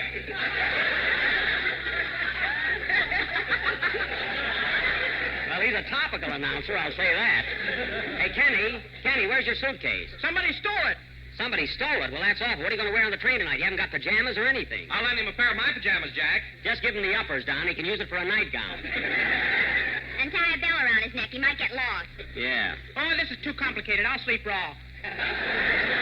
Sleep any way you want to. I don't care. Say, Mary, I'm going over and buy the tickets. I haven't got them yet. Okay, Jack. I'm going to get some magazines. Meet me here. All right. Well, let's see. Where's the ticket window? Oh, here it is. Pardon me. I'd like to buy 7 tickets to Waukegan. Waukegan. That's in Asia Minor, isn't it? No, it's in Illinois. I want 7 round-trip tickets to Waukegan, Illinois. Why don't you buy one way? You might like it there. I know I like it there. It's my hometown. But I got to come back here. I'm in pictures. So was I, and look at me now. Well, that's your tough luck. Now, hurry up. I got to make a train. Okay, here you are. And, oh, yes, I want berths. I want 4 uppers and 3 lowers. Well, you know, the lowers are higher than the uppers. I know. I did that in vaudeville 20 years ago.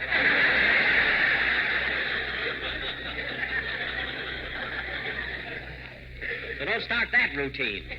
Just give me the berth. Here you are. Thanks. Gee, what a guy. Have a nice trip, Deadpan. Deadpan, he wants me to laugh yet. All aboard. Train leaving on track 16 for Louisville and Bowling Green, Nashville, Knoxville, Vicksburg 2, and all points south on the choo-choo-choo.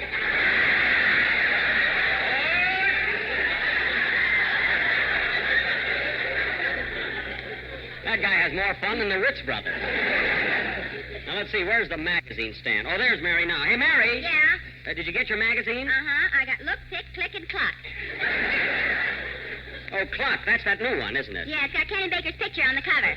Well, that ought to sell 1 million copies. Come on back there with me, Mary. I want to get a book. Okay. I want to get something light. A good mystery or something. Why don't you get Ferdinand the Bull? Ferdinand the Bull isn't a mystery. He is to the other bulls.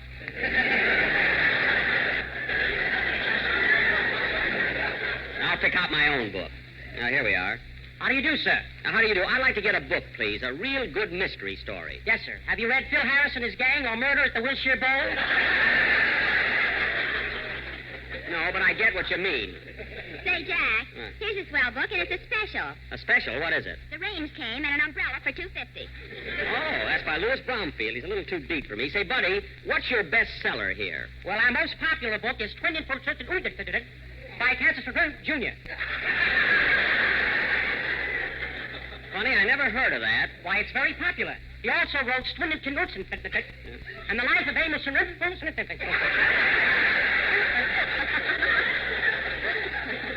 No, never mind. Come on, Mary. Wait a minute. Why don't you take this one, Jack? What's that? Ralph Fram did it by George P. Confum. Don't you start that stuff. Hey, Buddy, just give me a Saturday Evening Post. There you are. Come on, Mary, let's go. Goodbye. Any time, Post. Oh, see.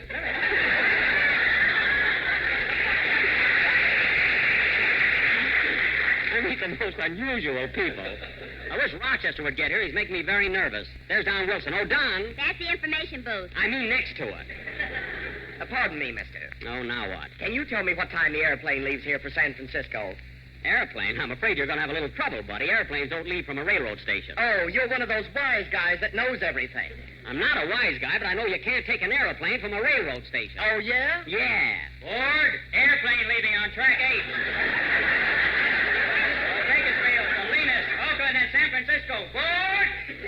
What? You see, you big smarty? Oh, go pin your hair up. Fresh guy. Well, Jack, I found Andy. Here he is. Hiya, Buck. Well, Andy, I was worried about you. Gee, you got a lot of friends at the station. Are you all excited about going to Waukegan with us? Yeah, but gee, I'm scared. I've never been on a train before. Well, you'll get a big kick out of it. Did you bring your pajamas? Pajamas? Doggone, can you sleep on a train? Why, of course, certainly. Well, I'll be darned. Can you eat, too? Yeah, Jack brought sandwiches. One more crack and you won't get any. Where am I? Oh, now let's get over it.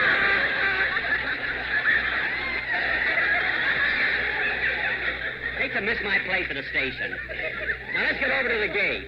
How long does it take to go to Waukegan anyway? Well, Andy, we'll be on the train for 2 whole days and 2 nights. We will? Yep.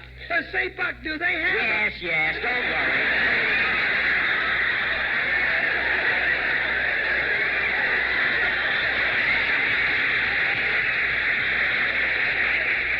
You'll be all right. Well, what are we going to Waukegan for anyway? Well, Andy, we're going to do our last broadcast from there.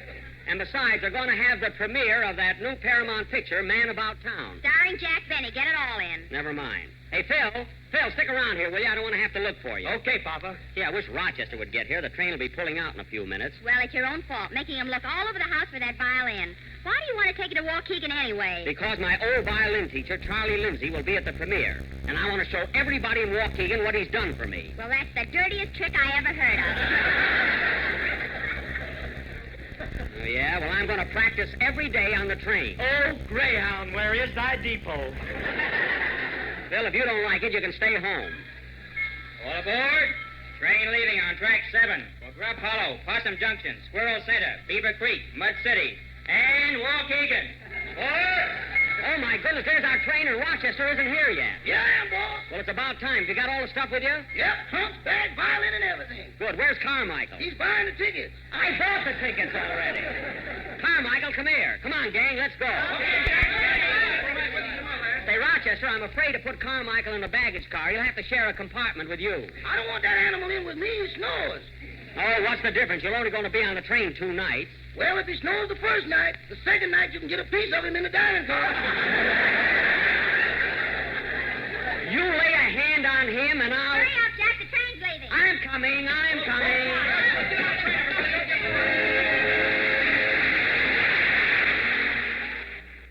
And they're off. That's the Jack Benny program from June 18th of 1939. Nice little appearances by Eddie Rochester Anderson and Andy Devine. And that's it for today. The old clock up on the studio wall says it's time to go for now. We'll be back again next Saturday afternoon from 1 to 5 with more nostalgic sounds. Our thanks to Mort Paradise, Dennis Bubaz, Joel Bogart, and Gary Schroeder for their help behind the scenes. To our sponsors, Northwest Federal Savings, Nelson Hirschberg Ford, and Eden's Plaza Shopping Center for making this weekly get-together possible. And to you out there in Radio Land for making it worthwhile. This is Chuck Shaden speaking. Have a nice weekend. We'll see you in the Memory Club tonight for the film The Singing Marine from 1937 with Dick Powell. And thanks for listening.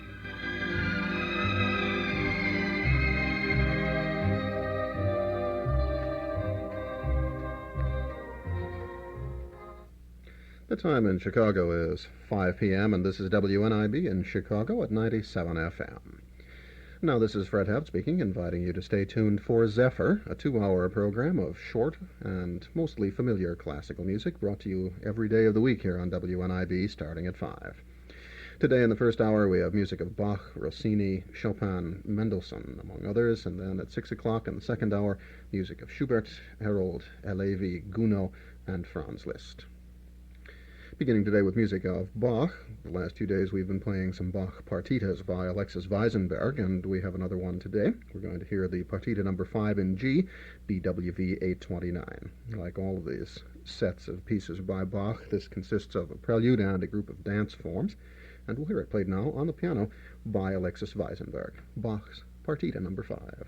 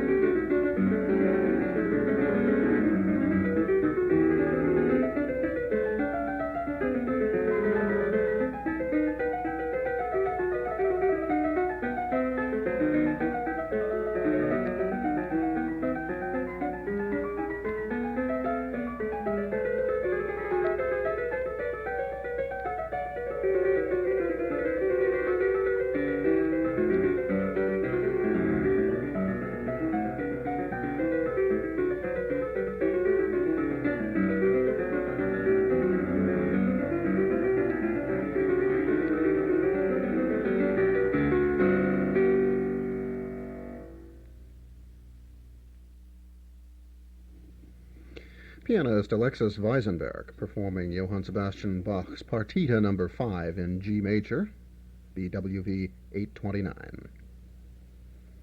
The time is 5:16. You're listening to Zephyr, our early evening program of lighter music, coming to you from WNIB in Chicago at 97 FM. Several pieces by Rossini coming up, and to begin, here's the overture to his opera La Gazza Ladra. The Los Angeles Philharmonic Orchestra is conducted here by Zubin Mehta.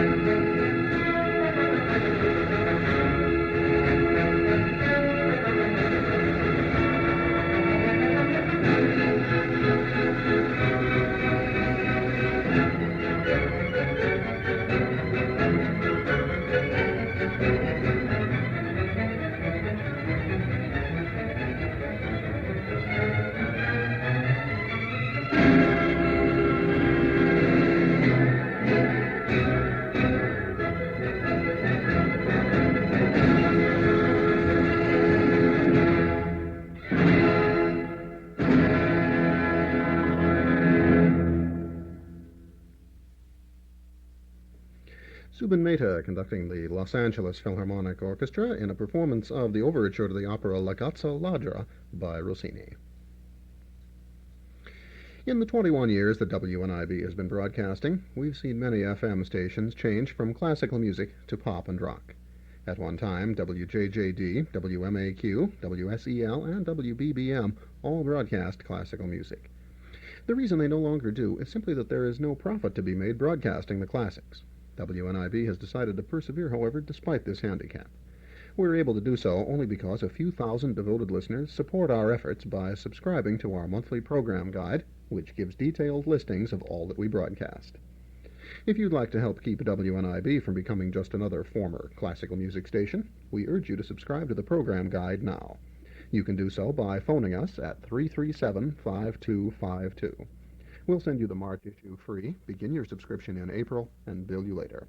You may also write us at WNIB, 12 East Delaware Place, Chicago 60611. The phone number again is 337-5252.